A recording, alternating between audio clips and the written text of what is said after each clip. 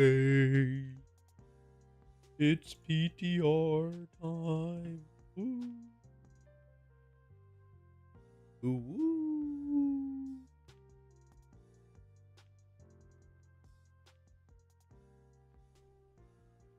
All right. I'm gonna an opened item in my collection, guys. What do I got? There, dated. All right, we're here. I guess I should get one of these things, right? It's like echoing voice. Oh, I can't use it. That's right. They're donezo. Why are they even on the vendor? All right. What trinkies do we have? Do you even have updated trinkies? I mean, yeah, well, the Priory trinket is a real trinky, right? Real thing. What are we looking at here? Your attacks have a high chance to charge the Arcano Core. At 10 charges, deploy a Sentinel to Arcano Blast your target for 1.1 million arcane damage between nearby enemies. Recover 2 charges if only one enemy is struck. Wow. Bye. Activate the Soul Shield to unleash a shockwave. Damage to all nearby enemies, so uncapped. Reduce your damage taken by 50% for 20 seconds or 5.5 million. So it essentially mitigates 11 million damage, which is gonna be half my HP bar in damage. That's not a lot of mitigation. And that's max? That's max.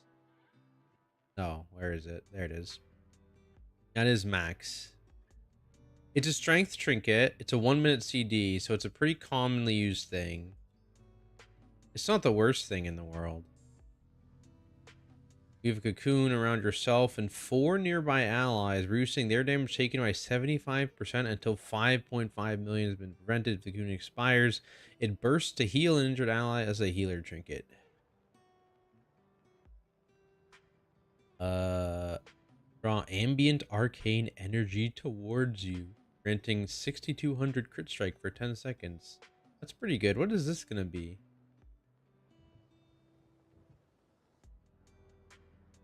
So this is 4,000 with 50% uptime. I'm just guessing this is not going to be 50% uptime, but it is just more crit. Portion of your essence to forge, granting 45,000 strength at the cost of 15% of your max health. Interesting. Brewmaster with Codex gameplay. Yeah, the true Codex should be on this vendor too, right? Oh, it's not. Maybe I need to go find another vendor.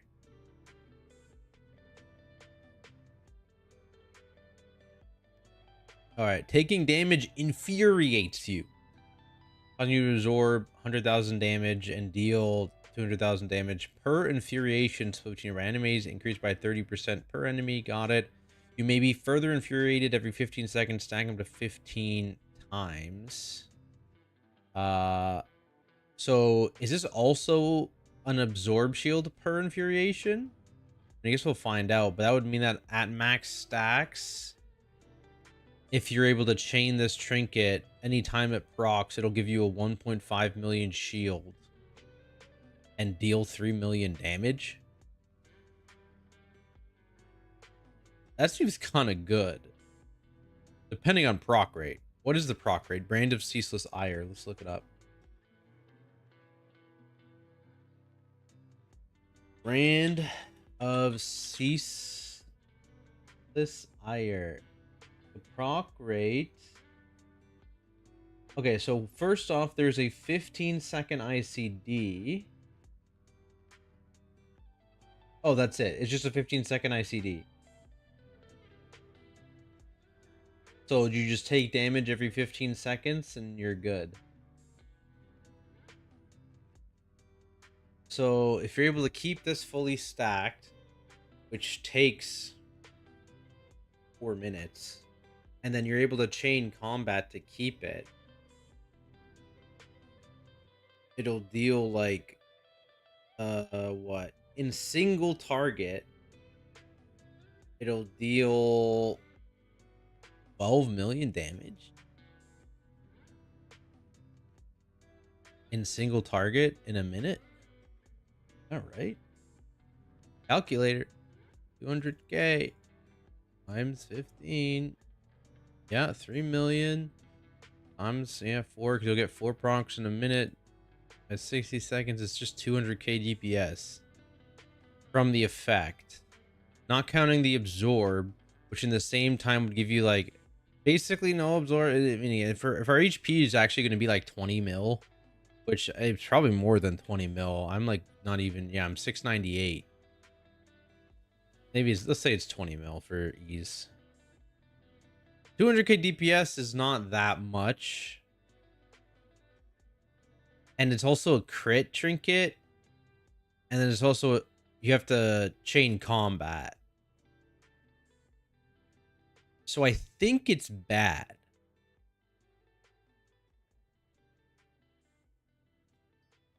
think it's bad. But what's this astral antenna proc rate? That's, I need to know that too. Astral antenna. And this has 2.5 ppm. So I mean, it is very, is this just a better version of, I mean, it's less consistent. I guess that's the thing, right? Sephorium is very consistent. You know exactly when you're getting the bonus. You're getting the bonus every minute for 30 seconds. Right? This is a bit more random, so I guess it's better if your damage profile is a bit more flat.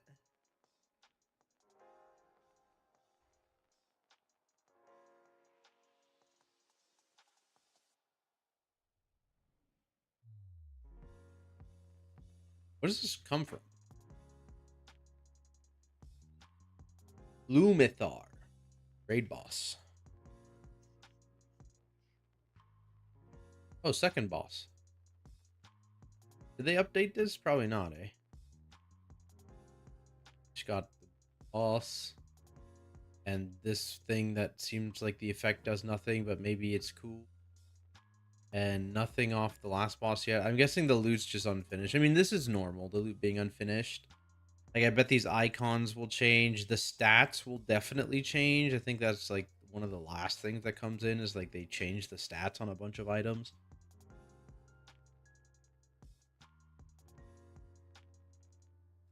Alright, let's get back. I looked at all this stuff. Here we are. So we just bought this thing. Okay. Oh. Oh, there's a set bonus trinket for casters. Okay. Harmful abilities draw focus void through the prism to deal cosmic damage between targeting nearby enemies. Blah blah blah. Oh, this is spyglass. It's spyglass. Melee spyglass. Become oathbound to a nearby ally every 30 seconds. Circular healing the ally fulfills the oath, grants you billion intellect. Yeah, we got it. How many of these trinkets just got deleted by me? Still got that one. We did lose this guy. Still got this guy, this guy, this guy, this guy. This guy got deleted. It says, compel an oath-bound Shadow Guard squad to annihilate your targets. Okay? You spawn some dudes. So it's an 8.5 milli on use. That doesn't seem that high. That actually seems very low. Here, yeah, we'll take this. Is there a way to get Reshi wraps?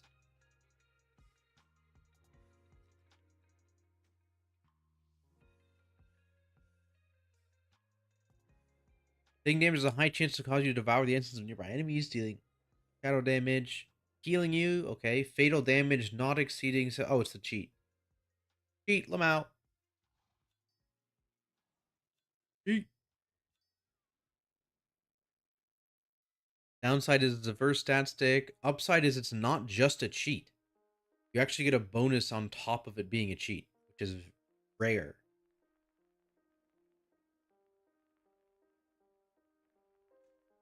First on taking damage.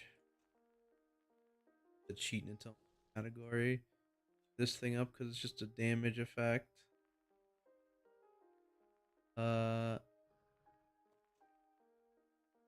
Kareshi battery. This is a oh no, this is a delve trinket. This is a delve trinket. Let me move them over here. The delver trinkets. Harmful supposed abilities have a chance for the battery to drain the life force or enemy. Nah, I don't care. Blocking, parrying, or dodging is a chance to awaken the gauze, causing to lash out, dealing 500k arcane damage while shielding you. I mean, this could be decent, but again, it's a delve trinket. It has a siphon chaos energy from the twisting nether, 3000 leech, dropping the 4% health will unleash harvest league, and cause your mind to tear. You succumb to arcane insanity, granting 20,500 haste. Okay. A lot of haste. Delve trinket. Blah blah blah. Now we're good. Harmful spells. Blah blah blah. Alright. Enemy soul. Shadow damage. If a fractured enemy dies, you gain versatility. Okay.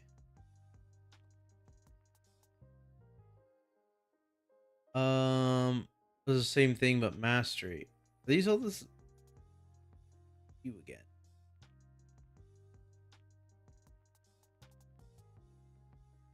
Oh no, this is different. That's a 30,000 mastery? That's got to be a typo.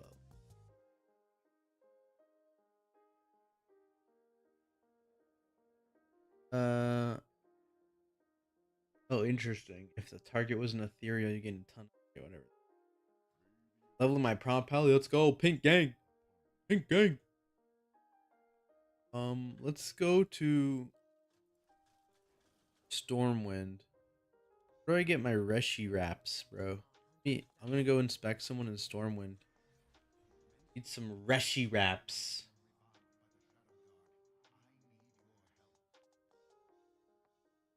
Reshi wraps. Okay, got my tier.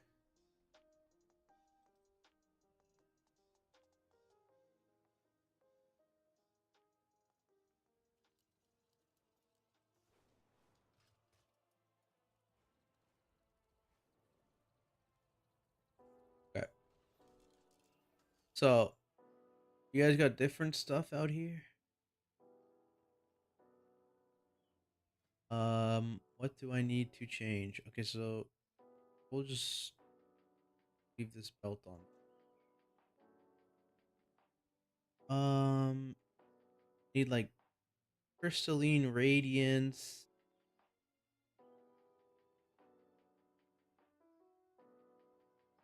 Need like Scouts March.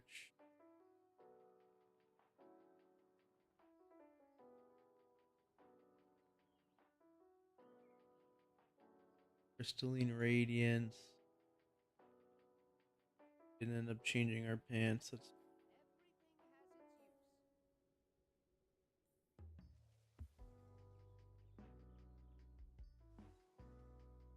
down here.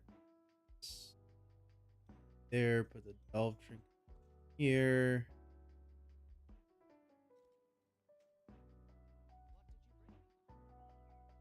Got anything like interesting?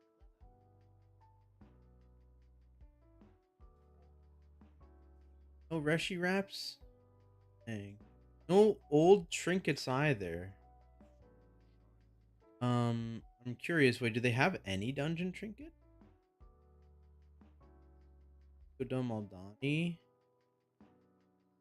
has what? Let's go. Whatever. This is sick. That's sick. Okay, what do we got here? Borrow of Fates around you. It's just a 1 minute 30 mastery. Agi 8. It's not even strength. Melee attacks have a chance to coalesce a warp stalker echo to strike with you. Okay, so we don't have those. Your damaging spells have a chance. Okay, we don't have any of these. Okay. Sick. Your opinion, what do you think Fodom healers will be for 11.2? Oh, I have no clue. You might have come into the wrong stream. Yeah, I notoriously know nothing about healers. Very stupid in that department. I tank. I'll go smash. You know what I mean? And also, regardless, I think anyone giving you a serious answer to that question probably shouldn't be trusted. Because there's no way anyone could know, because the tuning pass hasn't happened yet, essentially. You'll get a better idea like a month from now, but as of this moment, it's impossible to tell. Okay, what was I doing? What's my crit at? Oh, my crit is piss. So bad. Why do I have so little crit? Oh, I'm in book mode. That's why. Whoever asked the healer question, it's gonna be Disc Priest. Let's go. Shout out Healy. My goat. I want my Reshi wraps, bro.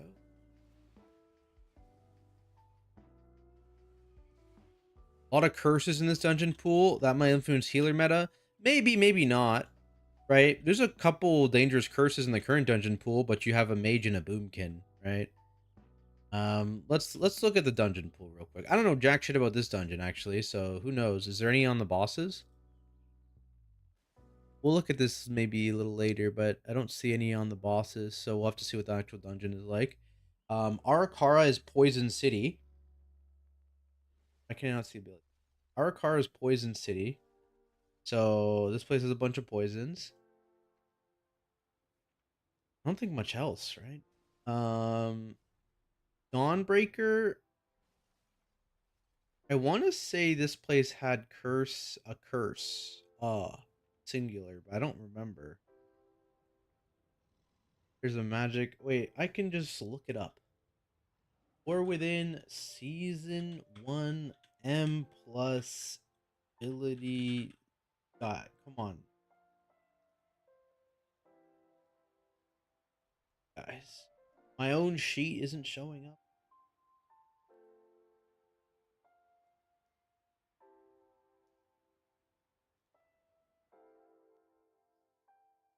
Find it in my disc. Crazy.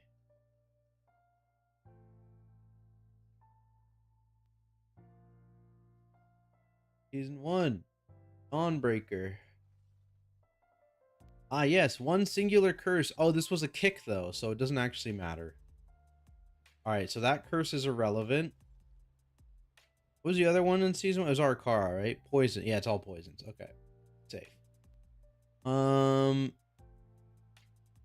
Alright.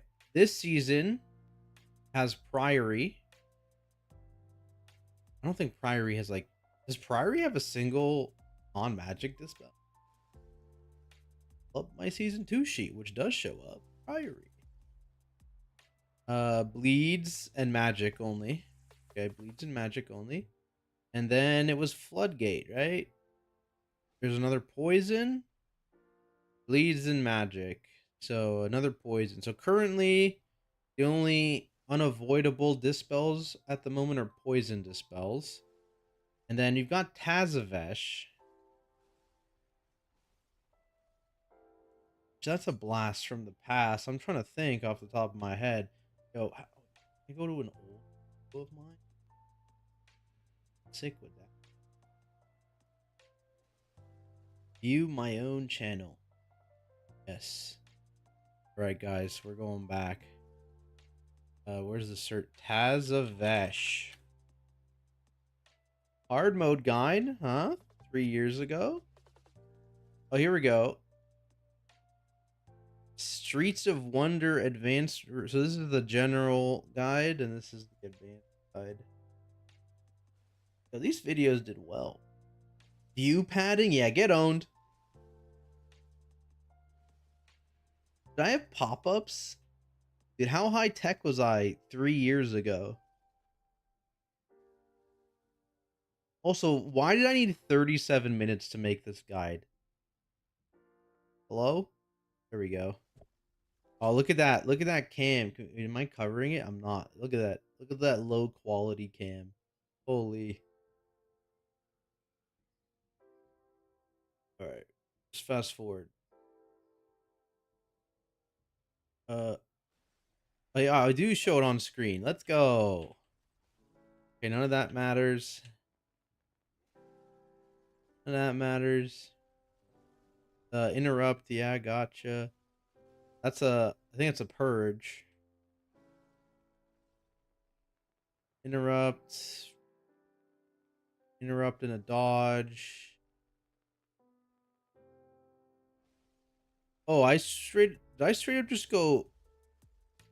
I went all the trash and I did boss, boss, boss, boss, boss, boss. Wow, that's crazy.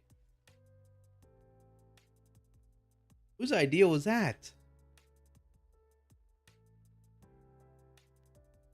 Why did I need 37 minutes? Did I literally do everything? Yo, guys, my current videos are way better. Holy. They're like 15 minutes. They cover all this shit. Oh, I forgot there were hounds over here. Any debuffs? Oh, these guys curse. Okay, so there's a curse. But also, to be fair, you like never pulled these guys. But I guess we'll see. So there's a potentially one unavoidable curse, group-wide curse, but it's also a slow, so I don't think you actually need to. It's a casting speed reduction too. It's kind of annoying. That's probably why you never pulled them. I'm gonna guess they're not gonna make that an AoE, or they're gonna make it avoidable in some way. What about the bosses? Like, this is so slow. I'm just gonna look. That was a good blast from the past, though. Tazavesh. Okay, bosses. You got anything? Nothing. I swear this guy had a dispel. Am I wrong? I swear this guy had a dispel. Can you like put a debuff that bounce? Oh, did it just bounce? Did it just like passive bounce? Is this? Ah, yeah, just passive bounce. Okay. Caught.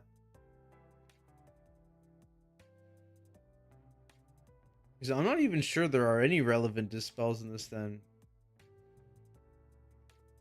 The guide making meta in Shadowlands? Yeah, holy. 37-minute video? This video has like 60k views. What the fuck? How did this 37-minute video get that many views?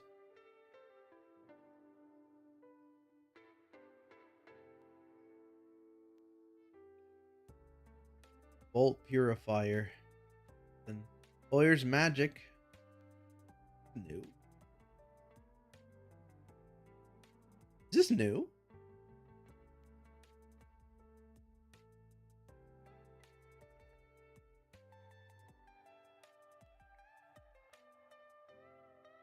Yeah, I don't know. I don't see anything. I did also hear, speaking of, is that new? They're like changing some of these bosses. Yeah, he's got this now.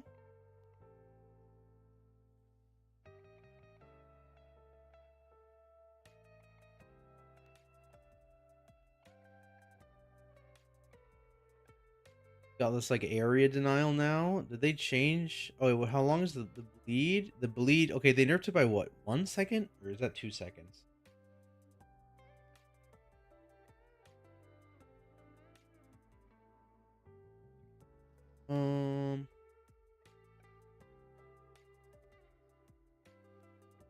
This is all the same, right?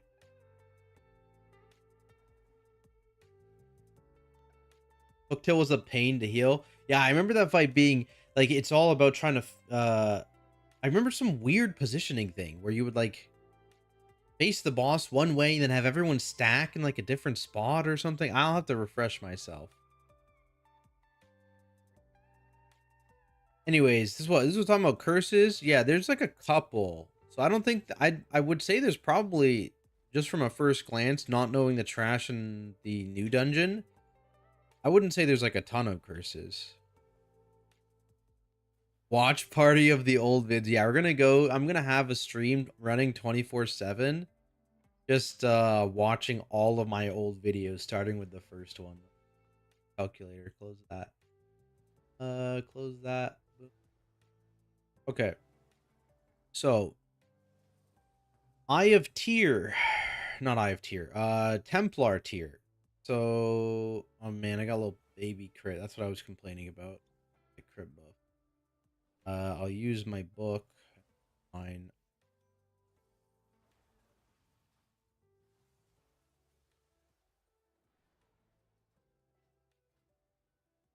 Why is it like that? Okay. So, having crit gives me more Light's Deliverance. And then Hammer of Light's going to do more damage, and I can do another one. So if I, like, go in here... I wonder if it costs anything. So, boom. Generate. Get to do that. Boom.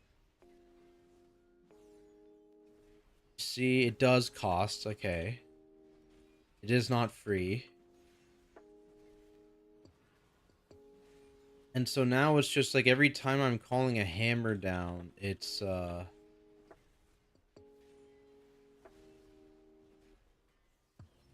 Oh, we're only 30 seconds in with wings, and we're... Oh, I forgot to press that button. We're only 30 seconds in, 35 seconds, and we're already at a hammer. Is that fast? I don't think that's that fast. What's going on here? Oh, this is those weird settings with the Omni CC changes, right?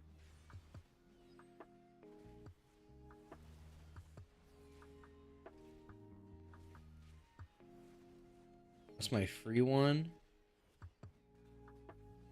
This is confusing. Okay.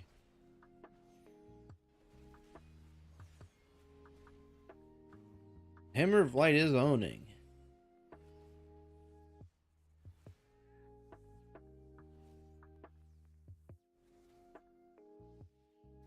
Is that Wrathful Descent?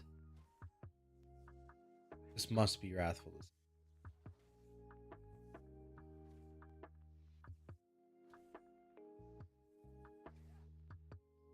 Yeah.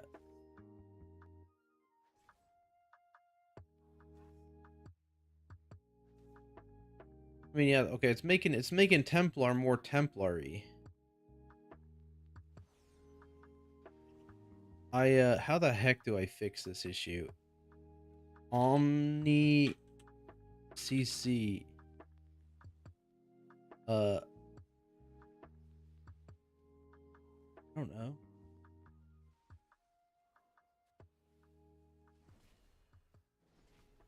Oh, but now it's not showing anything.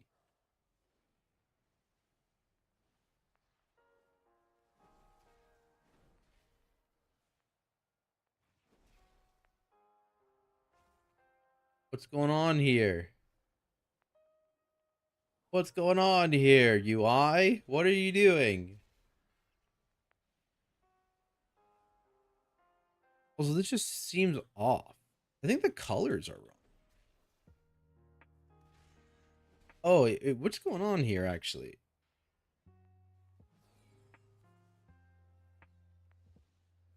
Okay, let's see. What happened? What happened? Is my mana showing? My mana's showing.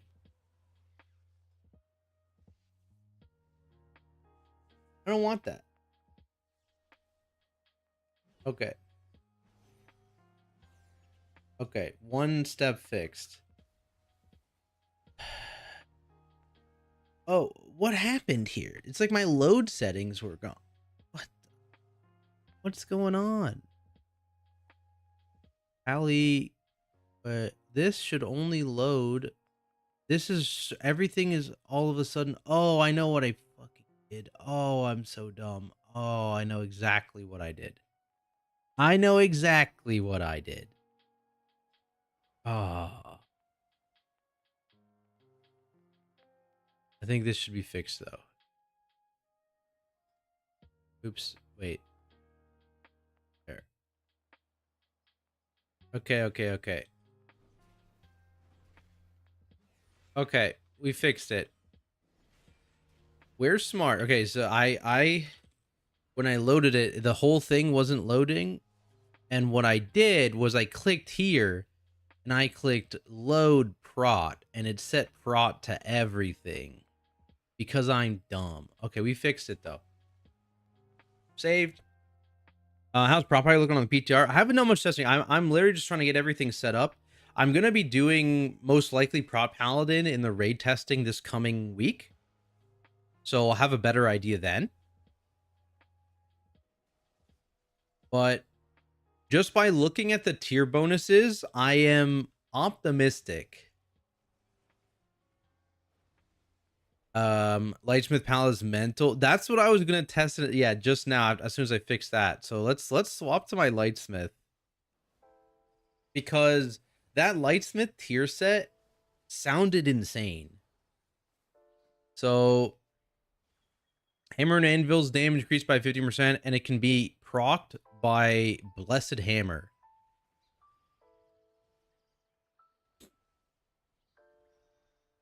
So I'm curious how much damage that's gonna do. This is pretty irrelevant still, so you'll definitely still take Divine Guidance in this situation. But obviously, if you're running Hammer the Righteous, you'll play this. I am curious. Right, I should buff myself. I don't miss this guy. I hate this guy. Can I be so for real? I hate this guy. Why do I have to rebuff my weapon? I forget, guys. I'm stupid. Wings up. You know, attendees. What's up, dude? All right, let's see. Oh no, see, I got a shield on top. I gotta do the bam. So I have to track masterwork for sure. Oops. Okay, whatever. I don't know what I'm doing.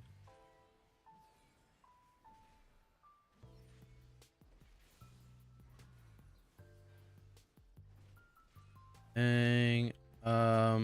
Where is it? Here it is. Ooh. 1, 2, 3.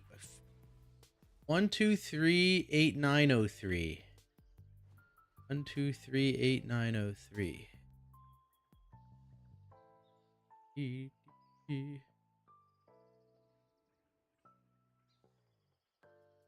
It's definitely gonna be in buffs.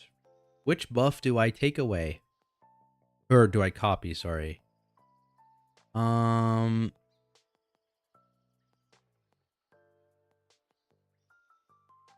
gonna probably copy the Divine Guidance one. Is it called Masterwork?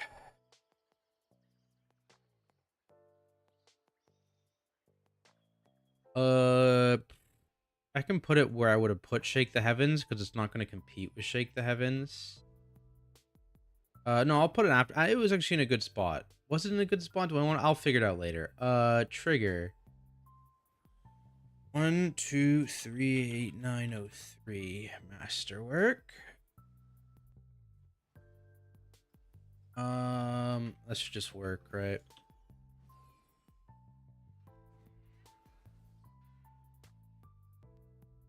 Wait, did I just got that? Oh, I did press a Blessed Hammer, right? I did. Okay. Is this crazy? Like,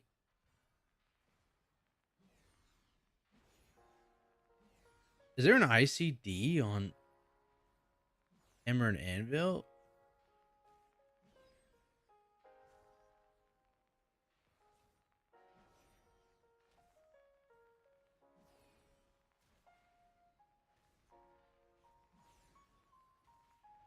What the hell?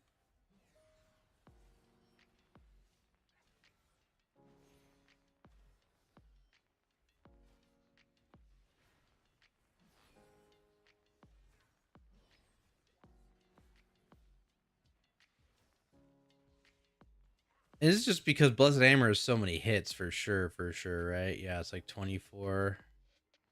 What if you go into a single target? It shouldn't be that crazy. Oh, I guess where can I go? Like here.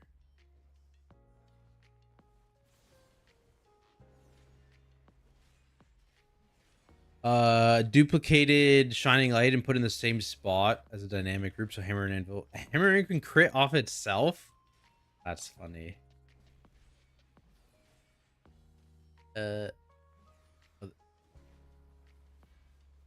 Choose street on my Hammer and Anvil breakdown from the. Oh, let me see. Sheesh. 42. Oh, no, that's crit percent. 26.5% of your damage. Okay, so I'm curious. Let me just. No, I don't want to. I'll wait for this to. Oh, I'll just click it off. Boom. Haha. Owned. So if I literally I just walk up here and I'd hit a blessed hammer. In one, is this one blessed hammer? Does it crit again? This one blessed hammer give me 2 masterwork stacks on its own? That one didn't give me anything though.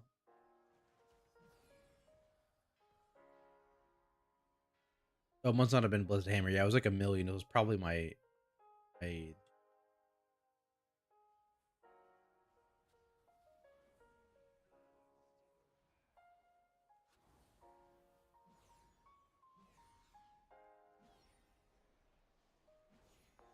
I'm gonna hit the guy in a second.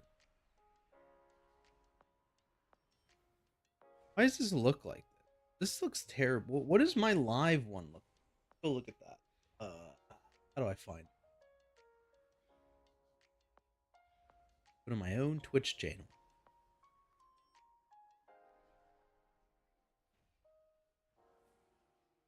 Probably. There's yesterday.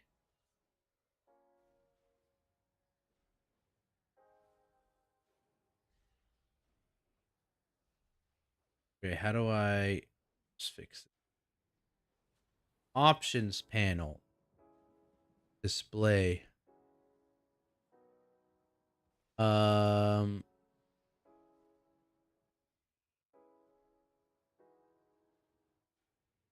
Bars. Text. There we go.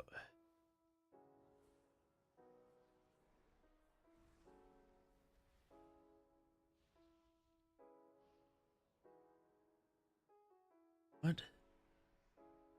Show total.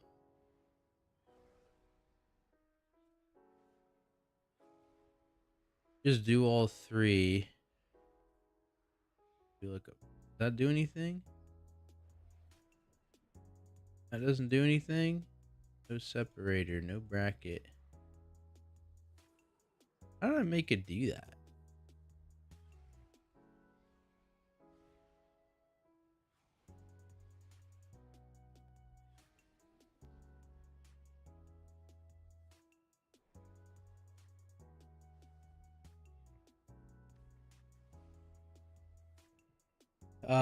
Issues. There's no way to spend a masterwork while both bulwark and weapon and wings are down. Feels kind of weird in that regard. Yeah, I mean, with how fast it stacks up, it's basically just make sure you wait to hit 5 stacks, or I guess technically like isn't because it can it the extra version, the lesser version, go on your target. That would be interesting. Oh, appreciate the sub, Baldy. Thank you, my friend. Change something with prop pounder. You're looking at the tier. Yeah. This is the tier stuff. Yeah. Getting ads, easy. Another convert. You know what's hype about Lightsmith is Moment of Glory coming back. That's what's really hype. All right, so if I just like go in here, I'm stupid. I did it wrong. Where's the bind? There it is. Found it.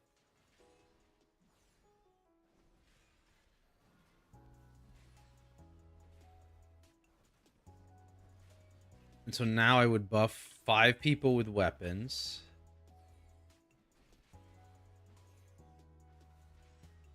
And now I probably wouldn't buff yet because I'm still in my wings. I'd probably let this wings ride out. Like if I shield myself here, I just get my big shield. Yeah, I don't get a lesser shield, it looks like. Yeah, but now you're just gonna sit here.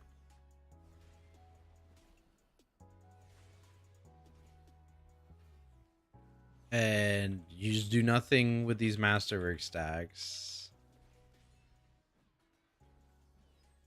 Right?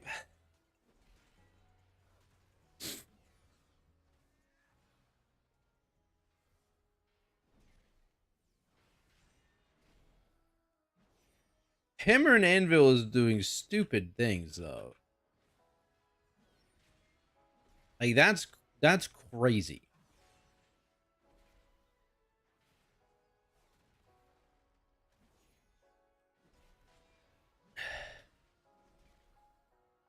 I let's say about a Moment of Glory, but Hive would not be one of them. Really, I like this new iteration of Moment of Glory. It's for keys. For keys. In raid, I'm indifferent, but I really liked playing this talent in Mythic Plus in Season 1. And I like that you didn't need to take Eye of Tyr. That's the other. Maybe that's really what I'm talking about, is the fact that you have the 3 free points. The 3, it's 2. I can't count. Disregard. 2 free points to, like, put in places.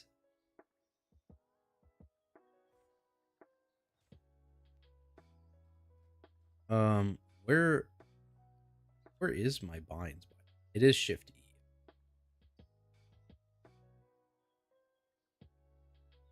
The next 5 attacks go whole extra holy dam, and same with shield. It's just like a little baby shield. Let me try and get a buff shield real quick.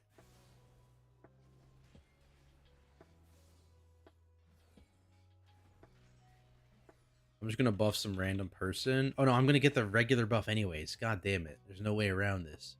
You get the shield. It's just a little baby shield. I'm not them, so I can't see the shield. No, my UI. Oh, here. I got a lesser weapon. Wait, I did get a lesser weapon. That's so funny. Why did I get a lesser weapon? You're gonna see crit haste paladins just ignore mastery. I mean, I wouldn't be surprised if you still get some mastery again, especially in Mythic Plus.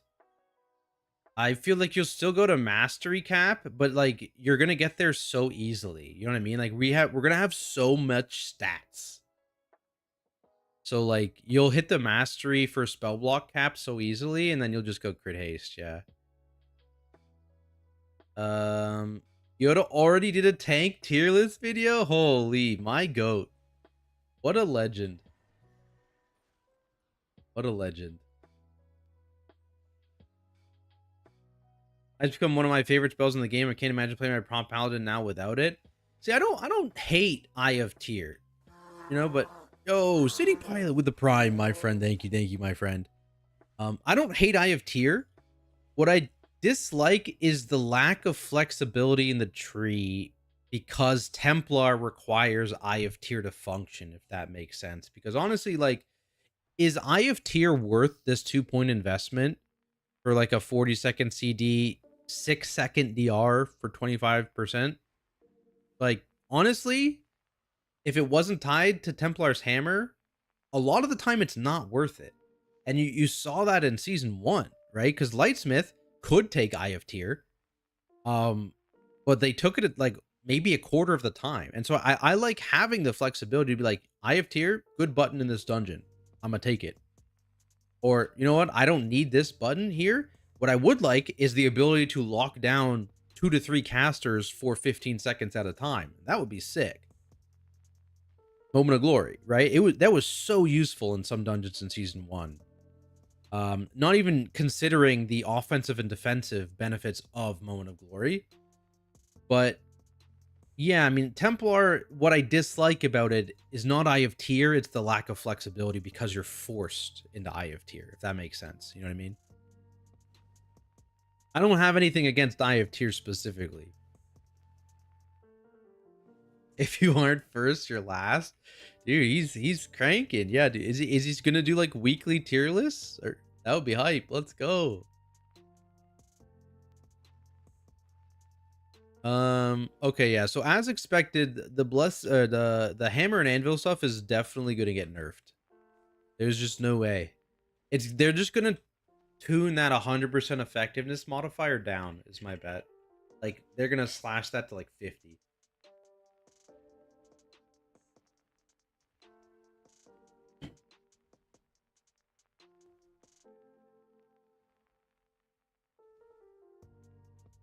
Our gambling man, I'd bet on weekly lists. Oh my god. I get maybe because I like Templar more than Lightsmith, so it didn't come into play for me. That's fair too, yeah. It is the Templar button for sure. And it feels good to press as Templar. Like, don't get me wrong either. Like, Eye of Tyr is like the best button because especially in this next season, it's going to give you two big hammers. It's a big damn button for sure. I'm just cutting edge content as you, so I can play what I like rather than maximum efficiency. No, I mean, like, Templar is also just kind of what's good right now anyways in season 2, so we're definitely not behind on efficiency there. Honestly, I'm not sure I have a preference. I will say the extra GCDs for managing your weapons is a little annoying for Lightsmith. And Templar doesn't have that problem. Templar, the annoying part is being forced into Eye of Tyr, in my opinion. So there's downsides to both, in my opinion. Yeah, I'm not like super attached to either. Most paladins are in crit heavy right now anyways. Yeah, I think so. I think most paladins are haste crit right now. But for raid, it's like you kind of ignored mastery anyways. I mean, at least I did. This tier, I ran like haste crit all raid. The only time you ever dip mastery is for keys, really.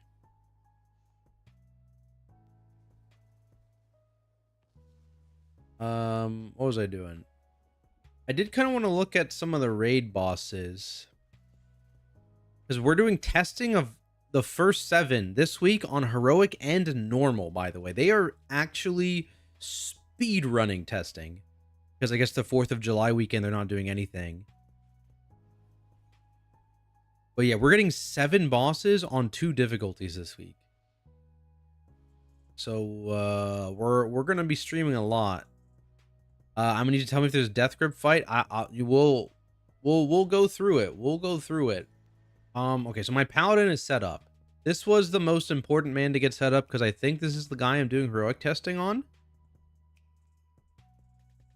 I think we're safe. Can you get the cape? Where's my mount? Oh, I don't have a mount. Whoa, am I dumb? Found it. Go on my mount bar. You have to do quests in the new zone. Okay, I won't be doing that. I'll wait until the raid comes out because they said there's just a guy that gives you a cape in the raid, right? I think is what they said in a blue post. I think the release 11.2 is going to be a lot sooner than expected. Yeah, I wouldn't be surprised. I mean, it depends on what people are expecting. I'm expecting mid-August. That's my shot. My shot call, scrolling, please hold. August 12th is my shot call.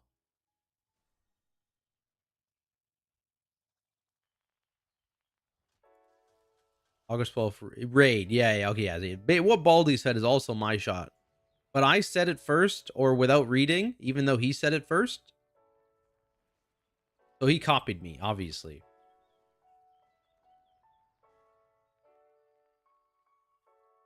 Release as soon as the time walking event's over. When is that? Is that August 5th?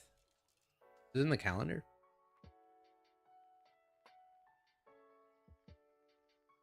Oh yeah, dear. August 5th. We're basically twins. Exactly. We are in each other's minds. Yeah, dude. I have heard a lot of people saying it's like the 26th, and I was like, that seems so late. We're in each other's minds. Yes, exactly. Exactly.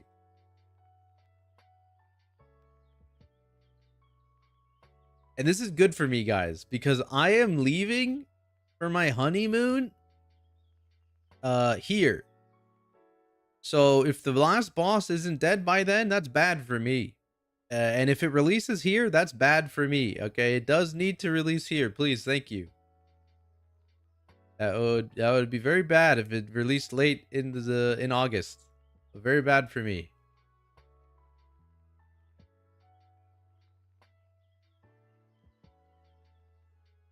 All right. Anything else I'm missing? Is there new pots? There is. I know there's a shadow meld pots. Oh, I can stock up 200. Yes. Yes.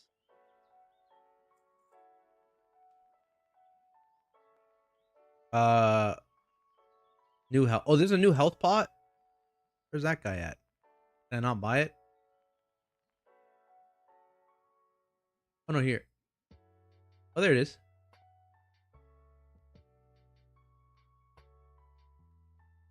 6.4 million versus. Oh, baby, that's a juicer. We're doubling up, baby. Let's go. Get in my bags. Get in my bags. Oh, I should have bought twice as many as that. Okay, there we go. Get in my bags. You. Okay. I mean, I should just buy flasks while I'm here. No, like 200 of those. Who's gonna stop me? Who's gonna stop me? Is my gold gonna stop me? Nope. Why did I get 10?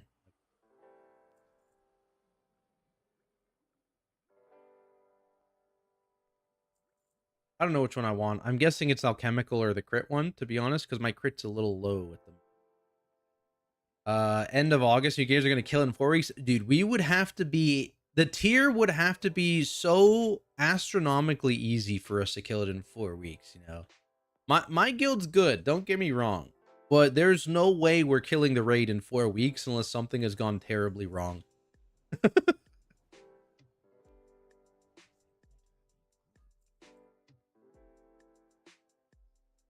I think our fastest tier was this one, was Gallywix. And I think that was 6 weeks. Yeah. Gallywix took us 6 weeks, and that's our fastest tier ever. Yeah. Or amazingly well, you lock in.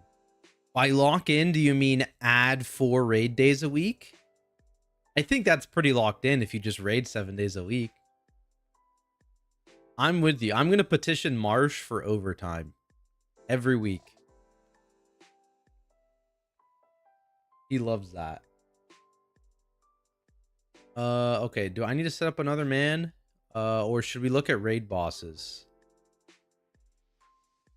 Or should we look at the dungeon? What do you guys want to look at first? You guys want to look at the raid or the dungeon first? I got to look at both.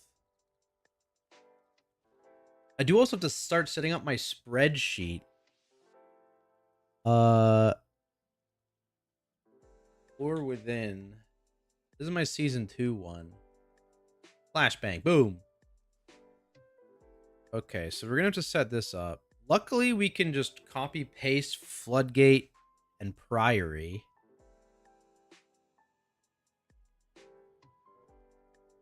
No dungeon. Okay, dungeons are bad. Okay. I'm gonna need you to tell me if I need to create and gear a cursed DK for whatever reason. Okay, we'll do the raid. We'll do the raid. Yeah, Mythic Plus is a cringe minigame anyways, right, guys? Yeah. Closed.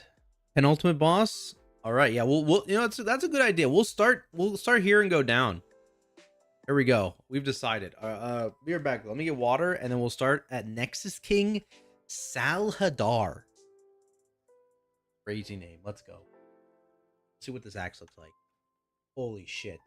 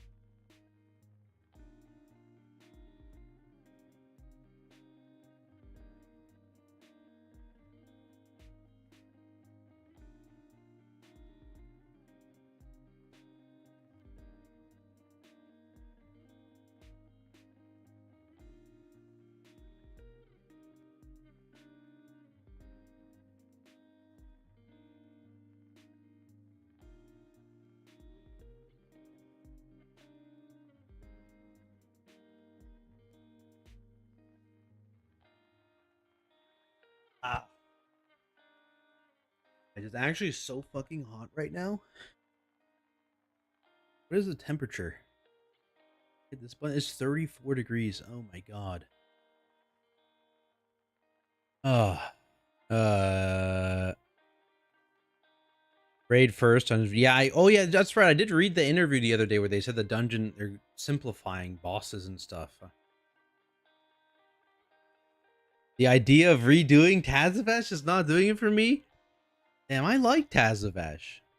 We did do it for quite a few seasons. But we did Halls of Atonement for more, didn't we? No, equal. Yeah, because they took it out and they left the mega dungeon in, right? Yeah. Okay, so let's get a few things ready here. Let me get my notes open. Open up my notepad. Skip. No, I don't want you. I don't want to give you my fingerprint, Microsoft. Hello? Okay, my files. Season 3, we gotta make a new raid folder. Mana Forge Omega. Open that. And then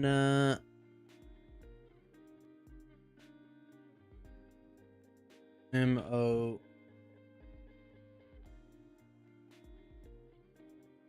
Okay, I see that. We'll say it's a rogue boss guide. Who knows, man? Okay, so we'll just write them all in here. Okay. What's this guy's name? Plexus Sentinel. What's my font size right now?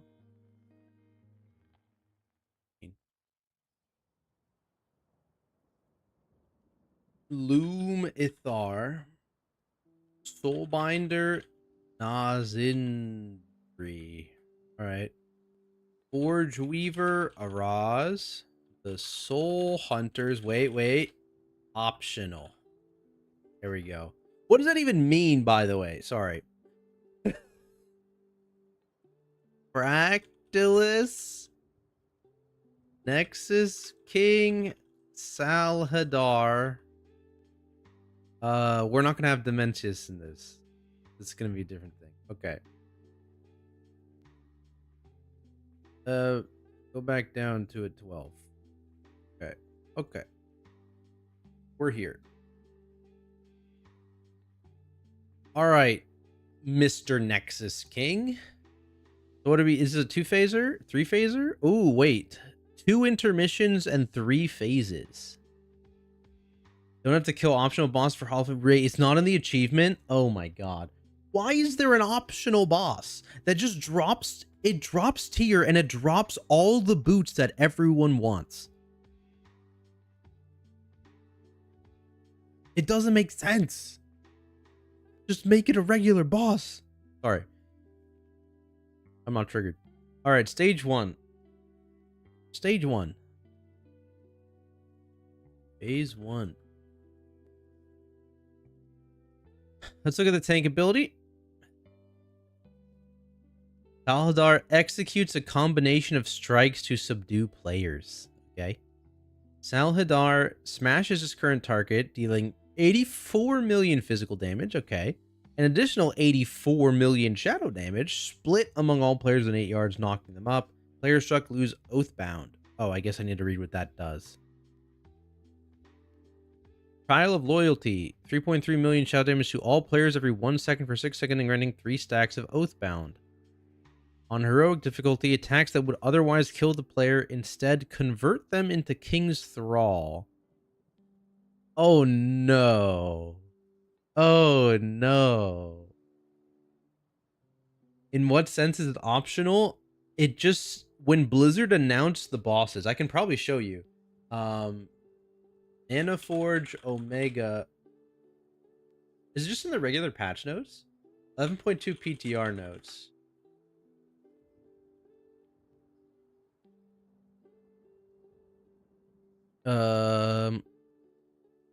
They just they ripped this.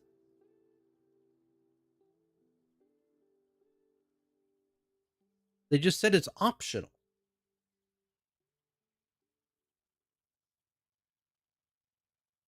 This is the official blue post. I don't know. I don't know.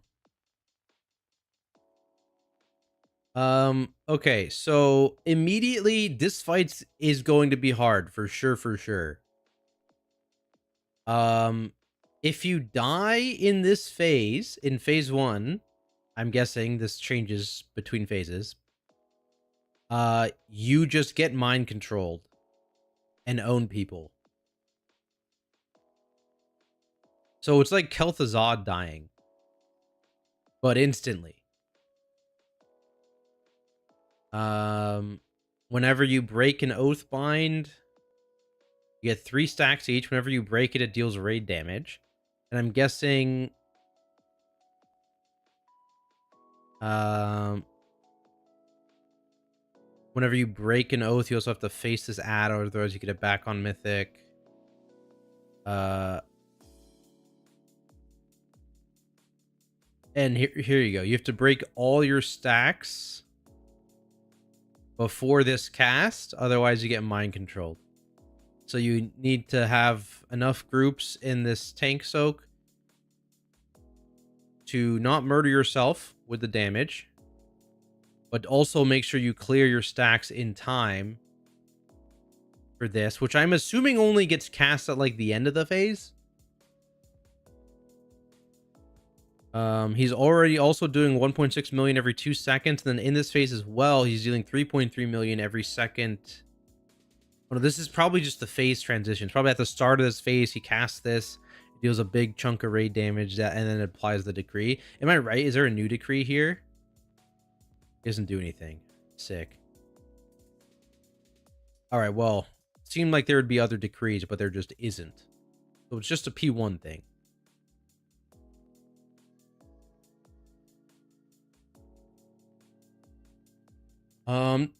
Is the stack count different from normal heroic? Nope. Always 3. Is there any way? Oh, I mean, you still can become a King's Thrall on heroic. Okay. Phase 1. 3 stacks of Oath Bound on higher raid. Applied by 6-second raid damage channel. On heroic, if killed with Oath Bound, I think, you instead become mind controlled.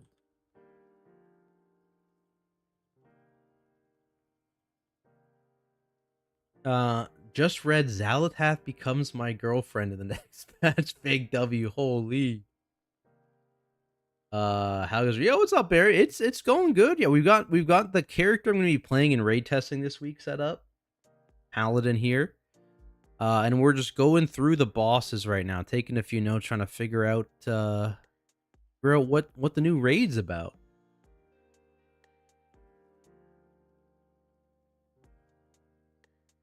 Do you do any of the raid prep for your guild, or is it all marsh? Kind of depends on what you mean. Like, I don't, like, I'll give feedback on like some of the things that the officers do. It's not all marsh either. I think pleb does quite a bit of stuff in terms of like creating raid plans and stuff. Obviously marsh does a bunch of PTR stuff. We have like guild discussions. Like, we have one tonight at like 8 o'clock. Where people are like getting together and going through the journal and like figuring out exactly and, you know, giving opinions and stuff. And obviously during raid testing, it's the same thing, right? It's like everyone who's in raid testing is giving opinions and stuff. A lot of, yeah, it's a group effort for sure.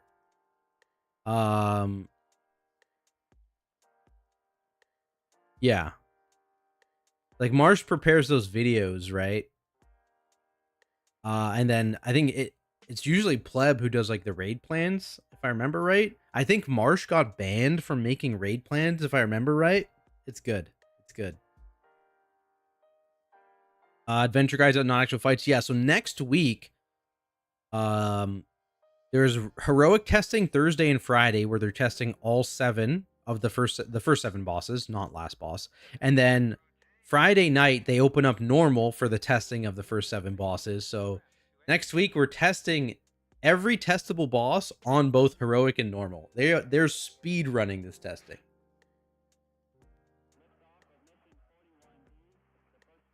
Okay. Last boss still is secret again. Yeah, like the it's in the journal, but it's never going to be tested. Where's this? Okay. Oathbreaker. Does that happen on normal? I assume it does. Yeah, it does. Okay. If killed with Oathbound, you instead become mind controlled. Okay.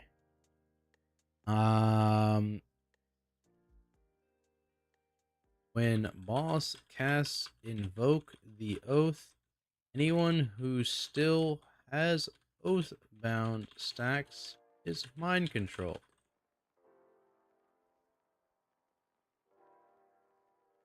Okay. Boom.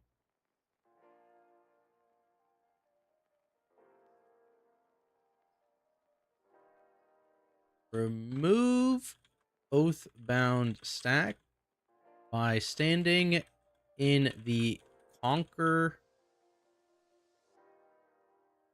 tank soak. Splits shadow damage.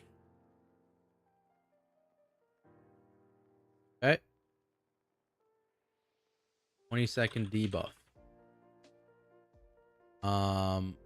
And then no, it's just always when losing an Oathbound stack, deal a small hit of raid damage. And then on Mythic, you have Vengeful Oath. When losing an Oathbound stack, must face the ethereal spirit before it dashes. Okay, whatever. Or you regain the stack. Okay, so this, what I'm getting from this is like, for people, what's that boss in Enerva? Enerva, boom. This is Enerva, I think, but for the entire raid instead of just the tank. Get owned. Back on YouTube, freedom. Any new recipes or mats? It says they're on the renown track, but they're not implemented in the individual persons yet, from what I've seen. Yeah, the ones I know, yeah, and Huya would know. Huya is the crafting god.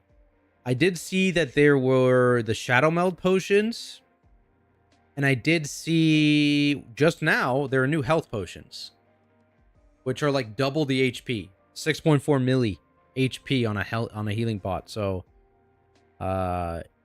there's definitely some new recipes. I don't know that there are new flasks and pots and oils and stuff, but there are definitely some new things for sure. I would assume they're probably adding a couple new embellishments as well.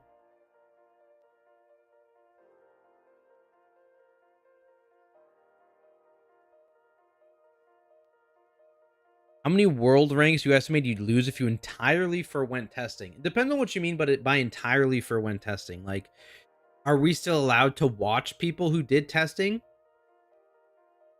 You know, like, are we allowed to look at testing that happened? Because if so, then like 0. Like, there are some good guilds that test. You can watch etc. Yeah, I don't think it's very substantial, to be honest with you. It's very useful for me specifically because I need the footage to make videos. You know what I mean? But in terms of like the actual, like, most of our guild doesn't log in for testing, right? The group we test with is like, I want to say it's like 40% our guild, but it's actually a conglomerate of like 3 or 4 guilds and like friends. So it's like not even all our guild. The only time, no, even then, even our normal run this weekend is probably gonna have a few like friends and stuff coming into our normal run as well. But Yeah, it's not even like all these testings we do are not our guild fully. It's like partial. So the vast majority of our guild doesn't do any testing. It's mostly just the officers that can make it, which again, the weird times actually makes it hard. Like Marsh, which is our raid leader, doesn't even make all of our testings, right? So yeah, I don't think it's like a huge thing to not actually do testing. Only thing I've seen are the health potions, Shadow Meld potion, and Vantis. Yeah, they might not be implemented yet. I think that's what Huyo was saying in Twitch chat. New flask and a Shadow Meld flask. Oh, the potion thing. Yeah. The Shadow Meld potion goes hard though. Like that. Okay, so this is how the whole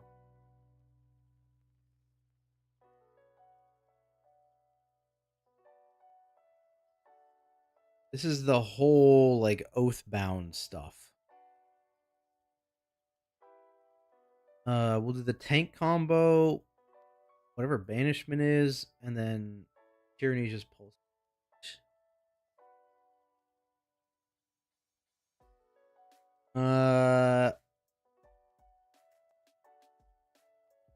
It's time on raid testing, cutting your chance to get title. Oh no, I'm not worried about title.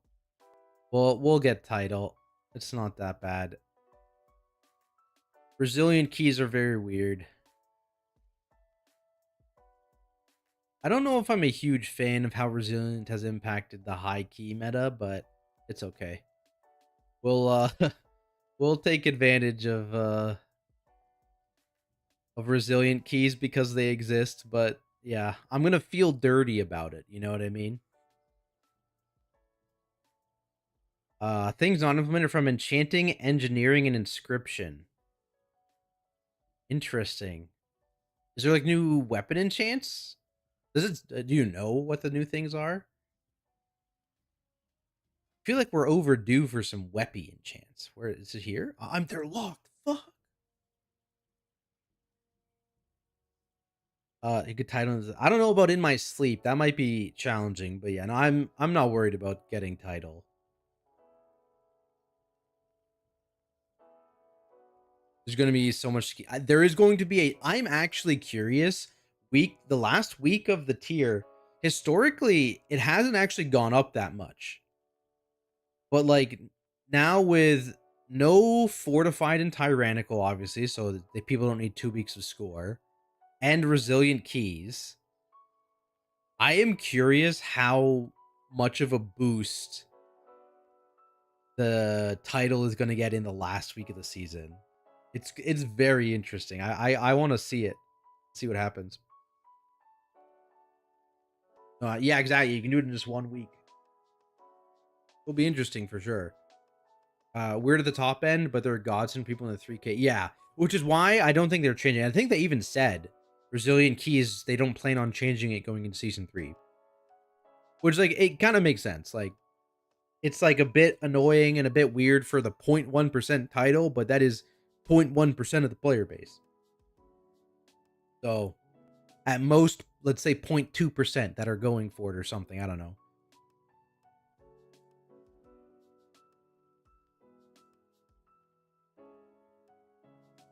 What was I doing? I was looking at this guy. Right. Okay. So the tank hit. Tank combo.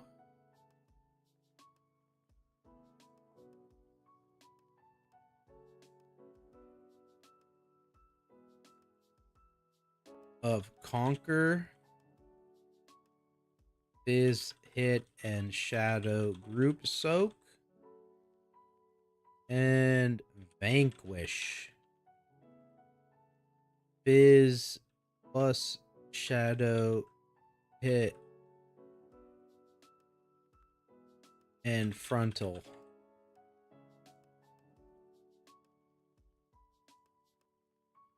Fizz. Okay, how should I type this? Fizz Hit plus Shadow Frontal.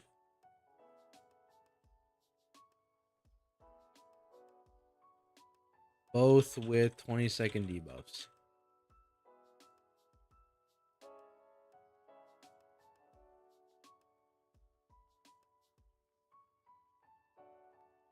Okay, so that's that.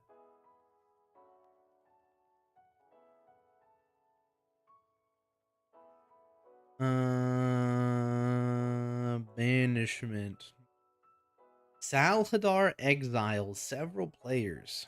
1 million shadow damage every 1 second. Upon expiration, each target bursts with torturous void. Okay, so it's just this random target dot damage plus big hit at the end.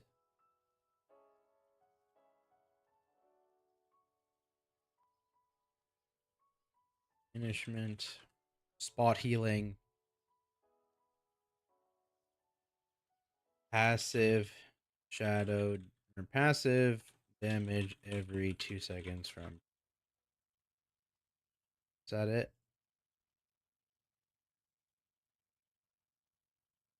That's it. Right.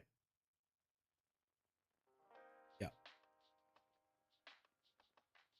Uh, Pacers or Thunder's NBA Finals champ? Oh, I got bad news. I don't know anything about basketball. I know there's a basketball net behind me and a thing called Kobe, but I actually don't know anything about basketball. Crazy, I know.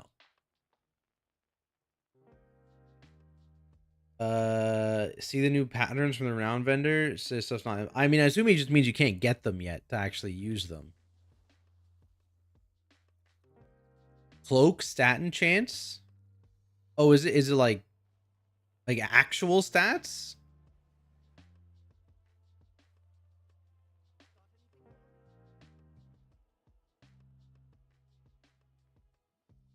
Because these are secondaries.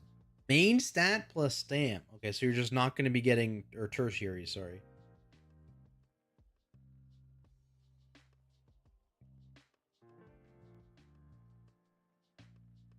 Can choose to add haste, crit, mastery, verse. Oh, that's to make the cloak have. I understand. I understand. To make the cloak have the stats. Got it. Got it. Understood.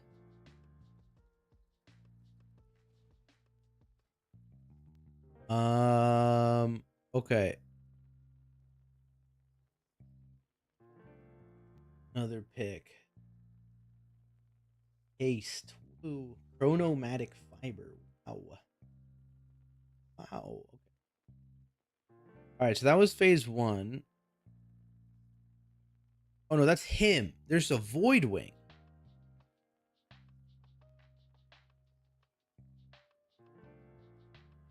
Royal Voiding splits into several images that mirror its attack. Attempt to execute players that get too close. Okay, so don't get close.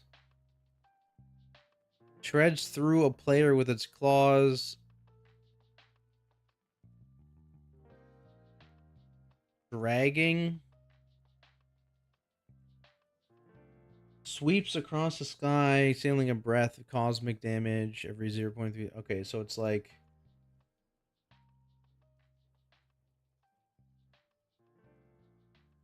Royal Voidwing will make images of itself that copy its attacks. Stay away from it, or it executes you.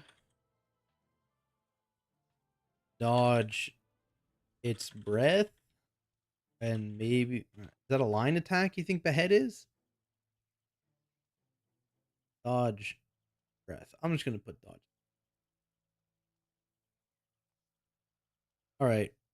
Intermission 1. I think this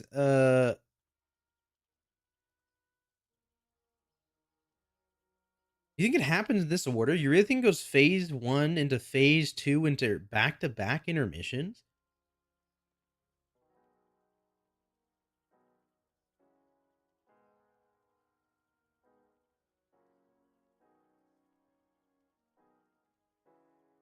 I mean, he must. Yeah, fuck it. All right, we're going phase 2 next, I guess. Phase 2.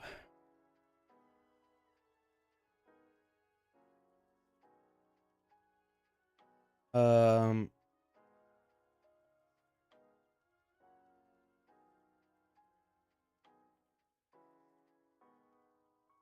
coalesces, coalesces Voidwing images into one. Avoid the big circle or you die. Okay. Ricochets between several targets, inflicting 10 million shot damage within 5 yards of each impact. Nether Breaker bounces between targets, leaving a 5-yard AoE.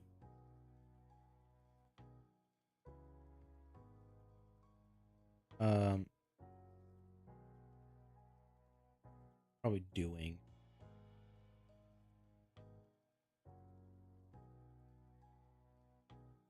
Passive damage every 2 seconds from Tyranny. Is that really it? Oh, this is a mythic. Oh, here. So so we're tanking the bird now, I guess. Oh, okay. So phase 1, it's the boss with the birds all around. Phase 2, it's the birds. I'm guessing phase 1 lasts a decent amount of time. Right. Let's look at the damage from breaking. It's 420,000. And let's say 5 people break at once. Right. That's like 2 mil. And you're taking 1.6 mil. DPS have at least 10 mil HP. At the same time, they're taking this hit, which if it's 6 people, that's too much. So you definitely want like 10 people. So 10 people in a soak means that you're taking 4 million, 4.2 million plus a tick from here, so 5.8 plus another 8.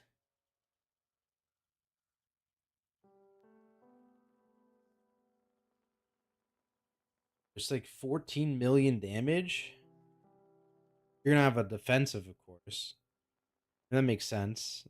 So you'll need a group defensive every 20 seconds, 6 times. That might be too many.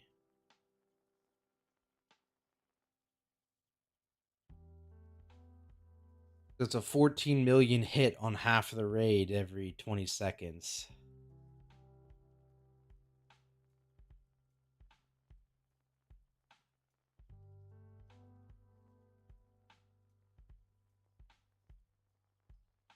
This you don't need that much of a defensive though. I mean, DPS are gonna have like 12 million HP. You actually need like a little babby thing. Probably fine. Does the tank DR? The tank is part of the split, but you don't DR this shadow hit. The shadow hit's just a split damage.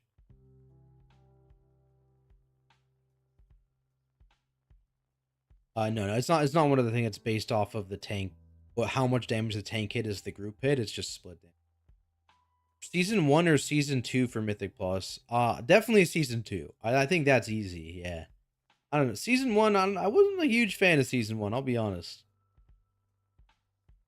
I think they were still ironing out the kinks of the Mythic Plus system. To be fair.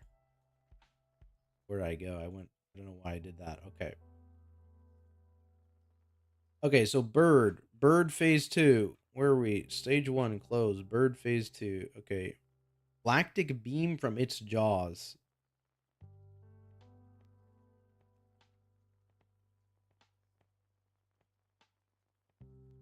Oh, okay, so this changes. Okay. Okay.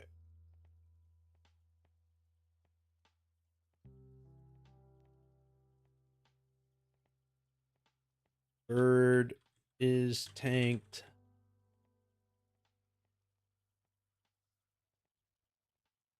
Avoid the big circle, you die.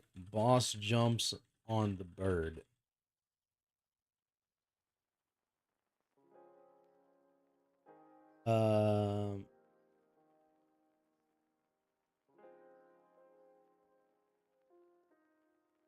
Okay, so ravels after 2 seconds, inflicting cosmic damage, proportional damage taken from dimension breath to all players. Okay, so this always is a tank targeted frontal, if I had to guess.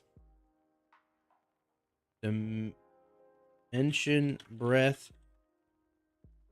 frontal on tank.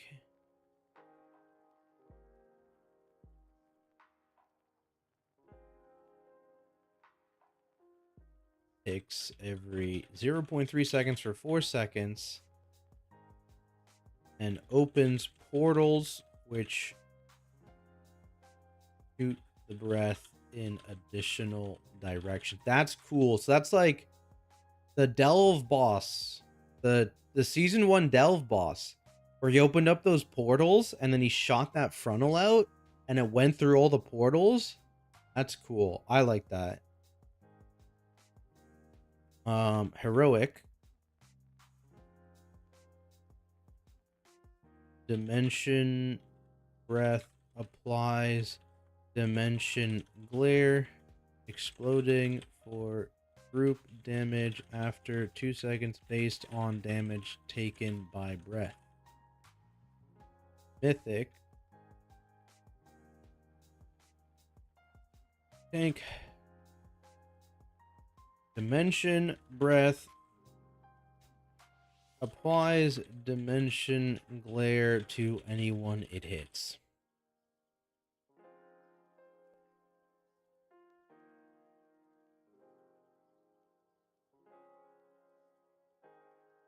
All right. Slashes current target. Crazy how fast we've gotten to these ginormous numbers, by the way. We're already at 70 million tank hits. Isn't this one up here like 80? Actually, it's 84. Jesus. Target's essence is devoured, inflicting additional cosmic damage. 10 second.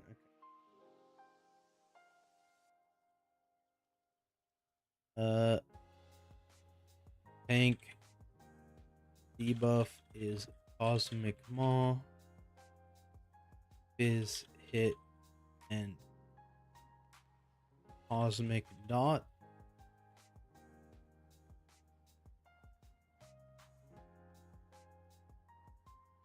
Increasing damage taken by Dimension Breath by 200% for 10 seconds. Behead.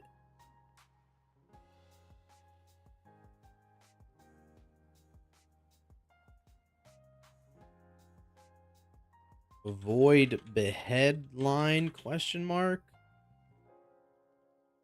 Don't stand in puddles, question mark. Okay. So phase 2 seems significantly simpler. It's mostly just spread out loosely to avoid cleaving and dodge the beam. Intermission 1 is an ad phase, it looks like.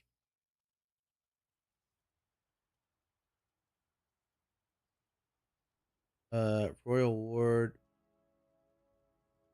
Okay.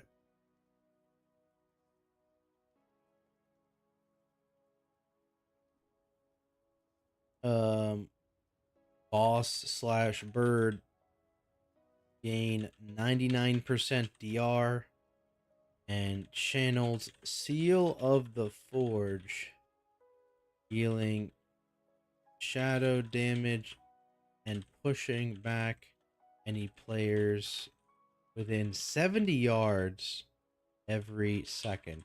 I wonder if you are actually within 70 yards of the guy when this is happening. I feel like you won't be, but that's not a lot of shadow damage, so that kind of makes me think you will be. and you just have to constantly deal with a pushback in this phase? Oh my god, casters are so mad. Casters are tilted. I wonder if you're able to stand more than 70 yards away. Or if the platform that they pick 70 yards specifically so that you can't escape it.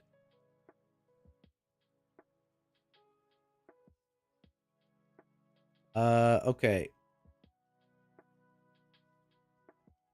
Summons mini ads.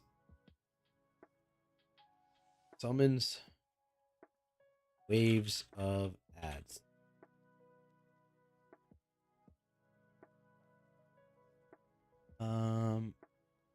Okay, so raid wipe if you don't kill it in time.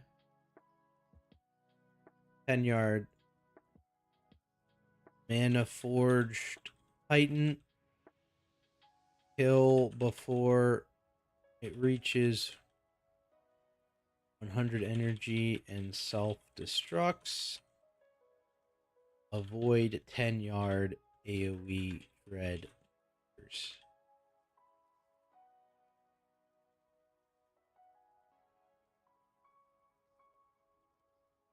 Why does this keep... okay, whatever. Can I like do this? No, it's still gonna do that. I hate it. Okay. Nexus Prince Kyvor. Wait, do these guys have a heroic mechanic? Where am I? Shit. Stage 1, stage 2. They do not.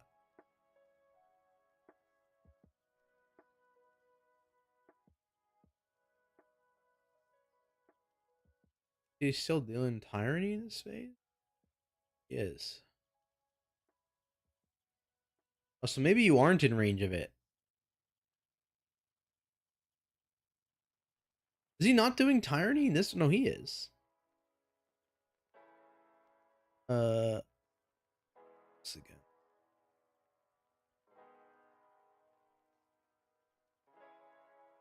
Okay.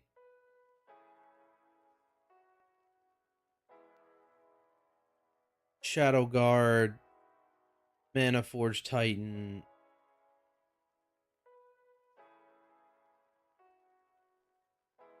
The pushback from Nelth and Nyalotha. That was a long time ago, man.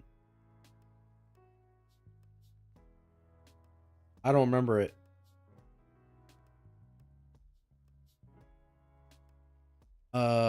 Twilight Barrier. It's a mythic mechanic. Oh, he just gets 50% more health. Okay.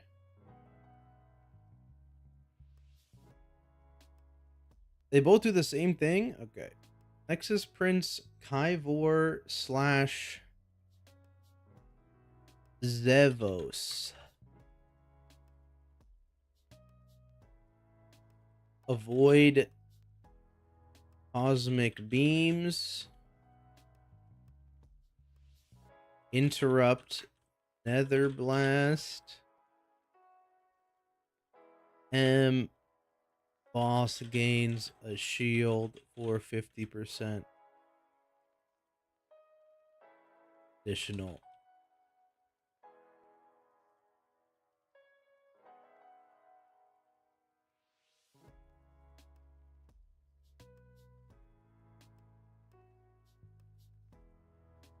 Shadow Guard Reaper. Ethereal shots behind a player, slashes through them, inflicting shadow damage. Random target teleport and shadow hit plus 8-second dot. And on Mythic,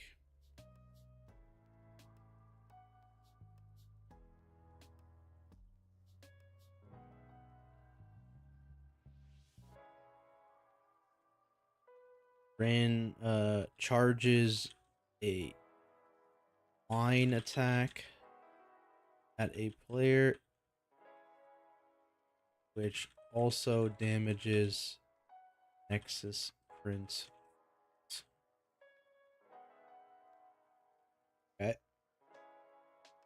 I assume that's not on heroic because the shields aren't on heroic. Yeah. That's it for that phase. That's it for intermission 1.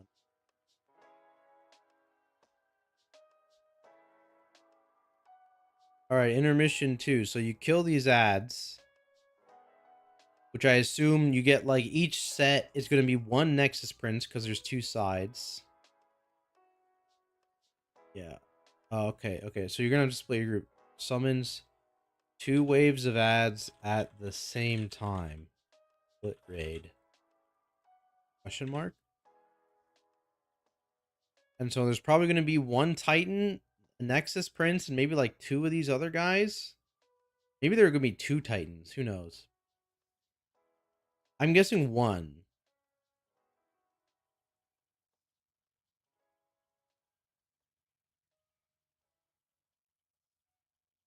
Okay. Consumes the energy. Wait, did you...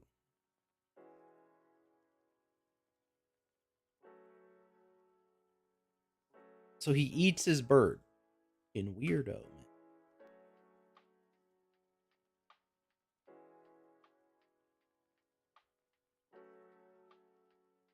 What is this?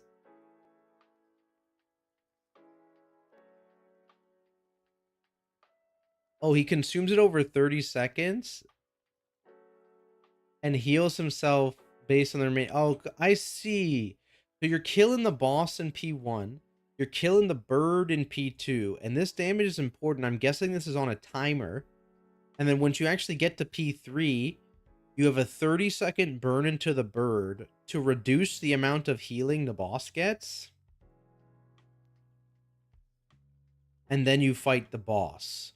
And he has as much health as you, depending on how much you did to the bird.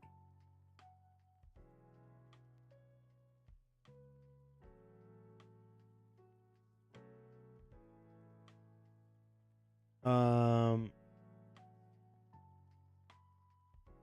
30-second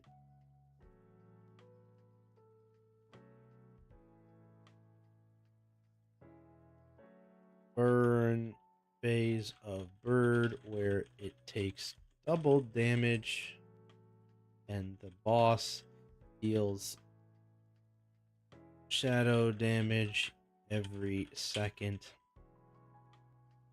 Healing himself for the bird's remaining health after the channel ends.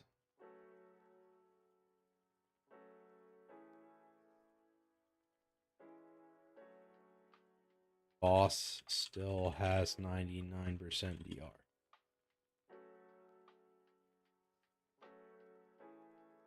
Tyranny still happening.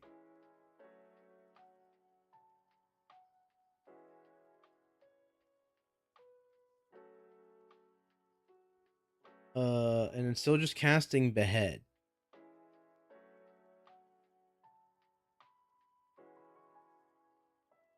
Avoid Behead line? Question mark? I don't know if it's avoidable. That's why the question mark.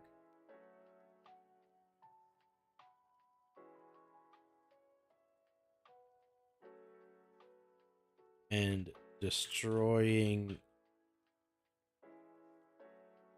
bird. Phase 3.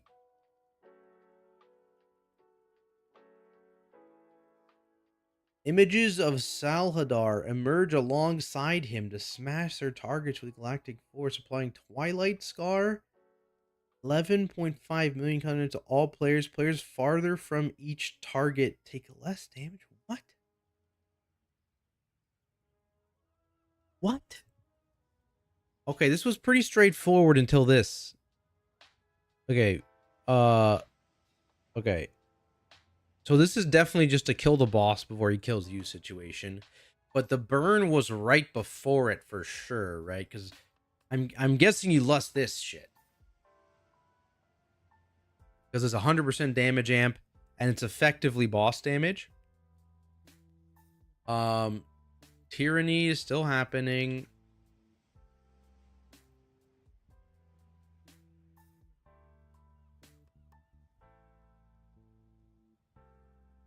Oh, there's... Okay. Alongside him, smash their targets. Alongside him, to swing and erupt a galactic missile at their targets. All players in its path. Okay.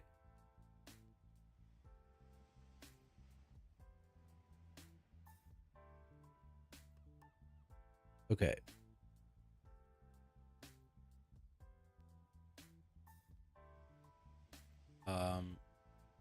What did I put for the original thing up here? Galactic Smash.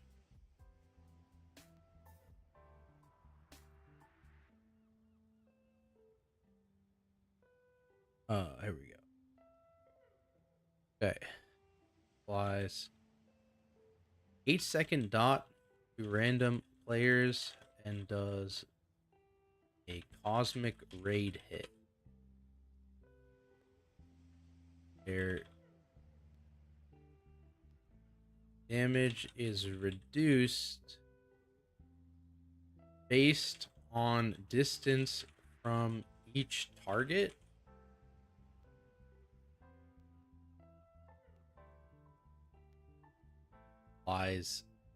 Also applies Star Shattered tank. Okay. What the?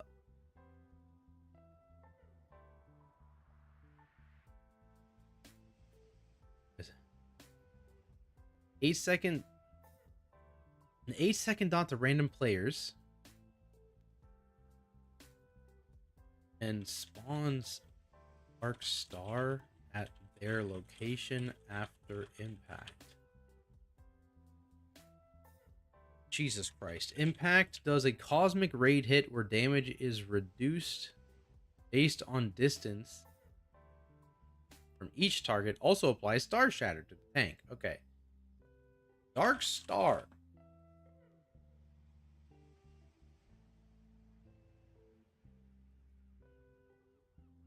Oh, so this is Nexus Princess. As soon as it spawns, though.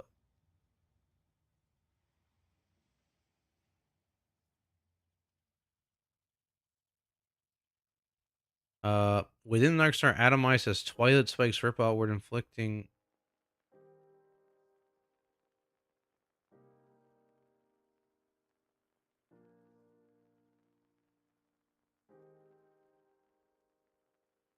It just kills you, I'm guessing.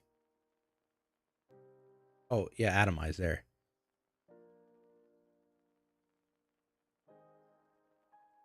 Yeah. Holy. Okay.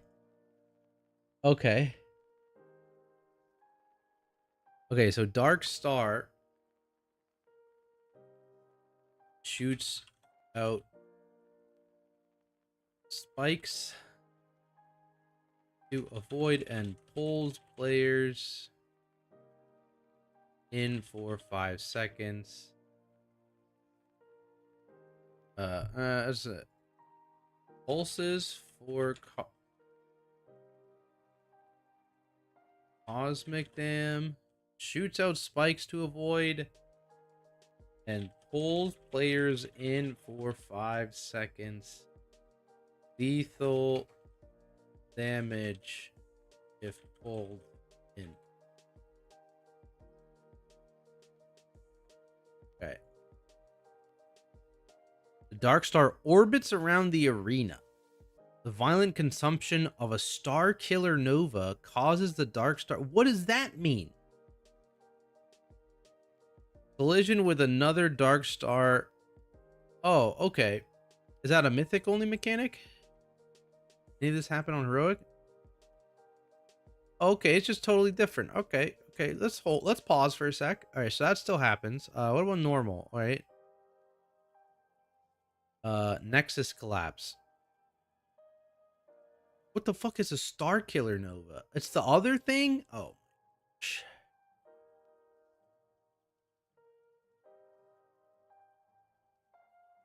Primary target star shatter. Each missile detonates in a star killer nova unless consumed. The soak? Explodes the dark star. Oh no, you aim them. Okay, you aim the star killer novas at a dark star. And it deals damage and it blows up. Dark orbit. Okay.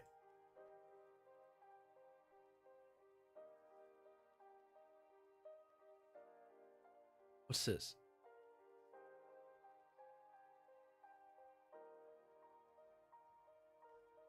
It's like a puddle, I guess.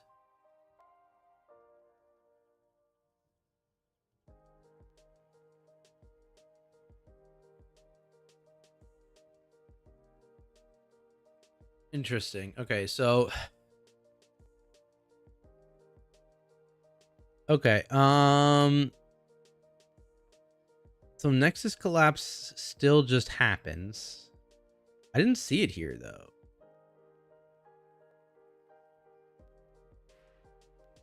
Oh, because it doesn't.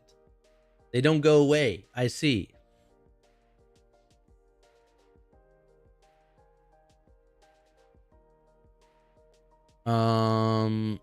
Okay, what are we gonna say here? This is also a mythic mechanic.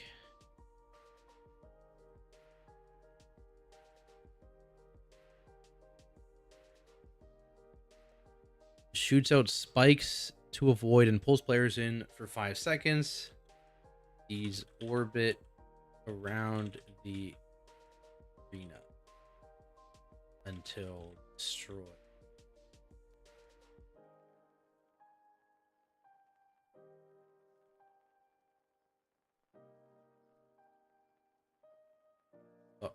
Collapse. Dark stars collapse if they consume a star killer nova, dealing a hit of raid damage and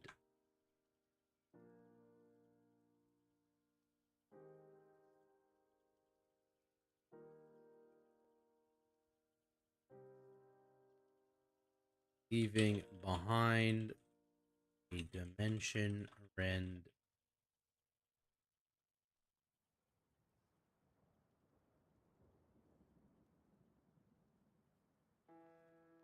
So on Mythic, these cannot be destroyed.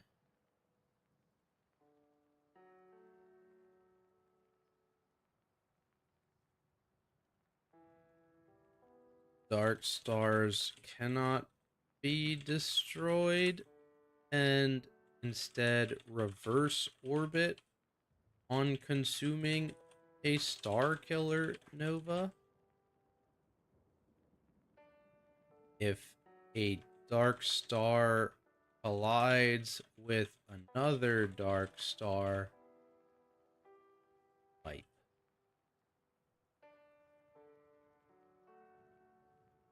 Okay. We haven't even got to the tank debuff yet, by the way. Holy. Okay, so Dark Star, Twilight Scar, Star Shattered. Oh, it's okay. Galactic Mace, 91.3 million physical damage. Just a 40 set. Oh, this is the most boring tank buster ever. Tank hit, Star Shattered is hit.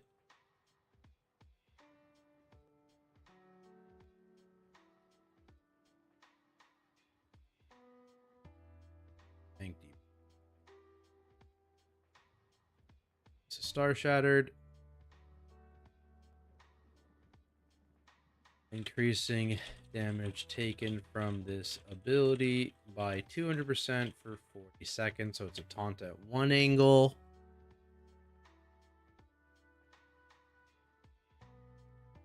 All right. That was Galactic Smash. Star Killer swing.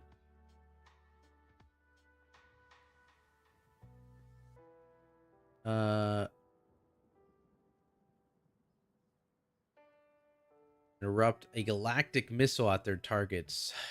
Shoots Star Killer.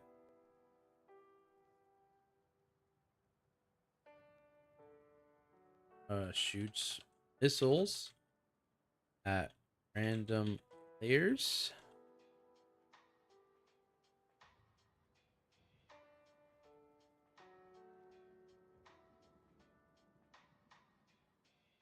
Actually, I shoots missile at random. No, this is fine. Shoots missiles at random players.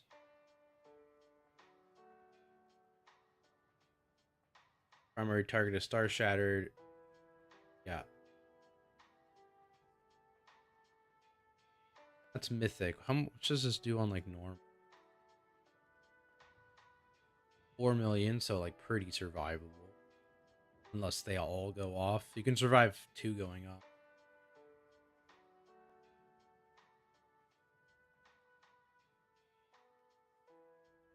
This you could survive 1 going off.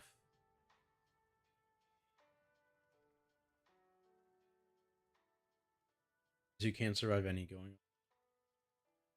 off. Missiles at random players that fly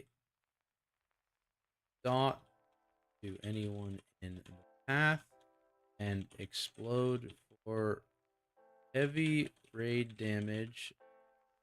Lethal, mythic, unless consumed by a dark star.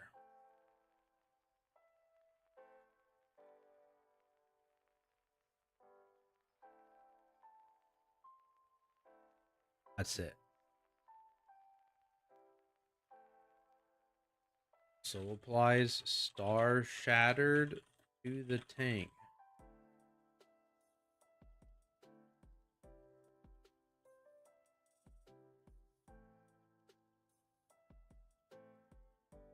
If they consume Star Killer Vault.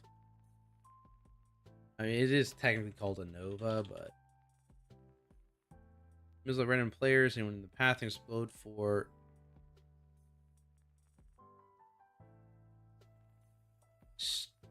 Star Killer Nova.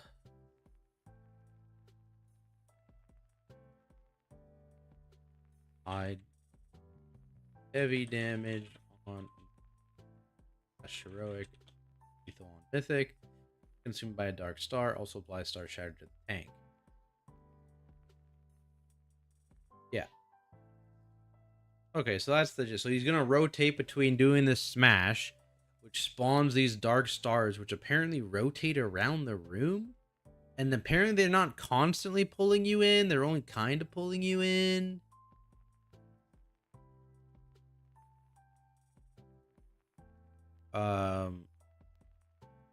Is it here? Yeah. Like they only pull for 5 seconds when they spawn. And then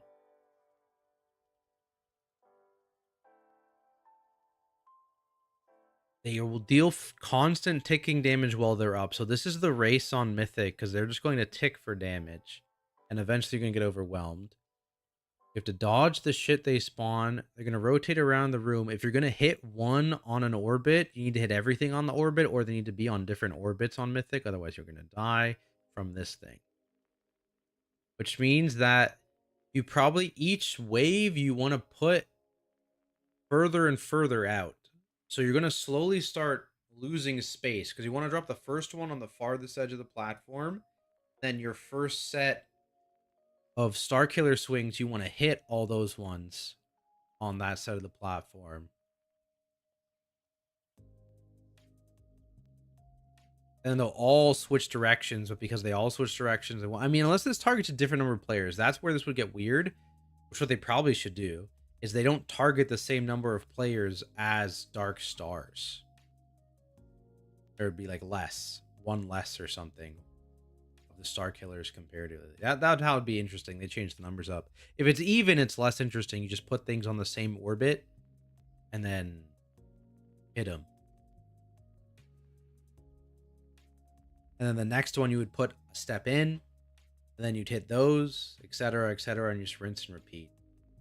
That's not that interesting if they're the same number.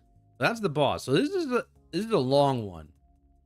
Got a burn phase. hitting a boss, and then you're hitting a mini boss, and it's got an add phase, then you got a burn phase, and then you've got a race to the end. There's a fucking lot, though. Jesus. This boss had like 2 pages on its own. Oh, holy. He's got more phases than the last boss. Banger for yo, what's up? What's up, Hammer? Yeah, it sounds cool. I like some of the ideas. I like what they're cooking, as they say.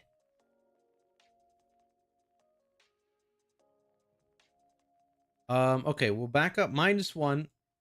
Fractalus. Could be another T-Swift. You know what? I'll say it. I didn't mind T-Swift. I didn't mind it. Do you think this raid will be harder? I'm actually curious. So what I think the end of the raid is going to be harder. Like, I think compared to Mugs, if I had to bet, if I was a betting man, I bet Nexus King and Dementius are harder than Mugsy and Galley. I bet the beginning of the raid is easier. Right? I bet Forge Weaver is easier than Styx on launch. Whichever one of these guys is. Do we even get to count Soul Hunters? They're optional. Smile.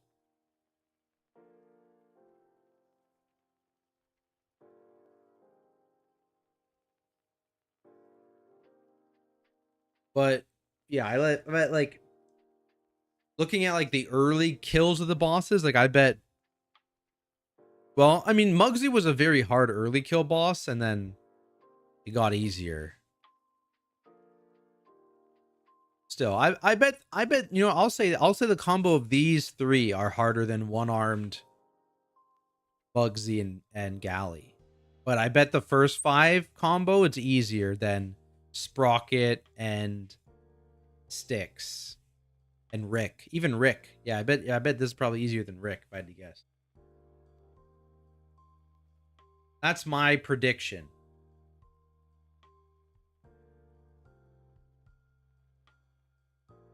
Okay, Fractalus. One phase boss. Let's go. My goat. Yo, is this like Tectus? Is that his name? I have to look now. I think I'm dumb. Dragonflight. Heroes. Who's Tectus? Is that the guy from WoD? Wait, is that the guy from WoD? It is. Yeah. Shout out my boy Tectus. Yo, he's the OG, okay? Okay, Taros, though. I meant Taros. This guy looks like a souped up Taros. What's he look? Oh, shit. Oh, yeah, he's stationary, too. Yo, this is... Yo, we got Void Taros. One phase boss. No legs. Let's actually read what the boss does. Yeah, the Heimall throwback goes crazy. Holy.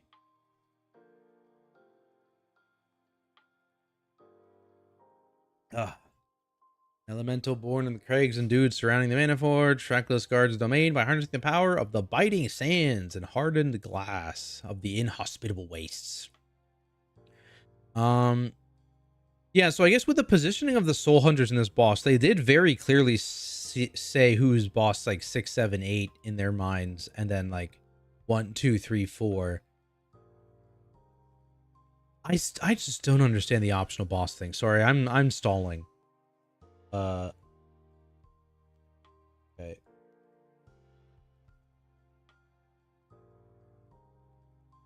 All right. No bold. I mean, there's only one phase. One phase encounter.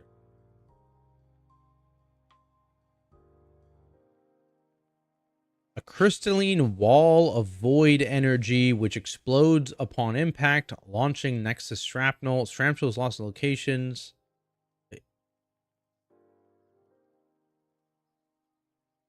There's Crystal Nexus is a big wall of energy that shoots out 4-yard circles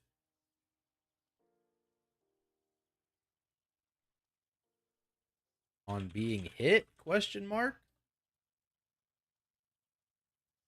Okay, so that's the mythic mechanic. It just goes away. Yeah, it just goes away. Normal mechanic. There. Oh, wait. This boss has no mechanics on normal. Okay. I guess he doesn't have. He just got no mechanics.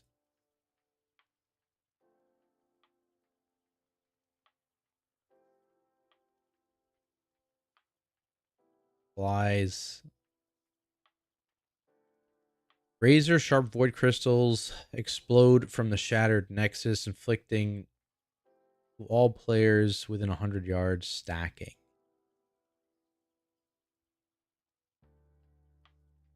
Okay. So, okay, this is another one. This is a heroic one first. Okay. A wall infused with void explodes upon impact, launching Nexus explosion and applies void infusion upon the player that broke it. What is void infusion?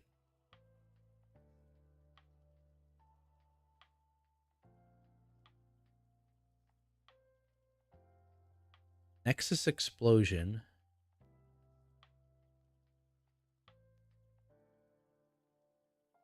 Is this just they didn't rename it or something?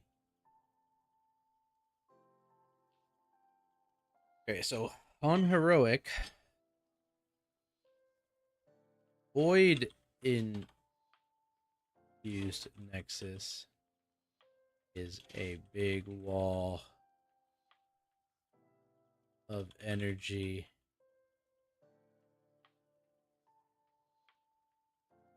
that shoots out 4-yard circles on being hit and applies void infusion. Oh, consumption? Question mark. To the player that broke it.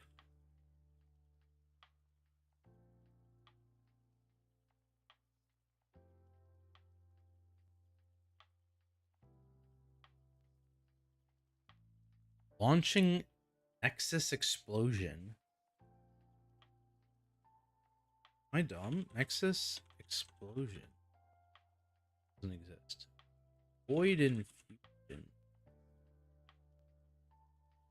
That's not right. That's not right. That's not right.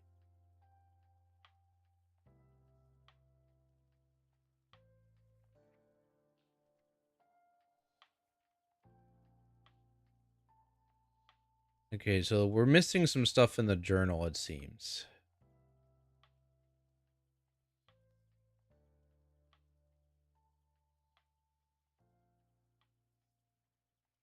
Let's assume null consumption is what void infusion is supposed to be until we've seen something different. Oh, wait. Crystal Nexus. Is that... No.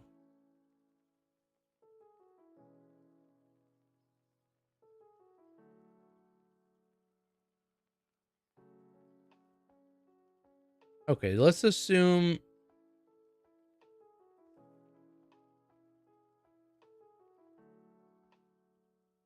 null consumption is a 6-second dot that does a 10-yard AoE on expiration. AoE shadow hit. Okay. Then we have Brittle Nexus. Mythic. Brittle Nexus is a big wall of energy.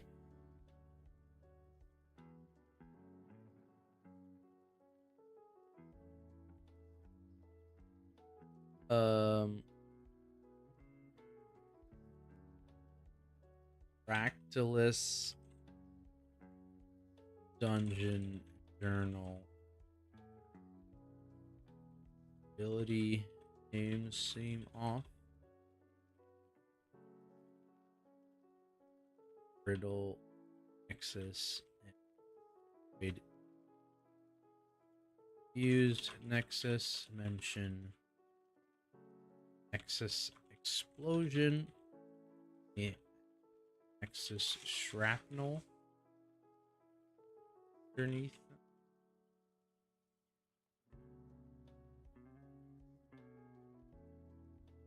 Void infused Nexus also mentions void infusion, but that doesn't exist. Instead, there's null assumption.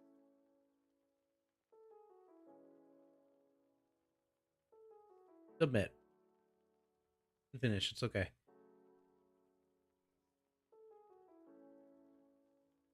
Okay. Brittle Nexus, big wall of energy. Is this a bleed? No. Shadow.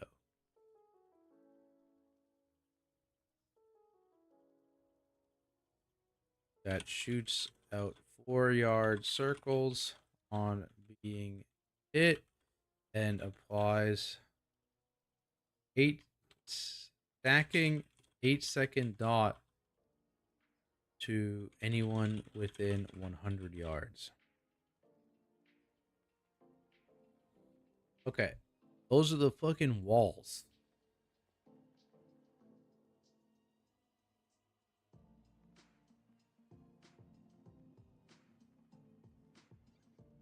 Fractalus slams his target. Tank. Mechanic. Shockwave slam.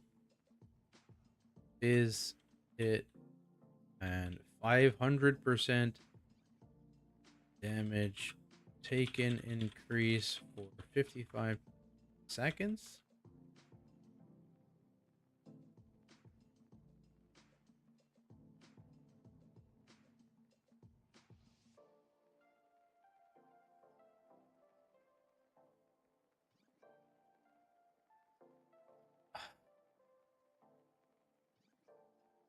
Tank debuff. And fizz hit. What did I say down here?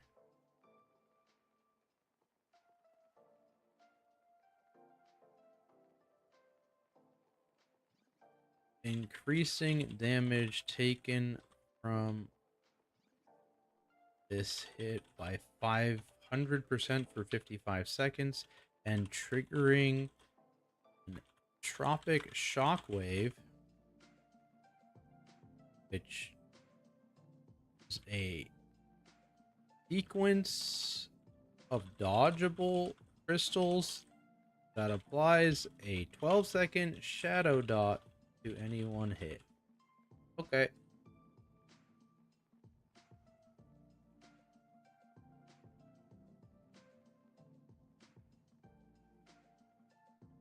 I wonder if this can break walls. I'm not really sure. I guess we'll find out. What tank is meta next season? If you're wrong, I unsub from you and wow. Brewmaster Monk.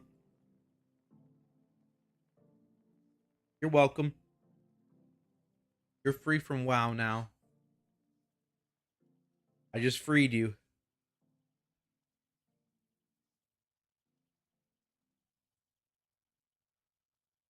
Sounds like everything makes walls. Yeah. I mean, I think what this is saying is that it hurts the walls. I don't know. I feel like the dungeon journal for this boss is definitely not as clear as the dungeon journal for this one. Like this one's got a lot of mistakes in it.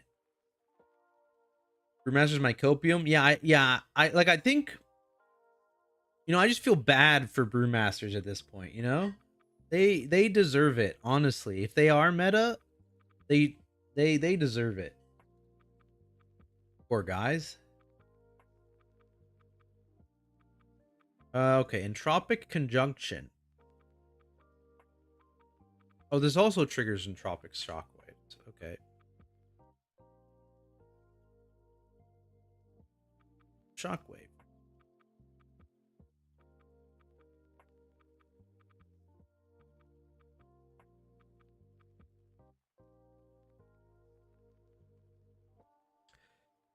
Entropic shockwave can be triggered by multiple abilities. Is a sequence of dodgeable crystals that applies a 12-second shadow dot to any one hit. Maybe can damage the walls, question mark.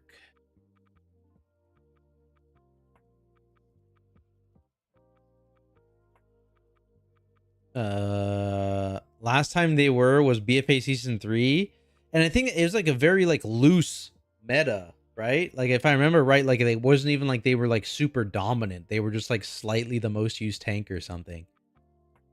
Yeah, feels brew, man. Frees up like 10 hours a week minimum free. That's what I'm saying. You're welcome. You're free. You've been freed. There's no shot brews meta. Oh, poor brewmasters. Okay.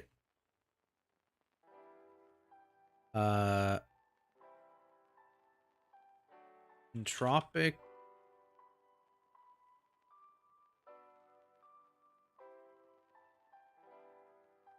Large raid hit in entropic conjunction, which also triggers entropic shockwave.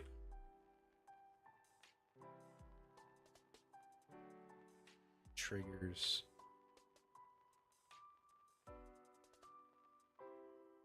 That's all this does, right? Yeah. Crystalline backhand.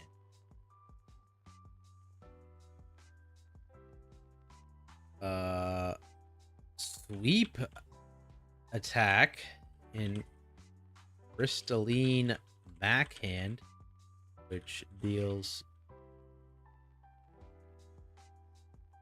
shadow.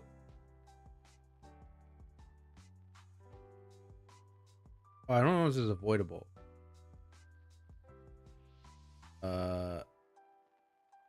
Small raid hit, avoidable sweep attack, question mark, and crystalline backhand.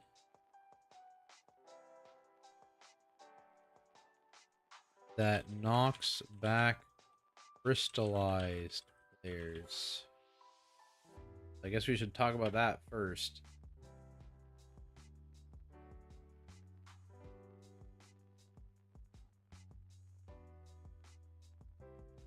Brew will be meta in Legion Remix. Dude, Brew was good in Remix. That's true. In Mop Remix, Brew was good. Yo, how's it going, Dreadful? We're vibing on the PTR. We've set up the Paladin. We've got the add-ons that we need working. Hopefully, smile. Oh, speaking of Plater, actually, do I have my current Plater profile? Profiles. Oh, we are good. And yeah, we're going through the journal right now, looking at some of the new bosses.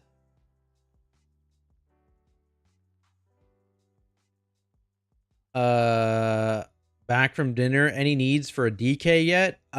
Not from Nexus King, so you're safe there. This boss was an adventure, though. Holy shit, this boss was an adventure.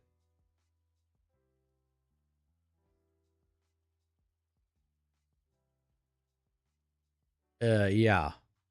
Interesting. I tanked that blood boss in Throne of Thunder and Heroic and Remix as Brew and just lived through it, entering the supercharged mode. I have no idea why. But I was immortal for the entire fight, dude. Yeah, Remix was a good time. I'm low-key excited for Legion Remix. assuming it hits at a time where I can actually play it, you know, it'll be fun. If you see on my bear, thank you for reminding me. Yeah, no worries. I still have to do the same on my bear too, actually. I gotta do it on a couple other tanks. Taking notes, just the dungeon. It's just in the dungeon journal. I mean, it helps me remember. Just one of the things that it helps me to memorize the things if I write it down actively.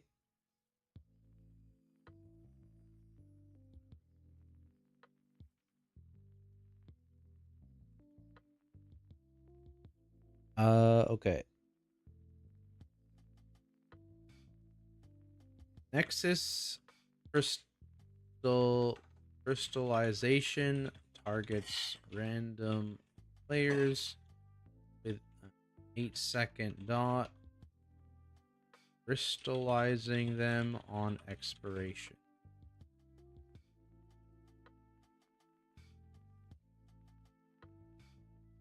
Crystallized players are rooted for 24 seconds. That the whole boss?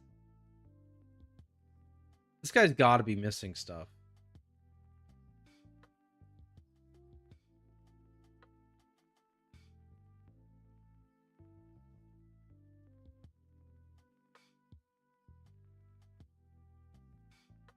Wait, do you break the wall by being crystallized and getting knocked into a wall? Is that how you break the wall? I don't know.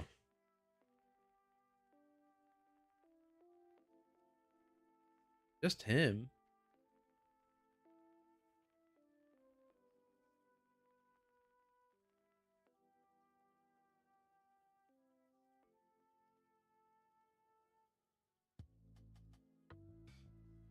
Oh, wait.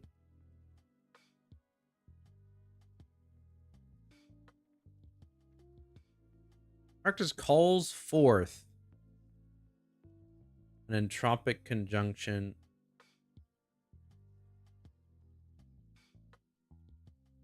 Oh, it is like that.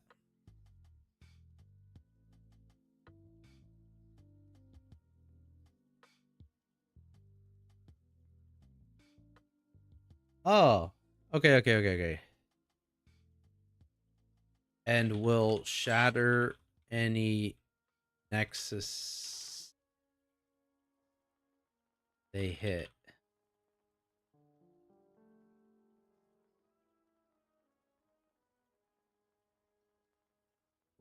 All raid hit increases the mega knocks back crystallized players, allowing them to destroy nexuses.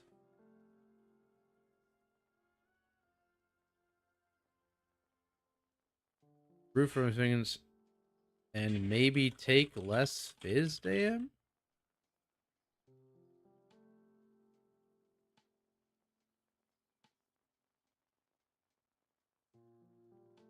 Okay, entropic.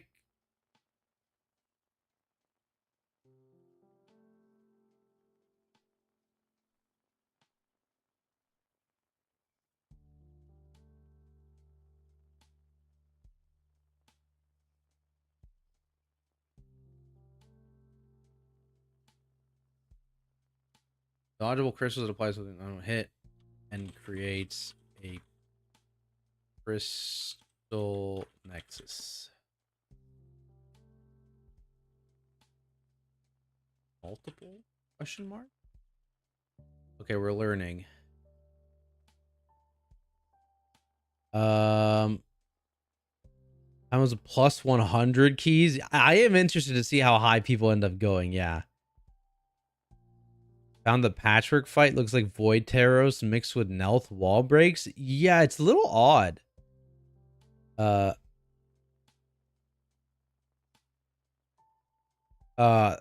Is this why they get rooted? So no, so you get rooted so that you will get yeeted. You need to maintain a certain number of rooted players.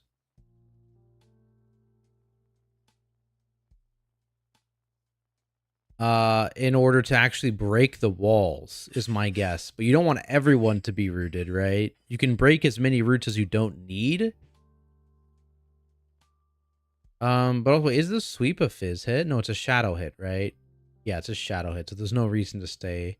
But apparently, according to that first page, where's the tank hit? Yeah. You can be rooted and take less fizz dam?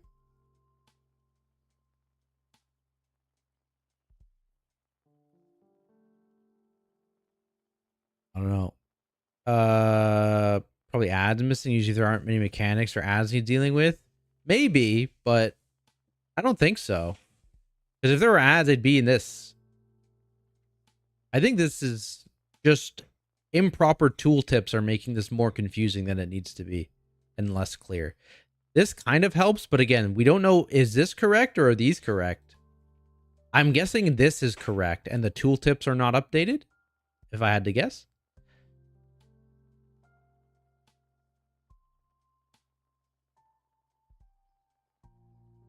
Um,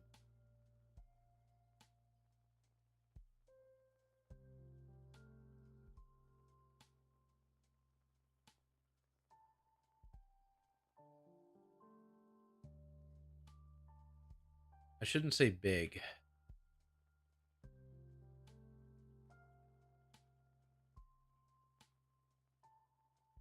Because this might actually be super small.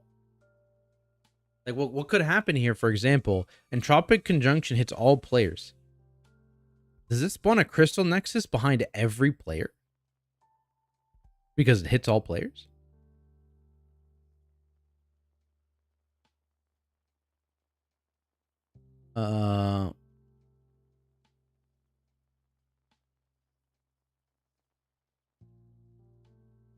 Shockwave Slam.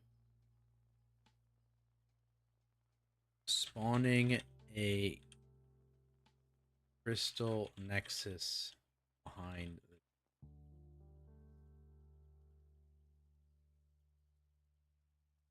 Figures and Tropic Shockwave. Spawns a Crystal Nexus.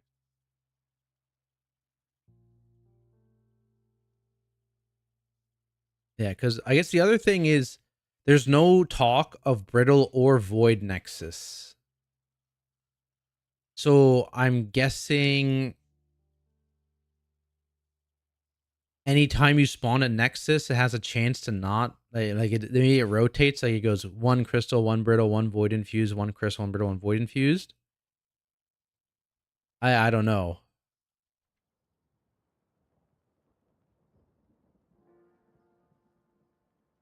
Backhand is cast.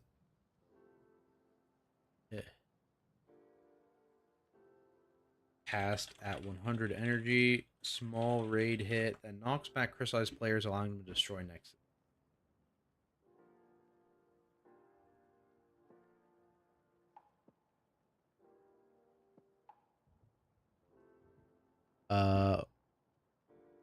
Tropic Shockwave apparently spawns Crystal Nexus behind targeted players.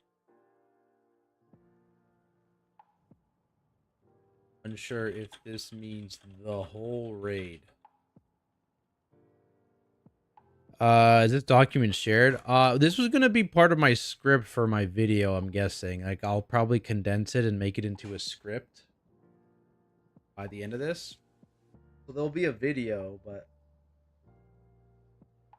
not the actual language. I don't usually release my scripts.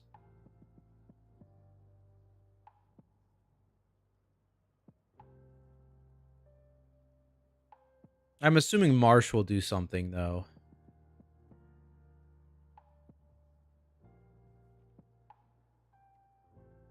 That'd be chaos. If it's fun on everyone, yeah. I wonder, do we learn anything here from this overview?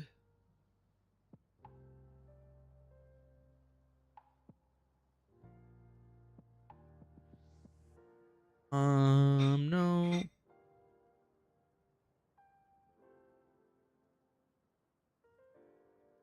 Yeah, not really. There's too many phases. There only being one phase here actually makes it a little bit easier to understand.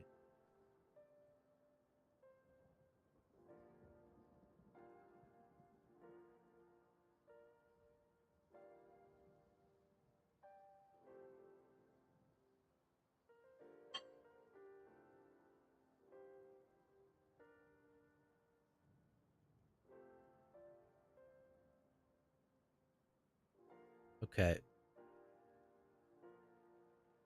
I think this is the boss. So it's much simpler in terms of mechanics, but it's a little... I feel like the dungeon journal just isn't updated, and if I had to guess, yeah, it's the tooltips that aren't updated, not the actual text, because tooltips require an extra thing to update, if it's my understanding. I don't know.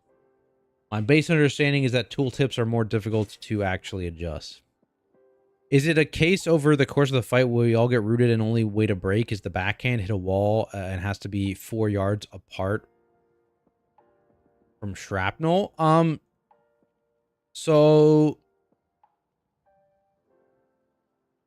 here's what I get. One, I think the only reason to destroy walls is to open up space, because there's not actually a downside that I can see to leave walls up, which is weird. So that's the first weird thing I see. Like, technically you'd want to destroy 0 walls if you have the ability to use the space. So my guess is the walls are huge and you need to break them. That's my guess initially. I don't know, but that's my initial guess. Can we see the boss arena? I don't think yet. We will be able to this week. Like, as of Thursday, we'll probably be able to get into the boss arena, even though it's not Fractalus testing on Thursday, but people can usually get through the raid. But I don't think we've seen it yet. But yeah, so you're going to be rooted by this crystallized, and it's not everyone. It's, where'd it go? Oh, here. This is transforming players. This doesn't necessarily mean all players. Usually there would be a thing saying all. So this means random players. Some multiple, but not everyone, is going to be crystallized. And then only the players who are crystallized get knocked, which is weird. Only the rooted players get knocked back. But this is to let the crystallized players actually break walls. And this happens at 100 energy, always. So whoever's crystallized is going to get knocked back at 100 energy, and they will break any walls that they hit. If they're regular walls, they just create swirlies to dodge. If they're a brittle wall, it'll put a stacking bleed on the raid, or a stacking dot, sorry, on the raid. And if it is this void wall, it puts a dot on the player that broke it that makes them explode for a 10-yard AoE at the end.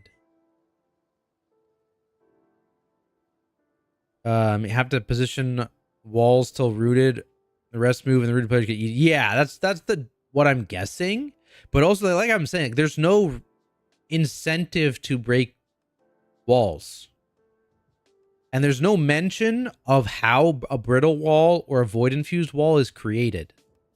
So I think the dungeon journal, I think this dungeon journal is going to get a massive update on the next patch next week, the PTR update next week, because I'm guessing this is just incomplete. Because like right now you just are trying to avoid breaking walls as much as possible, which is obviously not what they want. So I'm guessing what's going to happen here is every wall is going to do some amount of passive damage. Similar to Taros pillars, actually. But instead of having the tank break the pillars, you have these random crystallized players assigned to breaking certain walls. That's my guess.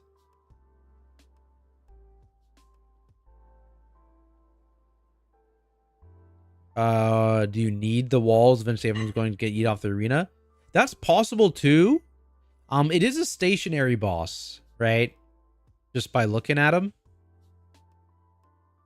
He's got no legs. So it's possible.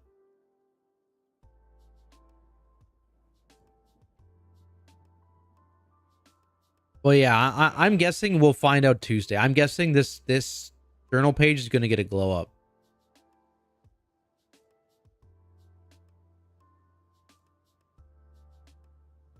If I had to guess. So many intermissions. Oh, is this push each boss intermissions. Now a demon hunter brimming with barely contained abyssal power.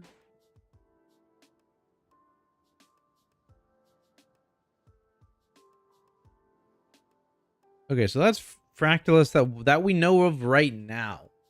It's really hard to tell. Yeah, it could be a circle around him. But also, I mean, here's the thing, actually. It doesn't knock back anyone else. You know what I mean?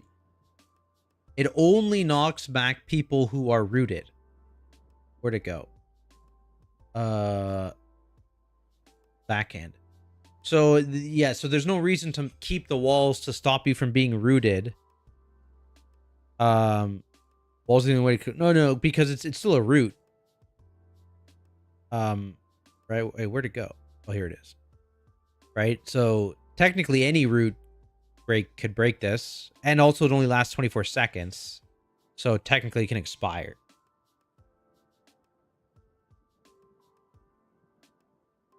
So I don't know. I mean, like I said, I'm guessing the text is just going to change dramatically here as of the Tuesday or Wednesday PTR patch. And it's probably going to add damage to passive damage to these walls existing. So you're just going to have to actually kill them. Otherwise, you're going to get overwhelmed. And it'll function a bit more like Taros pillars without the tank being the only one managing them. You actually have to have people position themselves, and maybe you have to do something like, actually, no, you have 8 seconds to move, right? The crystallized people, you'll have 8 seconds to put yourself in a good position to get knocked to the wall that you're assigned to break, which isn't a lot of time. That's going to be a week or a shenanigan for sure. I mean, it's an okay amount of time. It's not no time. Assuming you cluster the walls, it's probably okay.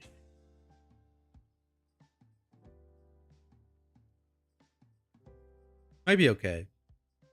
We'll see. Okay. Let me get a couple other tanks set up instead of just this guy.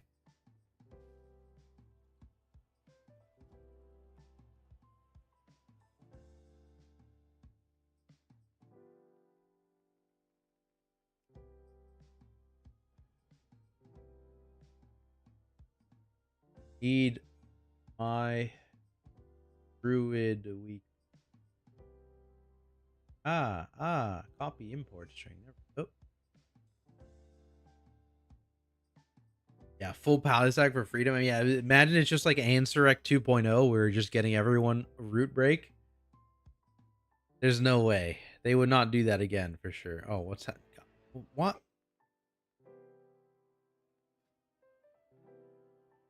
Okay. Slash weak aura. Import. This better not bork as well. My paladin one kind of borked. No, this one's totally fine. Crazy.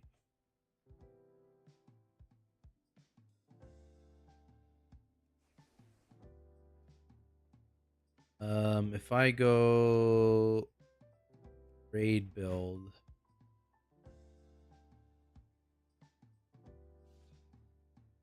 Yeah, okay, we're safe. Let's get my new tier. Oh, I have a Jaster smart.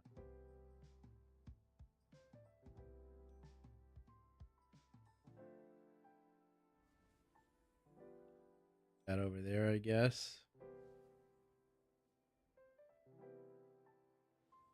Get rid of these because they suck. Those.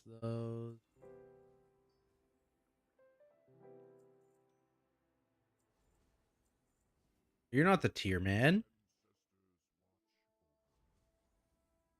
Okay. Crit mastery. Haste mastery. Yo, crit mastery. You better change these stats, Blizzard. You better change these stats, Blizzard. I'm gonna be mad.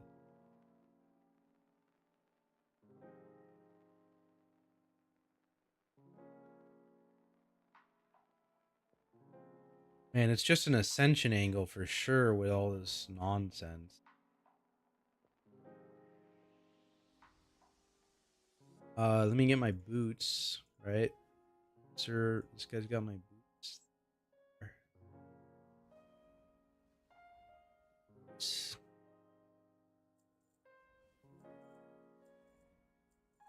Alright, so we got my tier set. We got a best in slots. Isn't there a weppy? You got a weppy, don't you? What's this?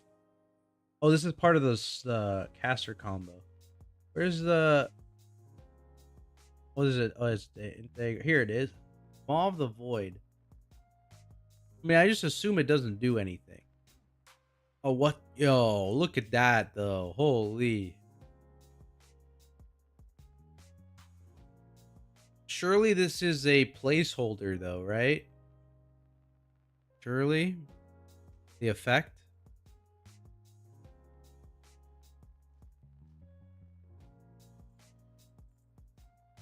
Give me that. Back up.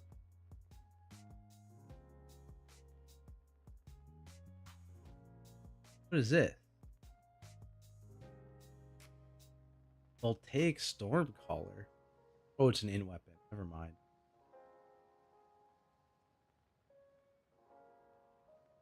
That one. That one. That one. Soul Shield. Yeah, random thing. That one was probably bad. Take that. Take that. These are all the shitty delve things. Oh, yeah. So no dungeon stuff is available yet at all. It's just raid stuff. Again, hopefully that comes through on next week, I guess. Because there's nothing from Tazavesh. There's nothing from the new dungeon out on this. I wonder if they're going to change how the loot actually functions. Got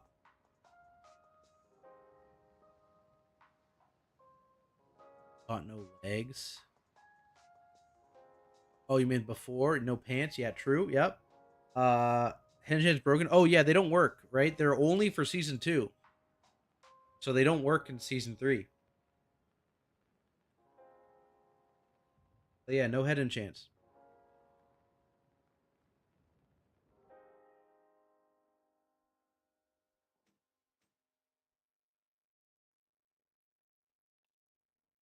So there.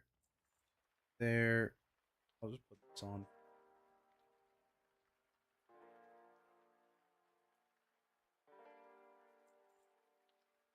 Okay.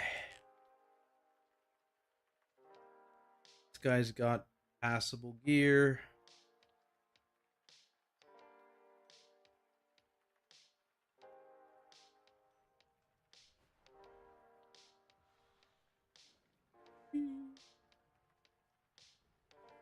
There.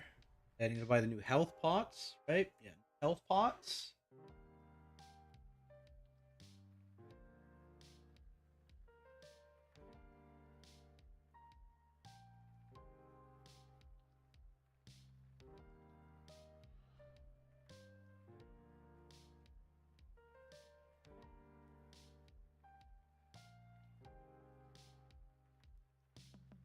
Why leave them there in PTR? I have no idea.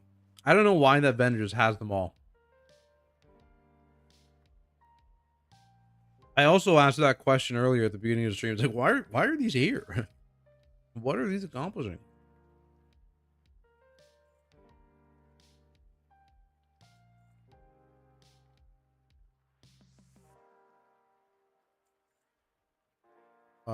Here it is.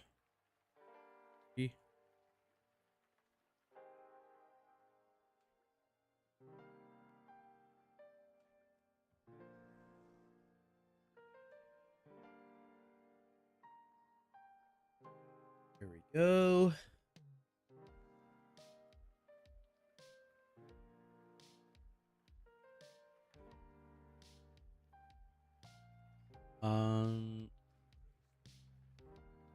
Okay. enchant.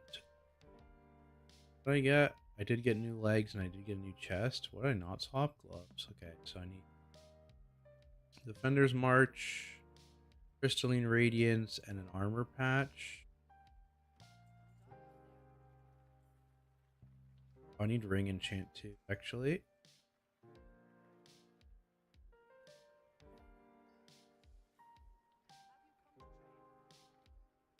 Ring Radiant Haste.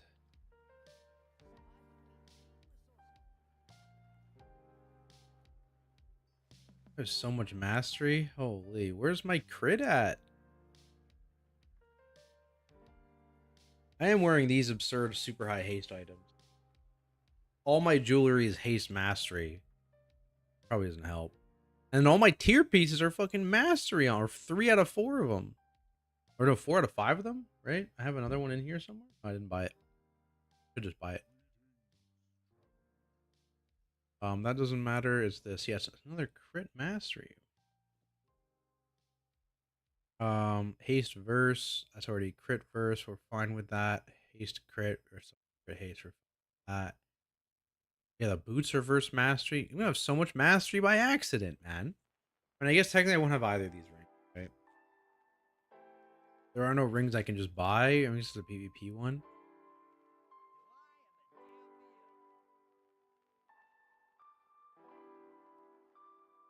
They're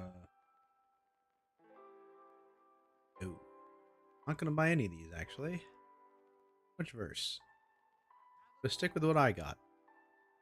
I guess we got a lot of crit from our trinkets, so there is that. Triggers from past PTR are higher level than one from the vendor by like 3. That is funny, actually. What? That is funny.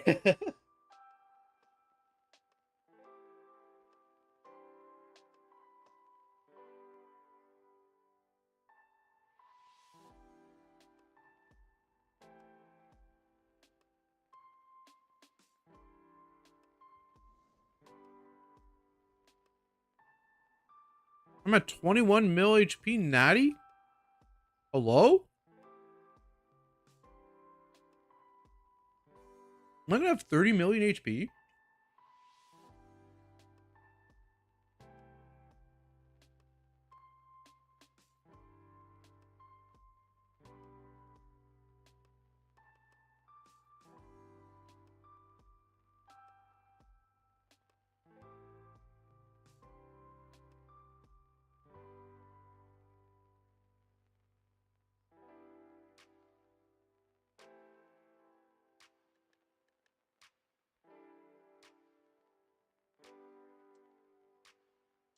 I wonder, is this cheat death effect where it turns you into an unstable void awful? It is possible that they made this effect actually awful. Like if you can't take actions or anything, and you're just there getting hit by all the mobs still.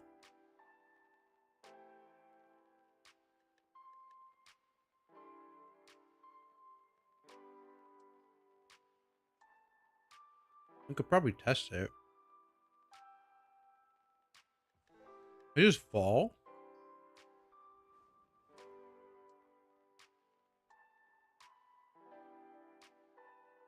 That's water.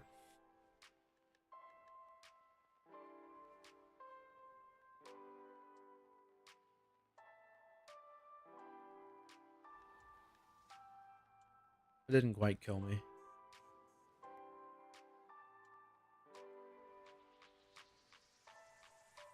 This should, though. Okay, it doesn't work on fall damage, guys. No way.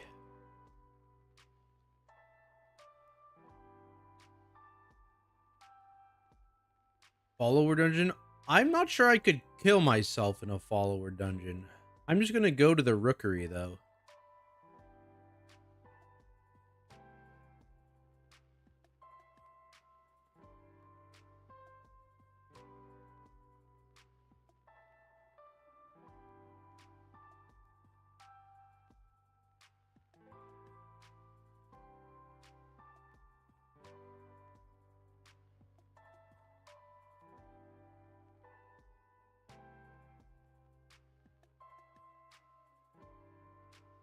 Let's go see. Let's go see what happens when I die with a cheat death.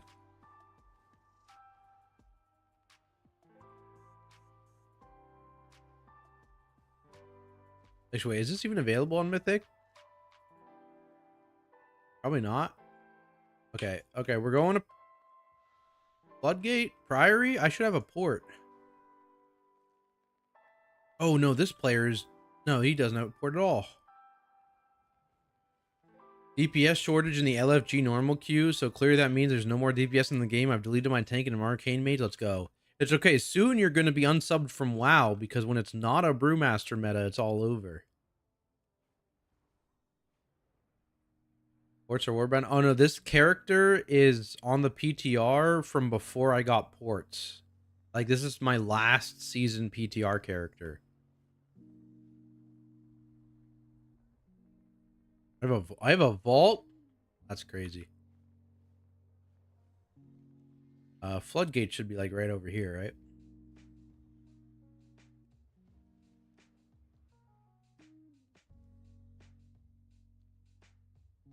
This should be open. Yep.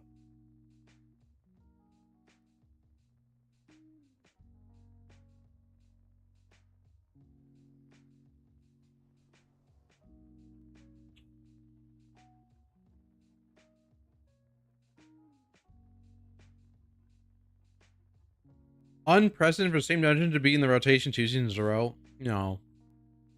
No, it's only Dragonflight that stopped doing that.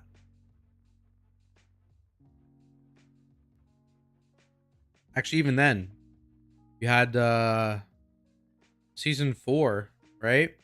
Where they repeated dungeons that were in the previous season. But yeah, I mean, like in Shadowlands, in BFA, in Legion, the dungeon pool didn't change. They just occasionally added a new dungeon to the pool. So no, it's not weird. It's again, Dragonflight is the exception and War Within where they tried to stop doing that, but even again, like Dragonflight still did it in season 4. Floodgate, yeah, both Floodgate and Priory were player votes too, yeah. So it was fan voted. Do the normal first pull. I could. See how long you live. I'm in the raid build too. Let me at least swap to the Mythic Plus.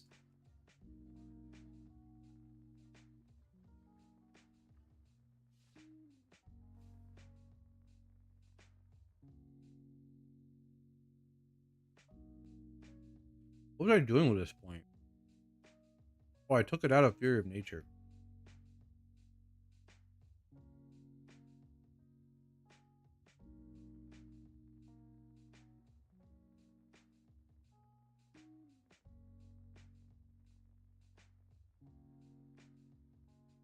I mean, this isn't a bad place to put it, to be fair. All right, let's go, me.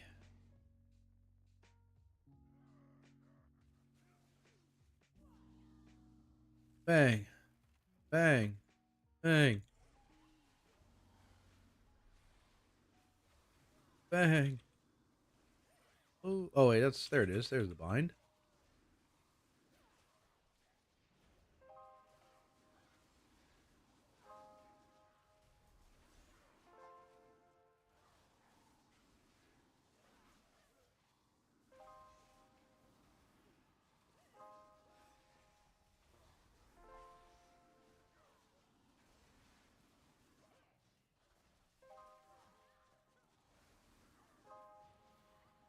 All right, what happens if when I die though? I'm sure I could actually kite this out. And where's my? Oh, I'm not. Wait, am I not expected? Okay, I'm gonna die here. Okay, so I die. I just instantly died. Maybe it was too many mobs. It was too many mobs for sure. I'm gonna try just dying to like one mob.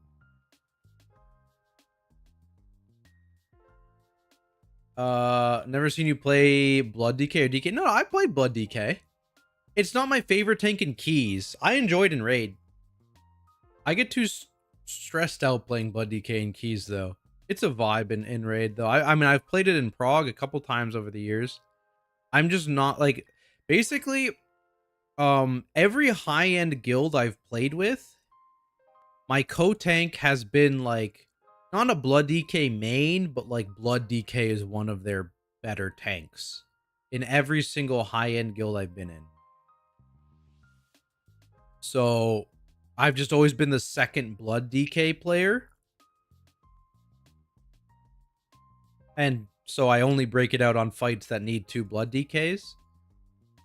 It's basically what's happened. Which is like Brood Twister and I don't even know what else.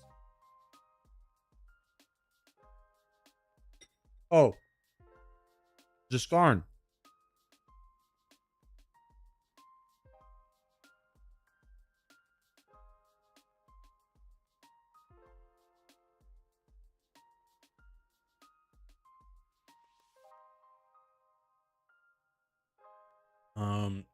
Everyone who voted haven't played the past 10 years.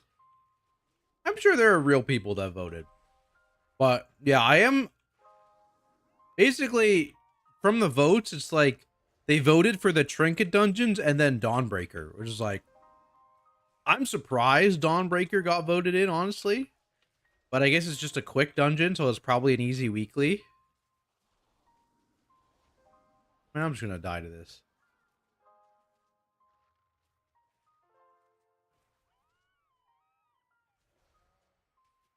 What are you judging next patch, dude? Marsh, let me read Marsh's message.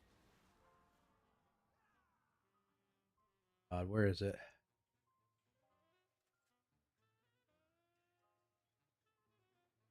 What classes looking juicy from the notes? Looking at know very little about tanks and healers a moment would be helpful with those roles specifically. It's like, bro, what do you? It's week 0 of the PTR. Come on, Marsh.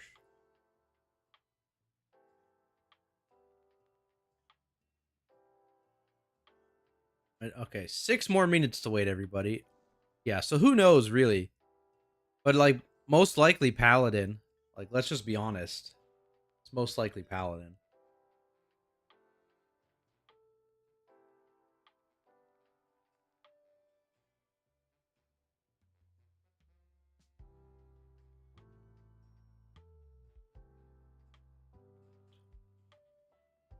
It's been the case for me too. Why haven't I Blood? I mean, Blood Decay has just historically been, like, always a tank. You need at least 1 copy of ready on the high end because there's a lot of grip fights, and it's just the best thing at gripping, right?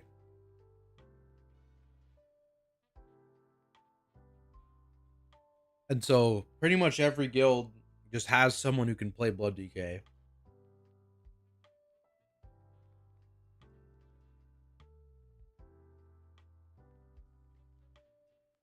The chill, yeah, Yoda's tier list video. Yeah, that's true.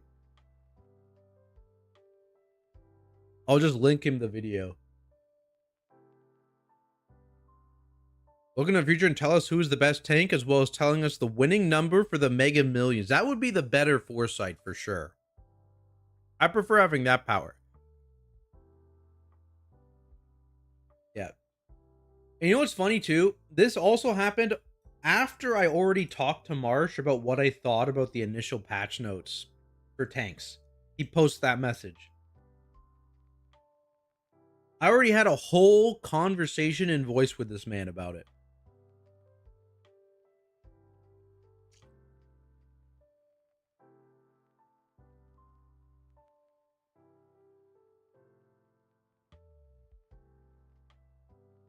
Classic Marsh, honestly.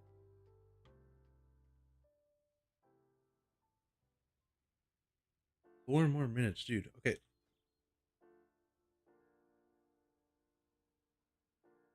Fatal damage not exceeding 17.4 million instead restores you to 10% health. I think the cheat is bad. Seeing how I just instantly died there when I died, I just immediately died for a sec. That was so loud. Wait. What? Ping system. Oh my god.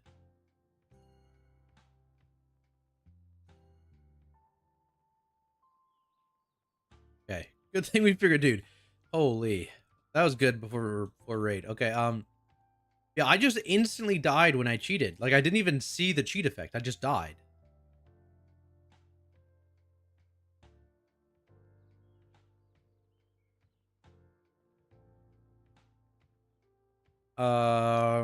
Neighbor just told me to turn my pings down. Holy dude, that was a loud ass ping. Here is now, Mr. I can hear. Yes, I did it. One of the worst cheat deaths I've seen in a minute, at least on paper.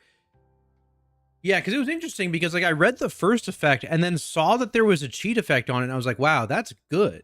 Like that's over budget for having, even though it has verse on it, the fact that it has some additional effect and then also has the cheat on it. But now testing out this cheat effect, if it, I mean, we'll see. I'm gonna have one mob. I'm gonna get one little babby mob to try and kill me. Where can I get one? Oh, I can get a guy up here, right? Can I get one dog? I think so. What if I can't? It's probably gonna pull out the dogs. Let me get something else. I think there's a spider. Yeah, there. I get that guy.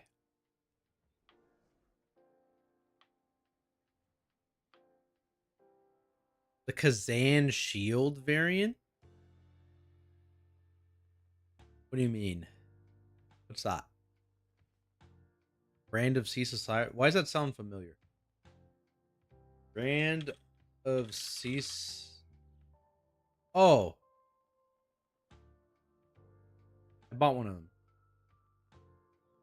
them. No, I did the math on this actually at the beginning of the stream. Where like it takes 4 minutes. Yeah, it takes 4 minutes to build this up. And then from there, it's doing a what's it called? A 1.5 million shield and a 3 million hit every 15 seconds, which is like 200k DPS in a single target situation, which is like nothing, right? Like what is this? I just did a billion damage. I did 740k doing nothing. Like I wasn't even trying to do my rotation properly. So it's 200k DPS. Think about what your overalls are right now, this moment. What am I? I must be. Do I have an aura on me? I should have an aura on me. Oh yeah, there it is. My eye level. Oh, I don't have an aura on me. Okay. So yeah, it's not very powerful. Basically, a 1.5 million shield every 15 seconds. Considering our health, I'm gonna be about 30 million HP if I had to guess, right? Because I'm gonna go up 45 item level. Are you gonna be like 7? Is that right? That's wrong. 723. So having a 1.5 million shield when you have like 25 million health at the minimum, it's not that valuable. Yeah, yeah, of course. Like this is just first iteration. Let me get this undercrawler. All right, kill me, big dog. Like if it brought you to 50% health and gave you like a 25% DR while you're void, that would be okay, but just 10% you're insta dead. Yeah, I mean, we'll see what it looks like. Leech Trinket? I think that was a Delve one, wasn't it? Is there another one? I think it was a Delve Trinket. If it's anything that's only up to hero track on the vendor, it's a Delve Trinket.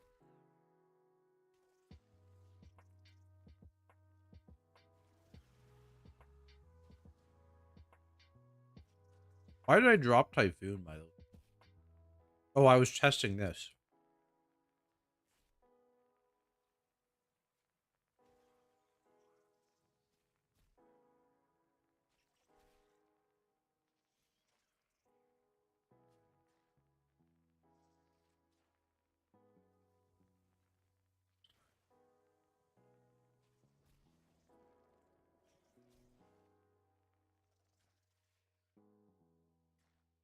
Hit me, man. Oh yeah, I can still act. Okay, so you can still, yeah, you still get to do stuff when it happens. But yeah, it only bumps you back up to 10%.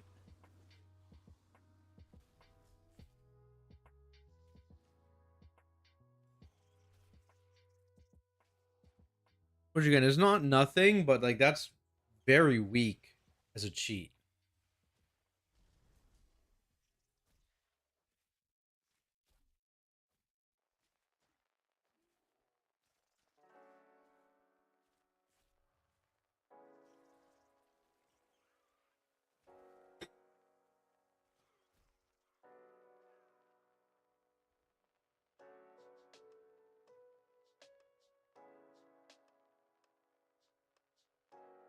Yeah, you are right. With no DR attached to the cheat effect while you're reconstituting, it's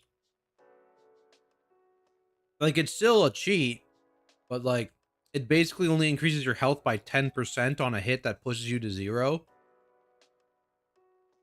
which a lot of the time will still kill you.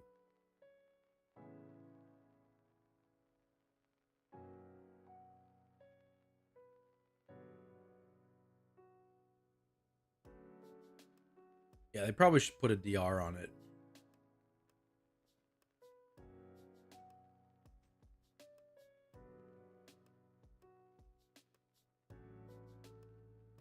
My hearth back up? Yet it is. Good. We had to wait so long. My hearth is back, baby.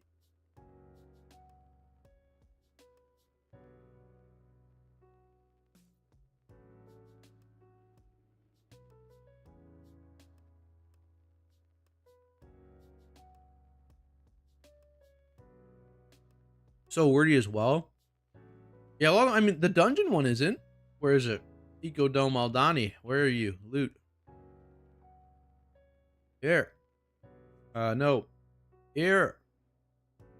15-second mastery on use on a minute 30. Yo, what's up, Rogri? Oh, this one too is not that. Yeah, a lot of them are long though. This is just a damage hit.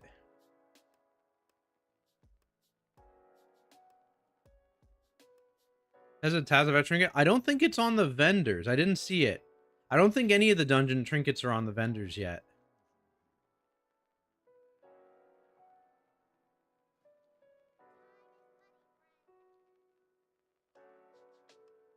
Want to know if it's good? Yeah.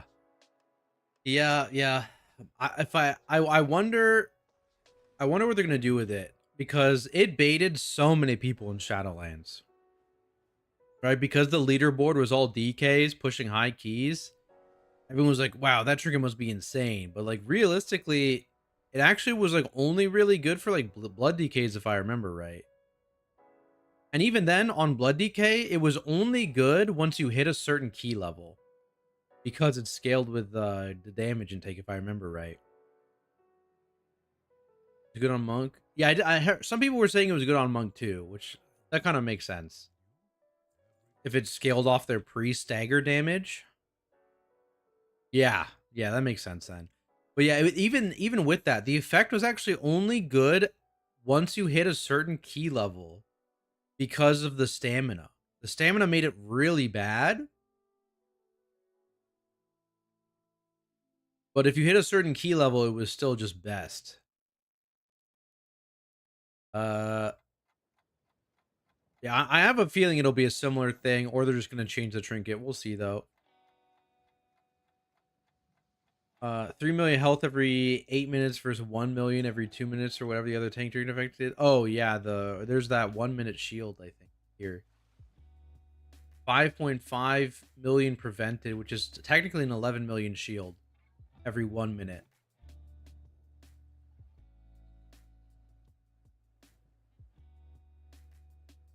God, we're not getting a Vengeance Season 3. So boring. Not looking good so far. I mean, it's before all the tuning happens. I'm pretty sure the Paladin tuning happened not on PTR launch, going from Season 1 to Season 2, right? If I remember right, it wasn't immediate.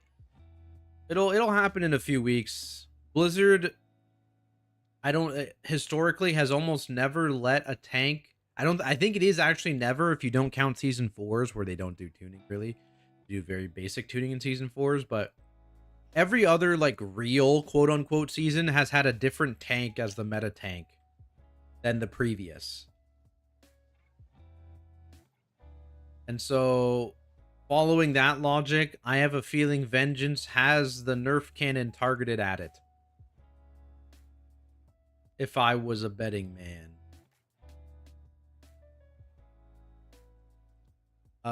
Brew's gonna be meta not coping at all. Amen. Brew meta, you heard it here first, baby. You heard it here first. Hoping Tome gets replaced. My looking get tired of tracking it. Yeah. It's not super interesting either, honestly. But it just does so much tank damage. Would be nice to play some new trinkets, though.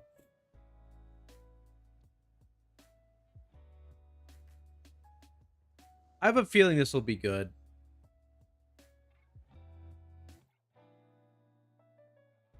A 1 minute CD for like half of your HP is always good.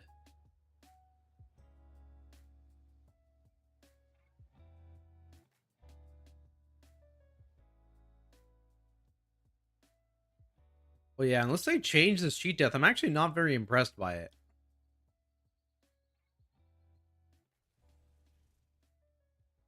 How much damage did it do in that first pull? Yeah, this must have been it. Wait, did it? It did 5% of my damage in that first pull?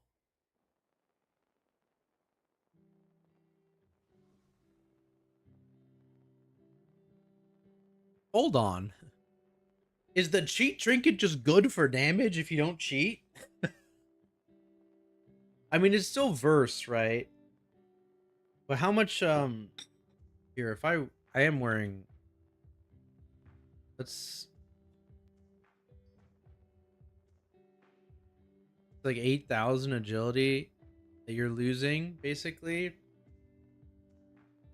Which is going to be what, like 8% of your agility, so 8% overall, so it doesn't even make up for the lack of agility.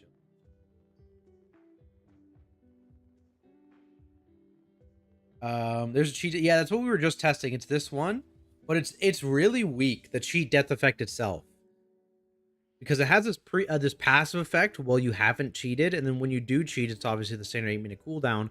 But the cheat effect only puts you at 10% health with no DR.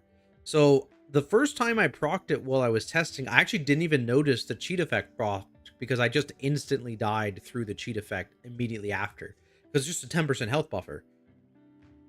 So yeah, it's not super strong for sure. It will be good for blood DK though. You are right. This if it doesn't have any changes will be good for blood DK, because if they cheat, they're probably about to death strike anyways.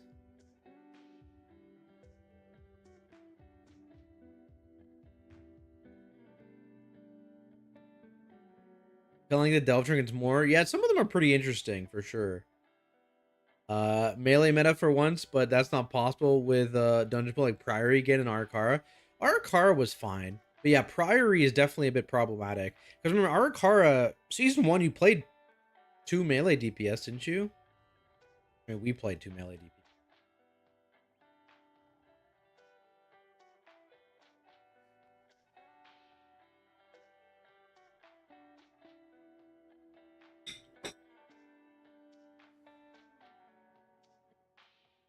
But yeah, Priory, I would be interested to see what else they change, because they're already doing changes to Priory. I expect the other dungeons too.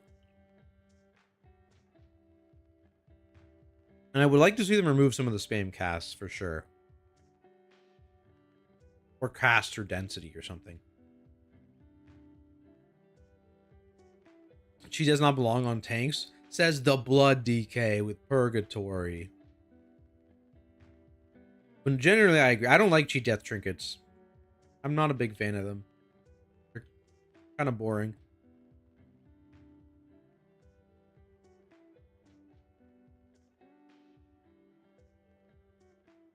Curious how much they'll change prior. Hopefully they make going to right someone viable. See, that's actually my other comment. I think I actually think potentially, thinking about the nerfs they've done to the right side,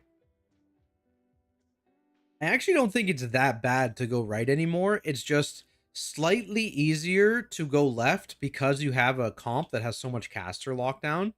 And so you just chain that caster lockdown on left side and it's like you didn't do anything. But I think right is not that bad, especially if they nerf the sharpshooters a little bit, because there's just more sharpshooters on the right side. Because they've actually already nerfed the hell out of that mini boss.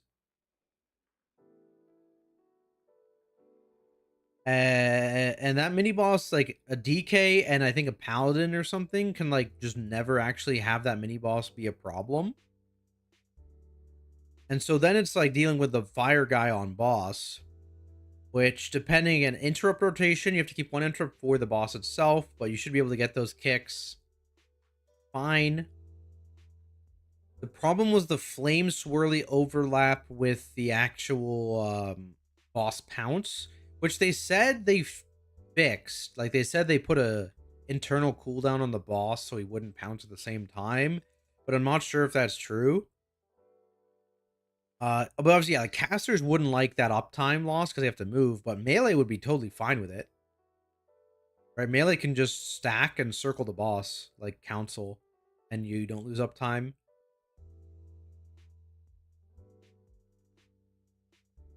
So I actually don't think right is that far behind. It's just everyone's running the caster CC comp, so you just go left. I don't run Purg. You're crazy. Holy. Holy.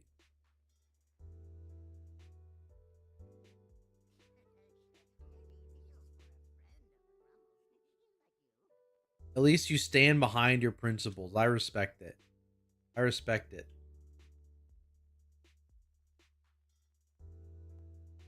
You remove signs from the game ASAP or give it to all tanks. I don't like the giving it to all tanks. Yeah, I don't like homogenizing the utility of all the tanks. They're already half the tanks have it too, by the way, right? Like Warrior has AoE interrupt. It's obviously not silence, but it can function similarly. In a lot of those pulls, it's literally a one-for-one exchange, right? And Blood DK has it too with Tightening Grasp.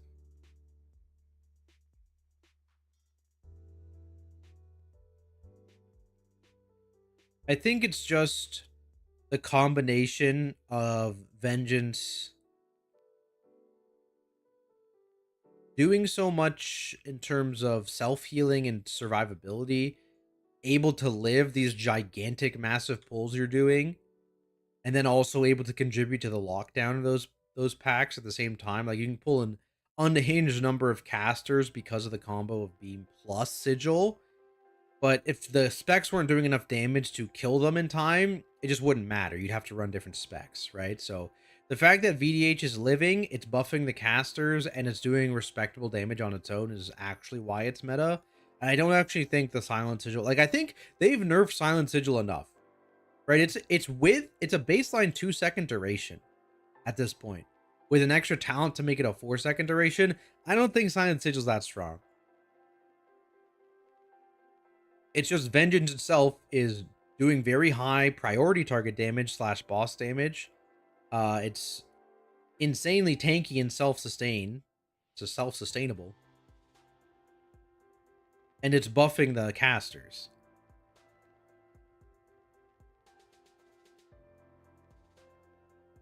Back when it had 2 charges, those are good old days. Yeah, that was insane. 2 charges and was 6 seconds or 8 seconds. Wasn't it 8 seconds with the Sigil talent in Dragonflight 2 initially?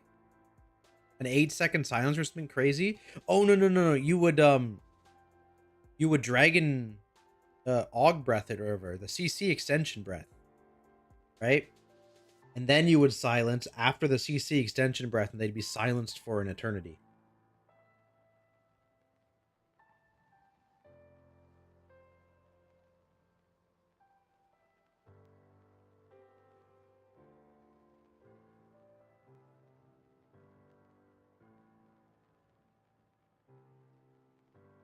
Kirsa was massive for them as by far the best CD out of all the tanks.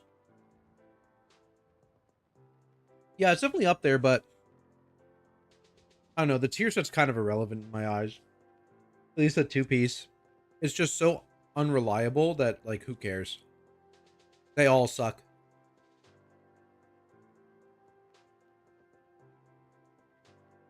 And you're not running Felsguard and Keys, right? You're running Eldraki, so it's like minorly better than the other large DRs the other tanks are getting.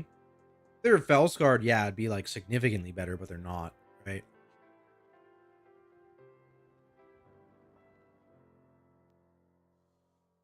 Yeah, good old double sigil with Evoker days. Holy. I can't believe they let that stay in the game for 2 whole seasons. That was so broken. I still remember the people arguing that it don't take away my fun. It's not that broken. Like, are you kidding? Like, yeah, it is fun, but it's fun because it's so absurdly, insanely broken. Just delete Evoker. Let's meet in the middle. Let's just delete Og. All right, that's something we can all agree with, right? Smile.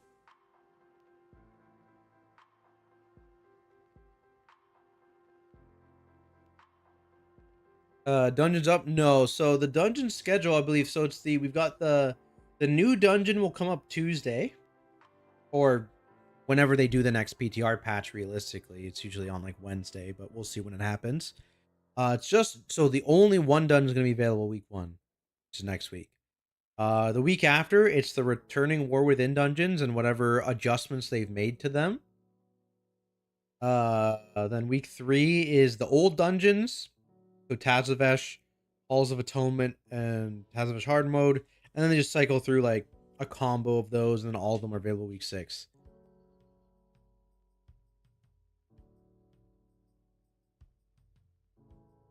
One of the lead class designers left the company mid Dragonflight. I wouldn't be surprised. Yeah, I do wonder like how many of those do they have? Because I heard like they don't do like a. This is the monk designer. This is the rogue designer. This is the whatever. It's like they have less. I don't even know how it works, but I know they don't have like one specifically assigned to each. It's more like a group thing apparently or something. I don't even know. Some of them are multi-class, yeah, and then you have like obviously like the tanks and stuff are all like separate. The healers are separate than the DPS and stuff. So I wonder how impactful it would be for to have one of the leads leave, you know? If Blood's one was consistent, the 4 set was so much fun on 3 targets. Oh yeah, the cleave. Yeah, cleaving death strike is sick, but then it's just like, oh, so in single target, this bonus is like barely doing anything. Nice, gotcha. Woo.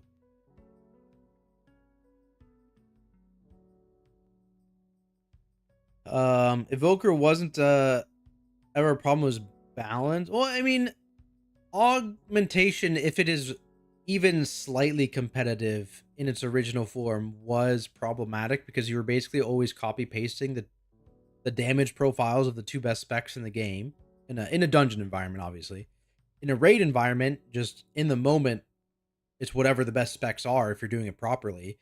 And a lot of the feedback people gave is that you're just playing Warcraft logs of the game, and it's not fun. You like analyze Warcraft logs, look for the exact best players to buff at each time, put it in a note, and just do what it says. And that is the optimal way to play the class.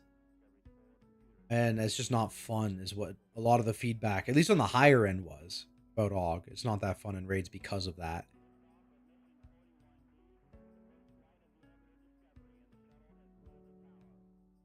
And also remember too, in Dragonflight, AUG had a lot of unique utility the other evokers didn't.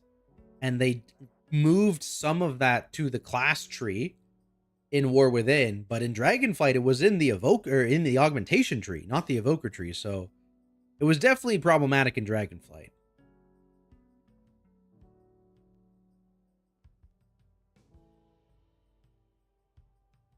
Fix our death strike bugs. DK damage is going to be so sad. Oh, is it not? I mean, I heard they like did a nerf to Blood Beast that wasn't documented on the PTR. Like they like minus its damage by like 80%. The accumulation damage on top of the other nerfs they did, which was an interesting undocumented nerf.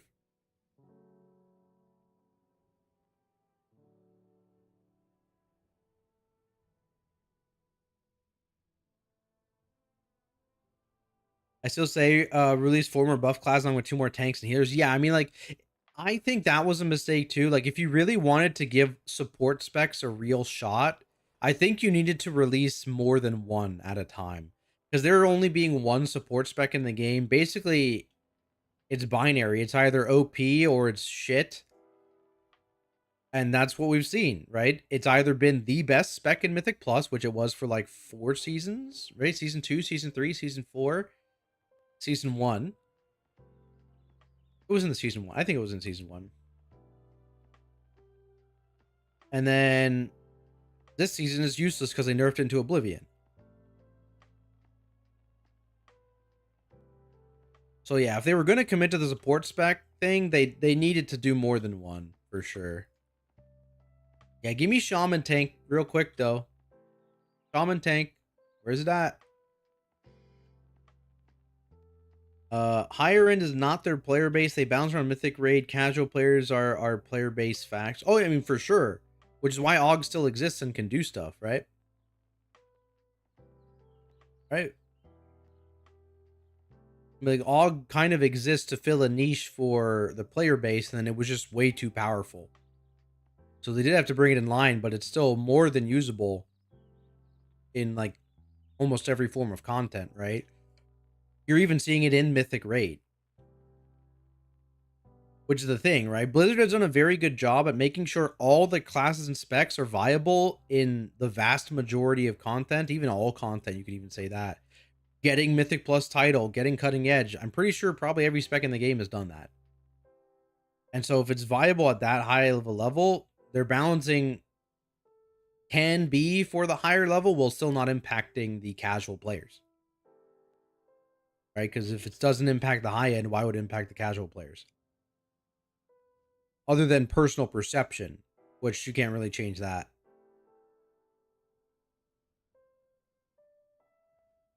Bloodshot is bugged and Sanguination, but positively or negatively? I think Affliction would be a great offensive support spec, focusing on debuffs rather than buffs. Oh yeah, you like weaken the enemies. I mean, yeah, they already have the curses. Curse of Weakness, Curse of the Satyr, whatever they are. Yeah, that'd be cool. I enjoy deleting all the Ogs from my friends list. Holy, what a savage. Be possible to see Tank Shami in my lifetime? I believe. You got to get on the cope train with me, my friend. Tank Shami's coming in midnight. Tank Shami's coming in midnight. Just believe in yourself. Voker got to be a tank spec. That's true, yeah. A lot of people thought the third of Voker spec was going to be a tank spec because it was the Earth Warder spec, right? Like the Earth spells were the ones that they hadn't done yet. I kind of thought it too, but then it became a support spec, and I was like, oh, interesting.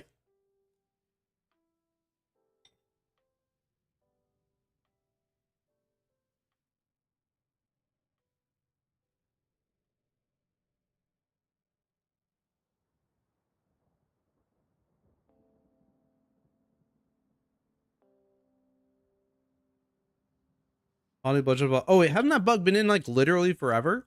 The Bloodshot bug? Like literally forever?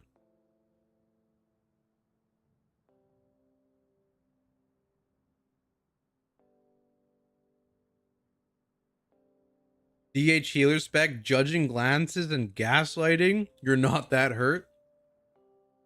It would be interesting if they put the third Demon Hunter spec in. I don't know if you guys have seen, but people are like speculating there's like a Void Demon Hunter spec coming in. Be interesting if it's a Void healer. That would be funny. I'm hoping it's arranged, like got a bow or something, but I don't know.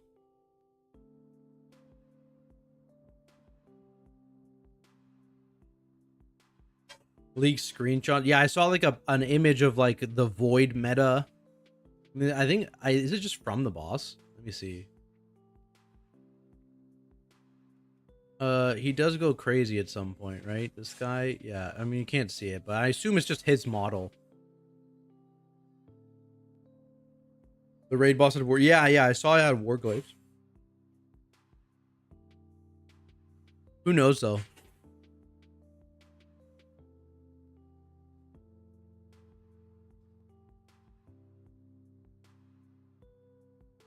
Who knows? Oh wait, is this guy set up? I think this guy's set up.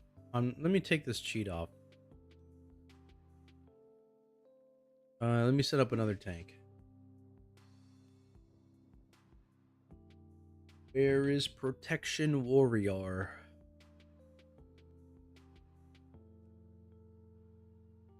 Protection Warrior. Copy import string. Too many DPS classes need tank and healers. More people play. True. That's what I'm saying. Give me another tank spec. Give me like Earth Shaman. Add another healer spec or two. Give him something cool. Let's go. Okay. Recourse.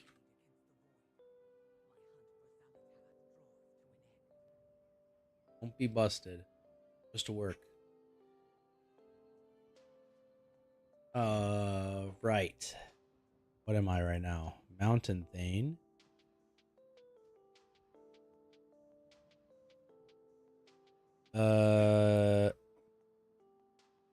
Okay.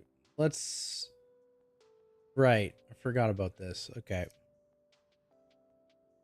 I'm looking at tier set for Bear. I'm wondering if I would ever be worth giving up a Rage for Flashing Claws to reduce the CD more for Lunar Beam. I mean, it already reduces a ton. Wait, don't you already run Flashing Claws? I might be misremembering. I'm trying to remember where the points go. You run it in Raid. Maybe you don't run in Keys. Well, yeah, you already get like a really low CDR on Lunar Beam already. Like it's really low. So it's probably not worth doing much more in the Mythic Plus environment. I mean, we'll see, but I'll do some testing for sure. I'll figure it out. We'll mess around. Okay, you want shield wall, you need that. I wonder if you skip out on that. Punish. What did I take here? What?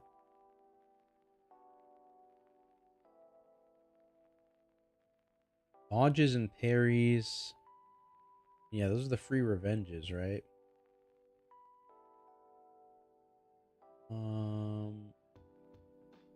That's only deep wounds. I don't think I care about either of those things.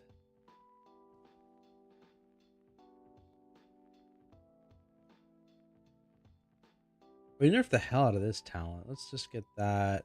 I don't know. Like this, you probably don't need Indomitable. But we need anger management. What's the PPM of this? We'll mess around with it. Oh, did I spend a talent point here? I did. So I need one talent point back.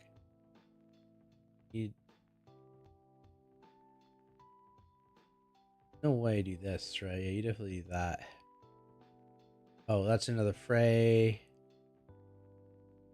I mean, it's probably just this. 5% stamina, 2% haste, 3%. Yeah, probably. I don't know. I'm making it up.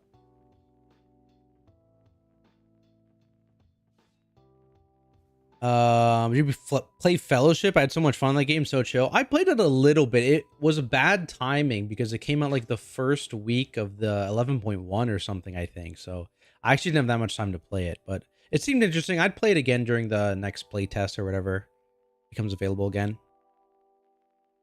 It would be cool if it was a demon hunter spec that played like rogue and just made the enemies more vulnerable to damage. But oh yeah, I mean yeah, like the affliction example. I think that Barrett was saying earlier. Yeah, like a void debuff situation. Yeah, I think that's an archetype they don't have. They could add that for sure.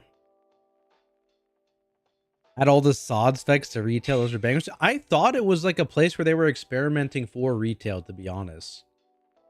As soon as like the initial thing came out and I saw like both warlock tank and like shaman tank and like mage healer, which were all things people have like talked about in the past, I was like, damn, are they gonna like practice a little bit on sod and implement something in retail? They just haven't yet, but I'm keeping my hopes up for midnight, you know, so I can be let down then instead. Just hopped in. Do you hear about the shrapnel shot plus season 2 Hunter interaction? I have not. What's the deal? What's going on? So why am I? Let me new loadout. Colossus.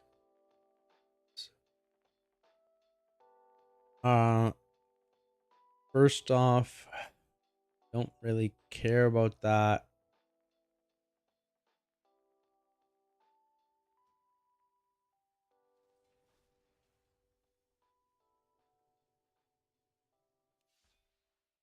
Colossus. It's a movable object.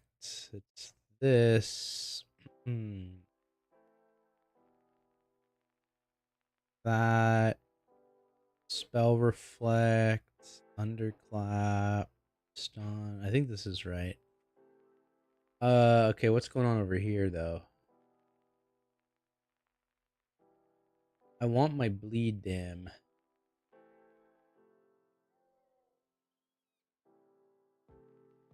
How do I get my bleed dam? I really want to drop Last Stand so bad. It's like Punish, eh? Oh, I need that. Right.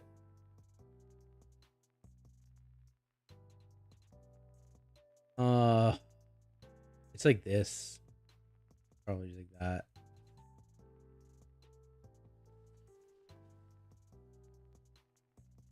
Something like this. I don't want to see what the proc rate of this whirling blade is. What's this? I don't want to see what that does.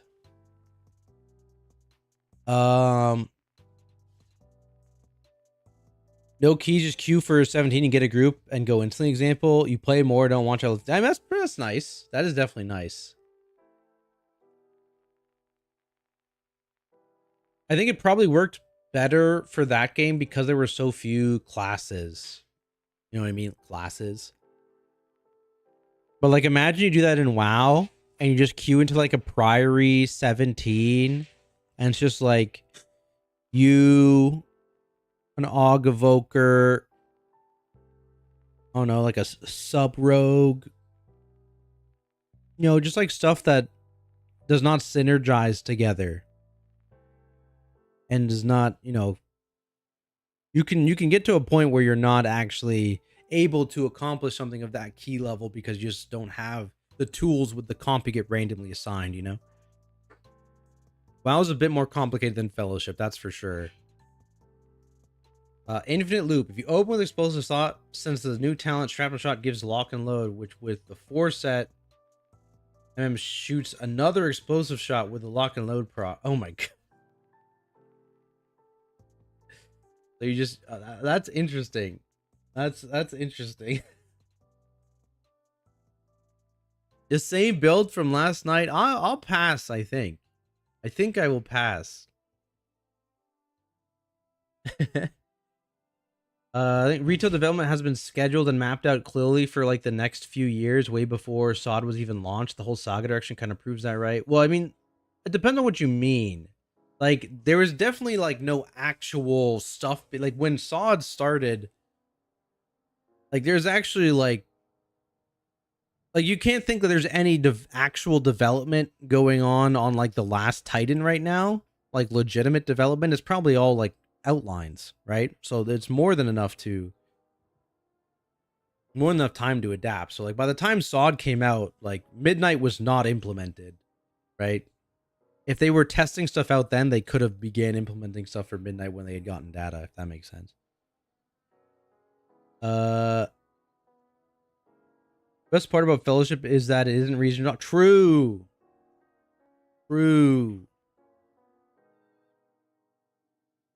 The fact that you can't even pay Blizzard to swap realm or servers is actually crazy. Whatever. Can't swap from NA to EU. You can't even pay them to do it.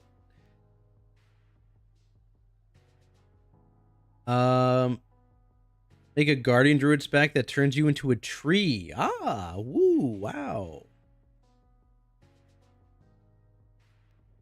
Resto Druid already turns into a tree, though.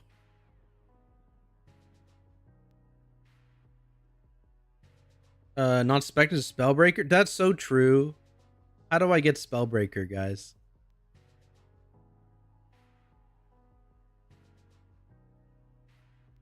Drop Last Stand to get AoE. Yeah, but then I have to lose Thunderlord. I like Thunderlord. I don't want to drop Thunderlord. I don't know. I heard some people were dropping Best Served Cold to get Disrupting Shout. That also seemed crazy to me, but I don't know.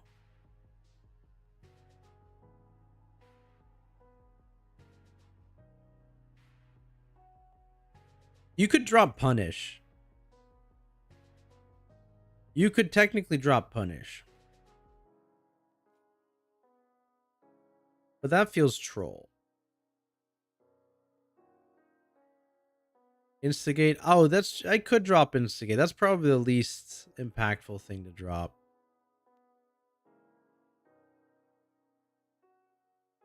I don't know that I want to.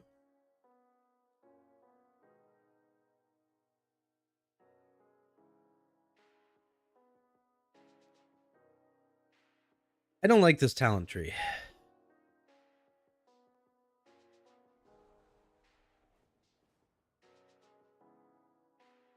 I dislike how many dead ends there are. There's so many dead ends.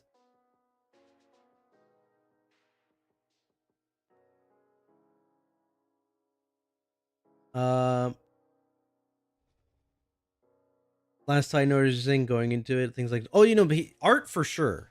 Art for sure. But like, that's like the most difficult and time consuming job, right? The actual art and the art implementation. I feel like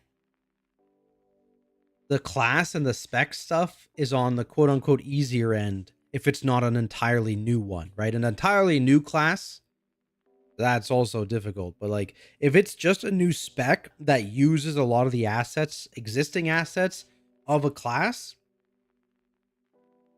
that seems like, to me, who is someone who is stupid and doesn't actually do developing, that would be not require the same amount of time as like the art for zones, for dungeons, for raids, for a new class, right? But again, not a dev. Stupid.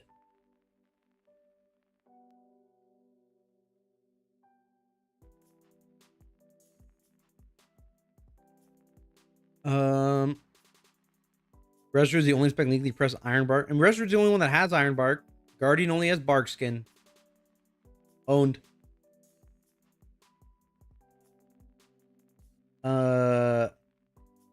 PTSD from Tree Druids from Lich King.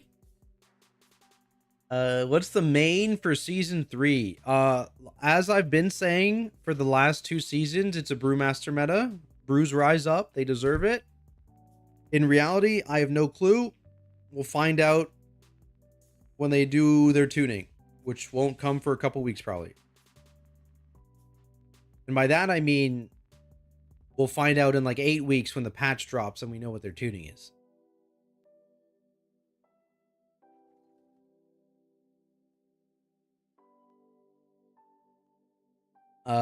Wild player problem, they don't know what's better for this. Same as Resilient Key, all top players were crying and now all exploited. Oh yeah, I mean, I dislike Resilient Keys on how it happened on the top end, but I do acknowledge that it's definitely better for people in the mid end, which is fine. It's like something to actually work towards. You know, it's like another achievement. It helps with the progression in that mid end, helps with pugging in that mid end, which is, it's fine. That's fine. I think it's annoying for pushing for title, but in that situation, you shouldn't design the system for people pushing around the title. Looks like it needs a lot of iterations. I'm guessing it will get it too. I'm guessing it'll have a couple more iterations for sure. We'll see though. We'll try this. Oh wait, do I want the crit chance? Not for any of this.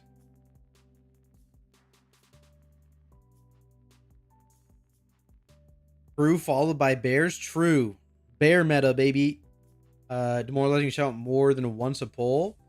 Yeah. Why not?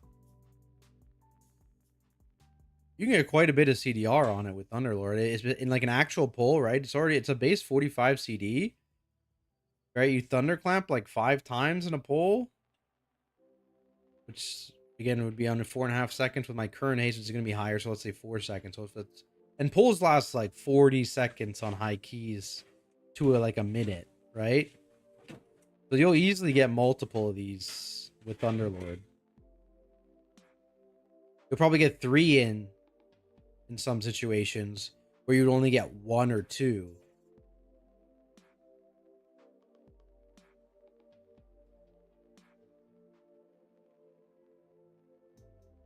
Squish Vegans group proved the Giga Chat don't need DH or balance for DK or mage, and they're rank 1 for me. Oh yeah, Biz God comp, baby, my goats.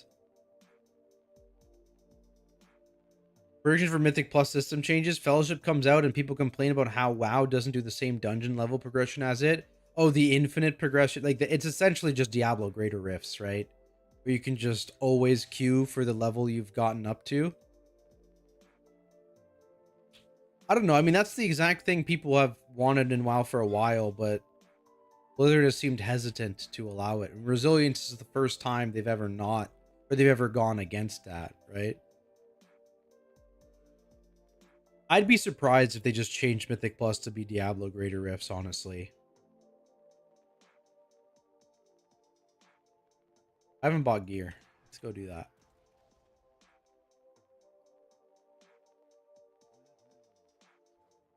All right. Crit. Crit. Crit.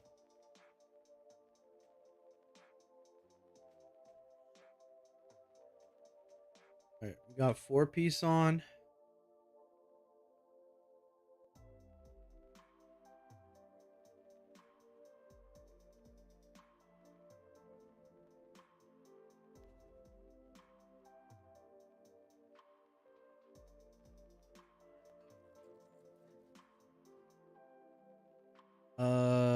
Boom.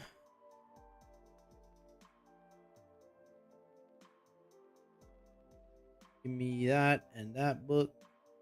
I got so much shit in my bag. Get out of my bags. All of you. Be gone. Be gone. All of you. You too. I already bought one of you. Boom, boom. Titan of Industry. I'm already wearing that. Put on a real trinket. Yeah.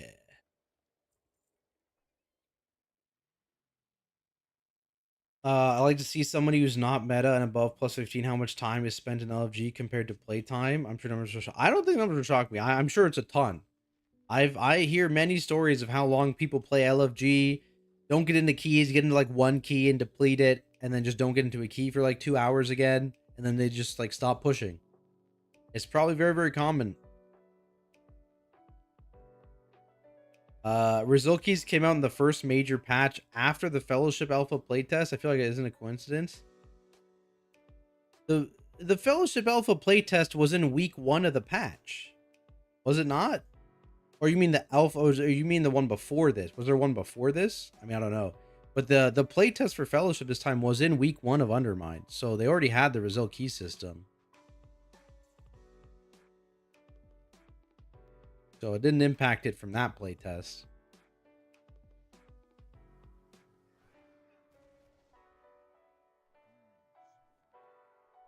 Trinkets. I'll buy this thing. Boom.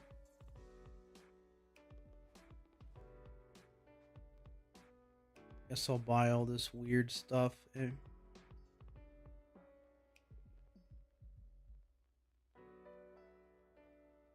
What is this? Missile Comet. Interesting. Those are my boots. Need you. Shitty trinkets. Put on my boots. Sell my old boots. Goodbye, old boots.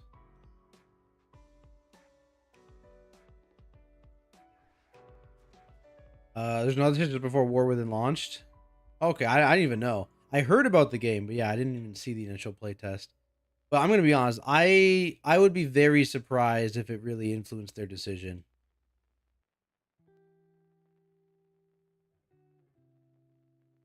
I don't, especially because like the Greater Rift system, again, already something that exists in Diablo. That's just what Fellowship uses, and it's also something that they've like specifically talked about and have said that their philosophy shift is towards hierarchies being slightly different than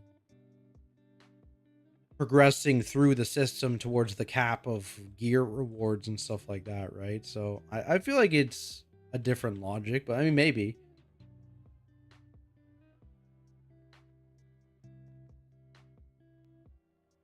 A week before, I think. February 24th, it started. I don't even know what day it was, but that it wasn't that week, like the week the patch launched, February 24th. Oh, that was like 3 days before the patch launched or something. Regardless, it was like right around Undermine patch launch.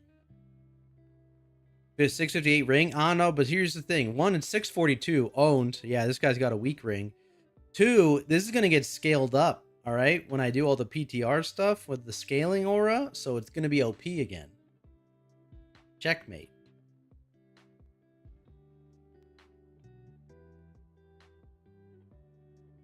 I should put this on, though. Are you winning? Nope. No, we're losing.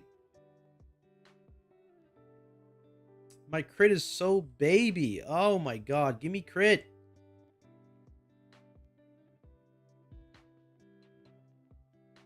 -1 embellishment. It's all over, dude. My output will never recover. Holy. 6 characters, 3K in pugs. Only issues I see have nothing to do with common complaints. Yeah, that's fair. I mean, I feel like a lot of the complaints that get parroted are probably people parroting what their favorite streamer says too, which doesn't apply to a large portion of the player base. So that makes sense. Nobody's created a Uyghur add-on that's just a third-party queue system that autofills your key real quick and throws a group together. I mean, there are external queue systems, but yeah, I mean, nothing like an LFG thing. Switch accounts got an ad. Owned.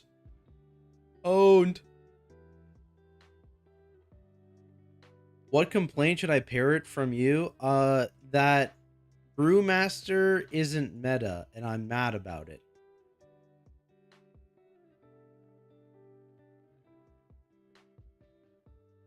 Yeah. Shout out Brew.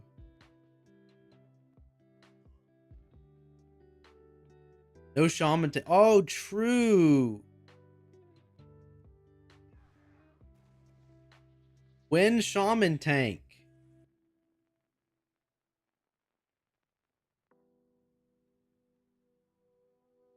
Brew is meta. It's completing the highest keys. Completing the highest keys doesn't mean meta.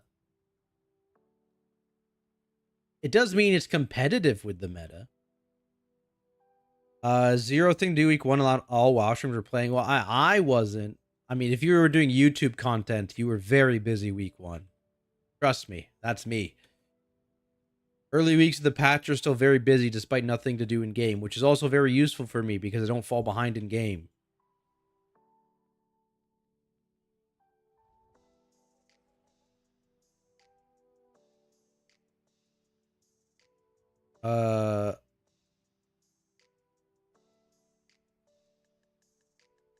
One two, they can make brew just make it turbo broken. That's what I'm saying.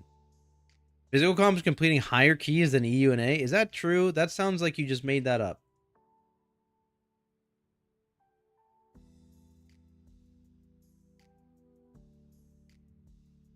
I think you made it up. Here's a Dark Flame at number 34.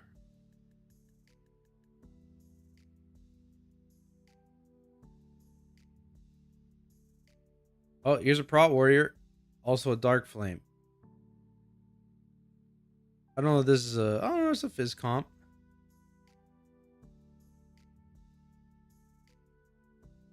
Here's that same guy we saw earlier, again in a Dark Flame, but also in a Mother Load. Here's a different comp. Well, this is the same comp, but different people. Yeah, no, they're definitely not completing higher keys.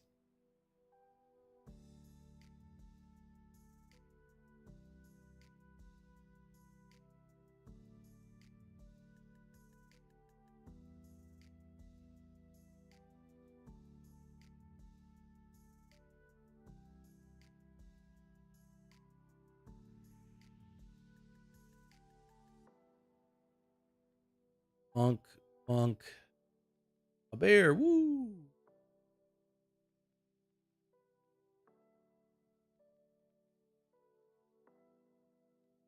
Yeah, Yoda's up here. Bunch of CN tanks, couple EU tanks, another EU tank. All good EU and A players were in TGP last few weeks. They're just pushing. Yeah, it's true. I mean, I'm sure Kiro was not up here until after the TGP, for example.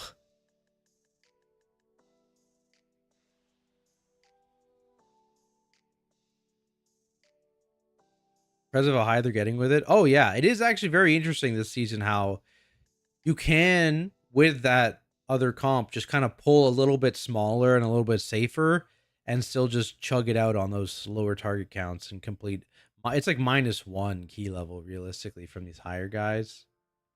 We'll see. It's, in a couple ones, it's not.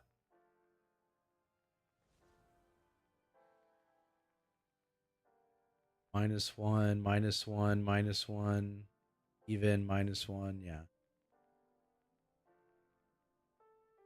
Seem a bit more balanced things like tanks and healers. Yeah, because I feel like Prot Warriors also, I mean, it's just underrepresented, but like Guardians here.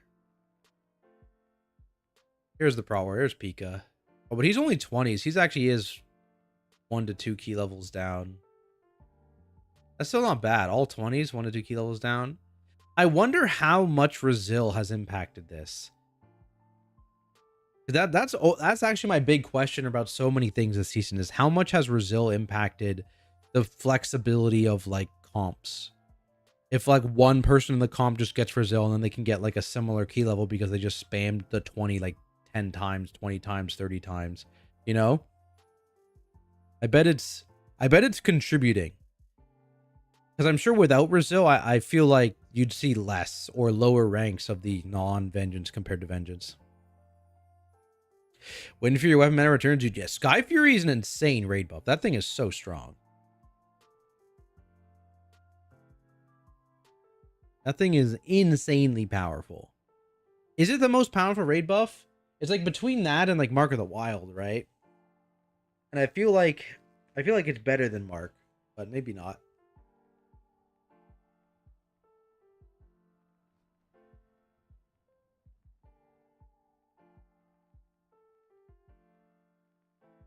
Mark of the Wild's probably better, I feel.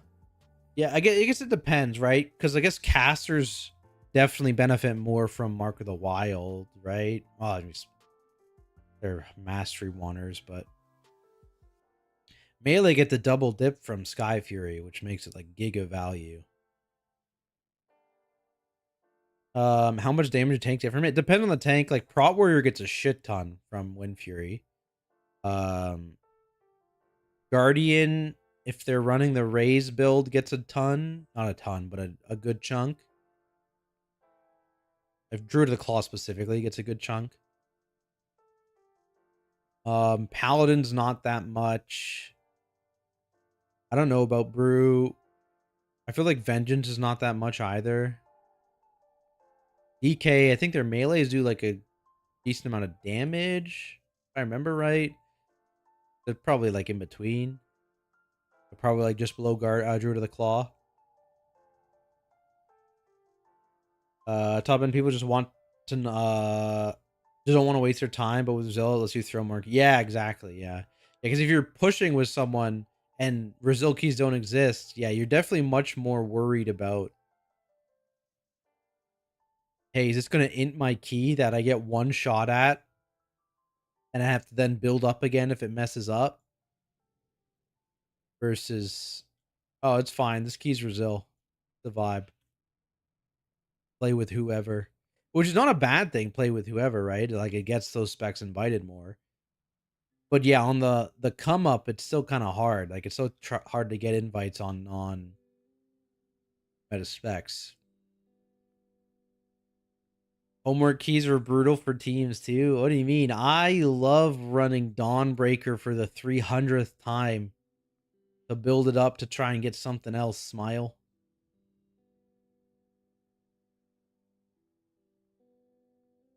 What about you, Sim?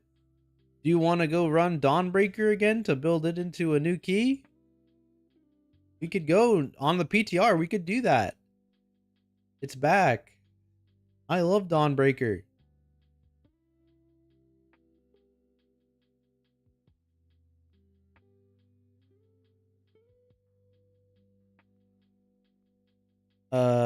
Thoughts? The bear without raise is so lame. You should spend extra rage on it for damage. I play the raise build.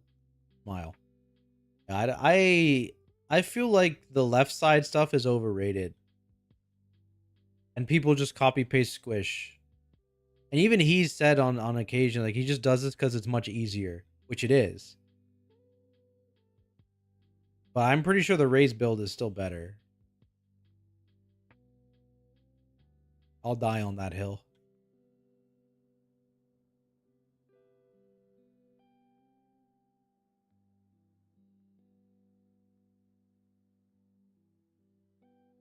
My season 3 goal, KSM without doing Dawnbreaker. Holy. That's doable.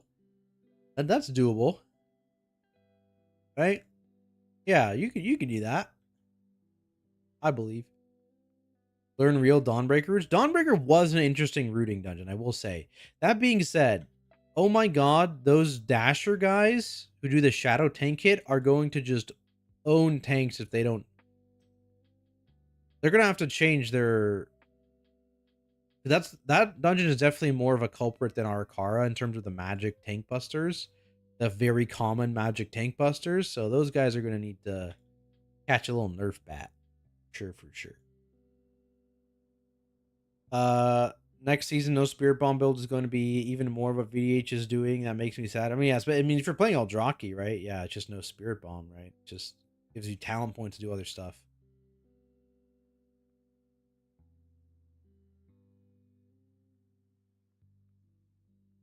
Dungeon pool was voted based on trinket drops, not the actual dungeon. I mean, I'm pretty sure it's 3 good trinket dungeons and then Dawnbreaker for some reason. Which, like, my only other logic is, like, this is another 3-boss dungeon. So maybe it's that. Because it was also 3 boss dungeons that got voted in, too. So I wonder if it was that. But yeah, I think trinkets had a significant influence, for sure.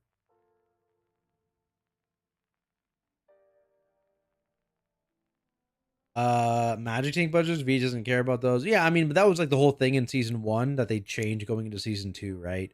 Whereas, like, there were so many Magic Tank busters that were so frequent, and which is part of Prop Paladin's dominance that season, because half the tank specs couldn't handle it as much, right? And that was part of why they changed their tank philosophy. Not changed, but actually followed the tank philosophy they laid out in beta. Smile. So it'll need adjustments for sure, but they're obviously already adjusting because, like, for anyone that doesn't know, like, they were already adjusting bosses and stuff in Priory. So there are going to be some reworks to bosses and, I assume, trash mobs in all of the returning War Within dungeons. So hopefully there are positive changes.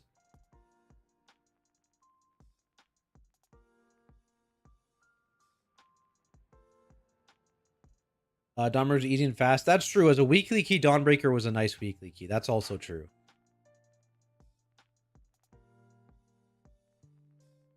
Voted by NA. Pesky NA, man. Zero creativity or variance, what tech is left? You'd be surprised. Again, like, going back a couple expansions when they never took dungeons out of the dungeon pool, you'd like the difference in routing from season 1 of the expansion to the season 3 or season 4 of the expansion in the same dungeons was actually very, very different.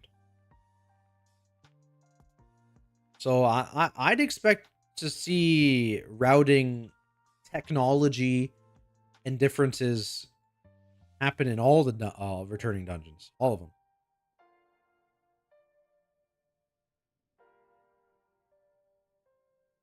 And also, if you look at even like Priory right now, there's already like 5 or 6 different Priory routes that have been used to time 20, like significantly different pulls. You know what I mean? So, I mean, there's already a lot of variants in that dungeon specifically, and Floodgate as well. Similar thing where they have like multiple different routes that have been used to time a plus 20 key in that dungeon this season.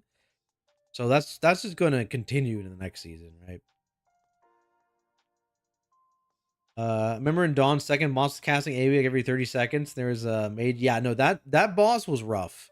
That boss was like so much healing throughput and defensives required to not die to the one-shot cast and stuff like that. That was a hard one for sure. Tuning in tier changes routes a good amount too. Classes are good. Yeah, exactly. That's what I'm saying. It's like everyone's like, oh yeah, I mean, these are all the routes that the Vengeance balance groups are doing, but like if those specs don't do damage, you don't pick them and you figure out a new route, right? Which is also part of it. The likelihood of both those specs still being meta next season, I think, is low, if I had to guess. And so without both of them, you're going to have to figure out some different routes. Now, I was talking earlier on stream. I don't think it's that bad to go right side. I actually don't. I think right side, with all the nerfs they've done, is actually not too difficult, with the exception of the fact that there's much more sharpshooters on that side. So those guys, if sharpshooters catch some sort of nerf, the right side is all of a sudden a lot easier, right? And maybe you start seeing right side routes. It all depends on how they tune it.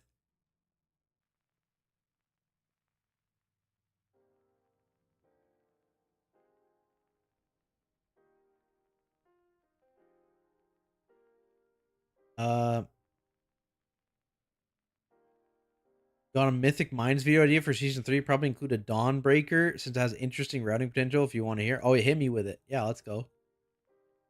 That's the one thing. I do like that they Dawnbreaker, Bloodgate, and Priory, they all have a good routing potential. I will say. Like, I like how different you can make the routes in those dungeons.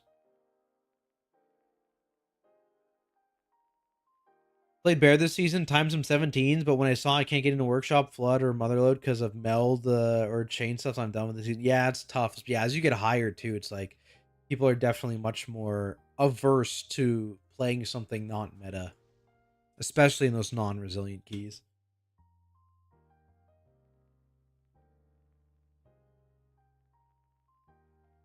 Mr. Mythic Mind Stream, was that about? Basically, it was an NA team, which was like me, Bunton, Laria, Emilzia, and Kess. We picked our spec and our hero tree, and then we gave a blank talent sheet for the spec and hero tree to the EU team, and they filled in our talents. And then we did the same for them, so we got whatever their spec and hero tree was, and we filled in their talents, then we did keys. It was fun. It was good. I think Barrett's going to make a YouTube video saying for you. And I can find the YouTube channel. I'm going to edit it all together with the different streams. Mythic minus, right?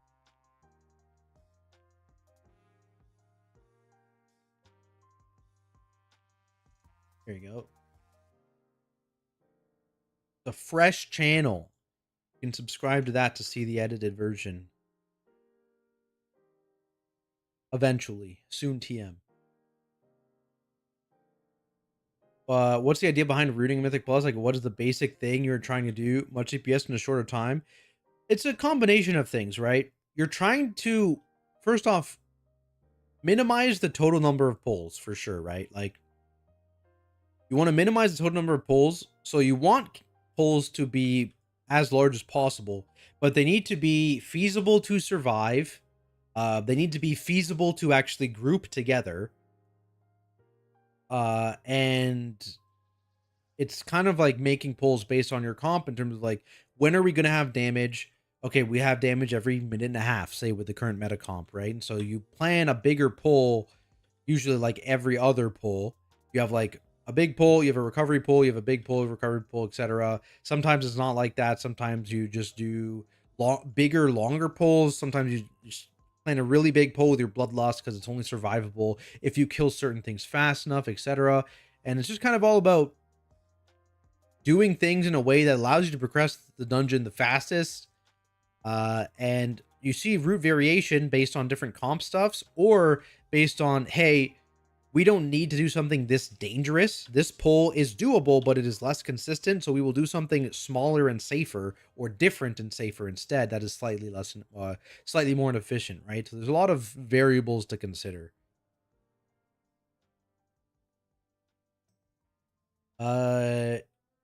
Teams choose their opponent's routes before you start.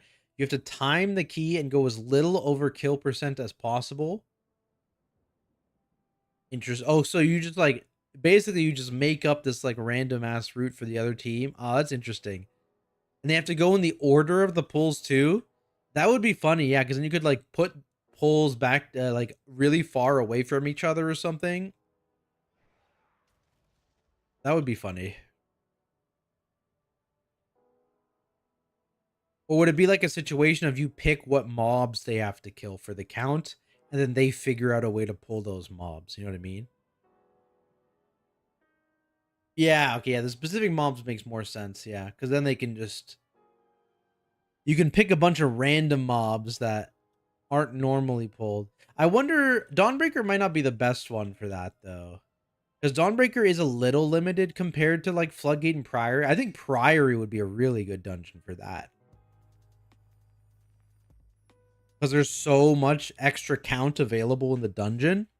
But I think Floodgate would also be good. I think Dawnbreaker, it's like a slightly less version for it. A slightly less good version of a dungeon for it. Because like there is the flexibility, but there's less overall count available.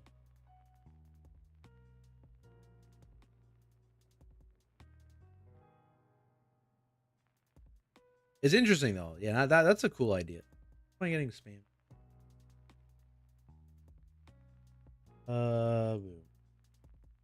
Did I buy what I needed, by the way? I bought my tier. Do I need anything else? I bought some trinkets. I'm mad that I have no crit.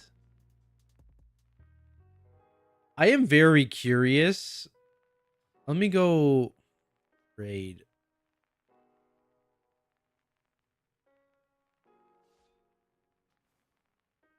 I mean, you probably still run this.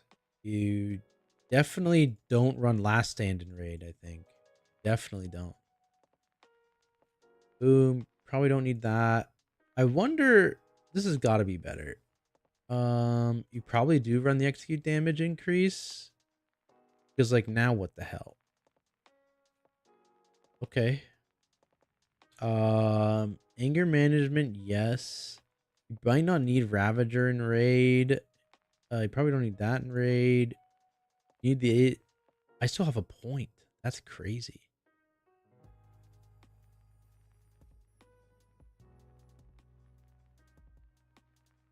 I mean, this is like probably a raid build, right?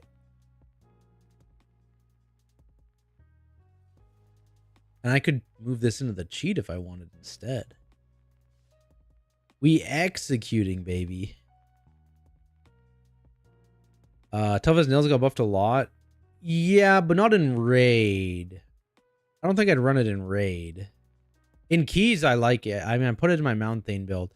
It's just with the pathing in this tree, it's... I don't know. It's like really tough to afford it. Like if you look at like the Colossus build I have, like I really want this bleed damage amp, right? Because of the tier. And I really want this Rupting Shout. It's obviously a niche talent, right? You wouldn't need it in every dungeon, but I do generically just to put it. So it's like, what? Are you going to drop Best Served Cold? Are you going to drop Punish? I don't know. Maybe. I'll mess around with it. Like this isn't set in stone or anything like that. I don't have any DPS spec in my party with an uncapped AoE. Does it make sense to make rebate pulls? No, and actually that's exactly what like The Fizz comp does, right? They don't do ginormous pulls. They occasionally do a big pull with like Lust, but their big pulls even then are usually smaller than like the meta comp big pulls because like a lot of their specs are target capped. I think like all of them but the Hunter is target capped if I remember right. The Outlaw Rogue and the Fury Warrior, they're target capped. They just like chug around pulling smaller mobs and like chaining stuff, and that's how they time big keys. But it all kind of depends on the comp you're running too. Oh, I did see those. Yeah, I got them. That's right. I need to get I need to get consumes. You uh you give me those. Put that on my bars. I want to get this. I already have 200 of them. Wow, okay. Well, now we got 400. Let's go. I'm selling that actually. I want these. These.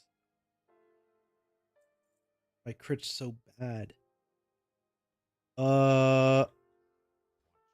Any enchanters? I need the chest enchant and the boot enchant. Boot. Chest. Boot.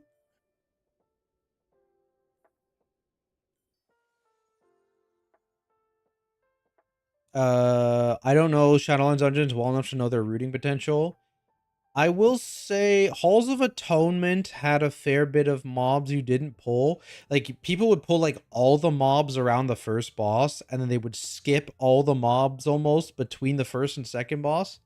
Sometimes they would do, like, one pull between the first and second boss.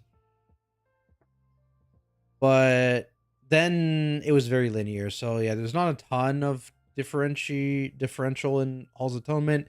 Streets had a bunch of mobs, but the left side was all like big lieutenant mob situation, so there wasn't that much you didn't pull again in Streets thinking about it. Gambit,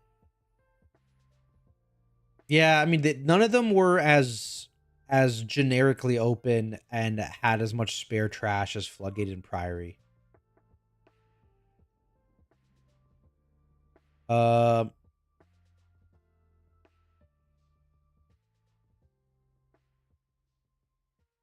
second. Why do they put enemies in dungeons that you're very clear never supposed to go and fight, like the Crocs and Crabs and Floodgate? Ooh, what do you mean? We fight the Crocs and Crabs and Floodgate all the time. Those guys get pulled all the time. If I have my MDT open, it's not gonna have my root, is it? Oh, is it gonna have my root? This is my pug friendly root. No, but like we pull like maybe 8, maybe 10 of these crabs, and we pull these 4 crocs in our route. So yeah, I mean, you never know, right? It's the players that choose what to pull and not pull. You know what I mean?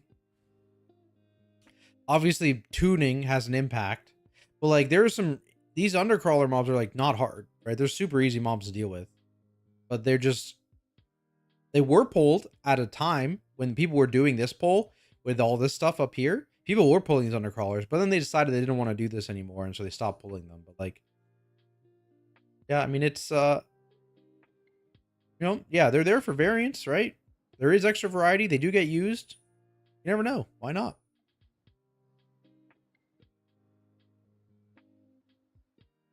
Removing target caps. I didn't hear anything about that. They currently still exist. I haven't seen a post about it, but maybe. I mean, they should at least adjust some of the target caps that still exist, because not a lot of specs are hard target capped anymore. It's like a very small number of them, and so they should probably fix that for sure.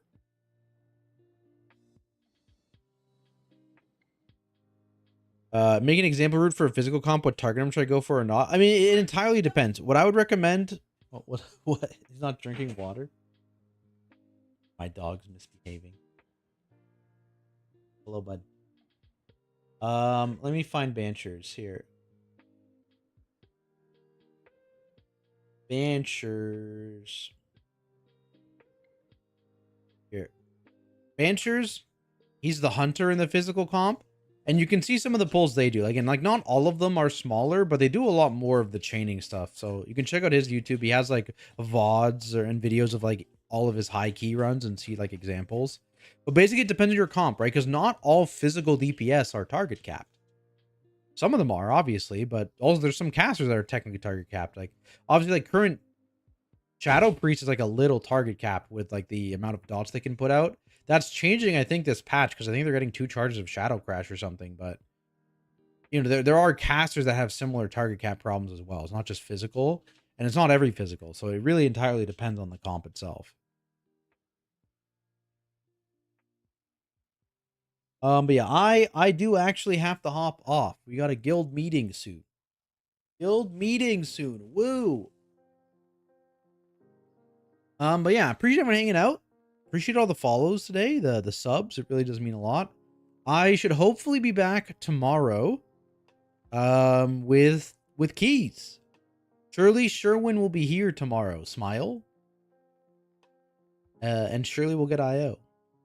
But yeah, appreciate everyone hanging out.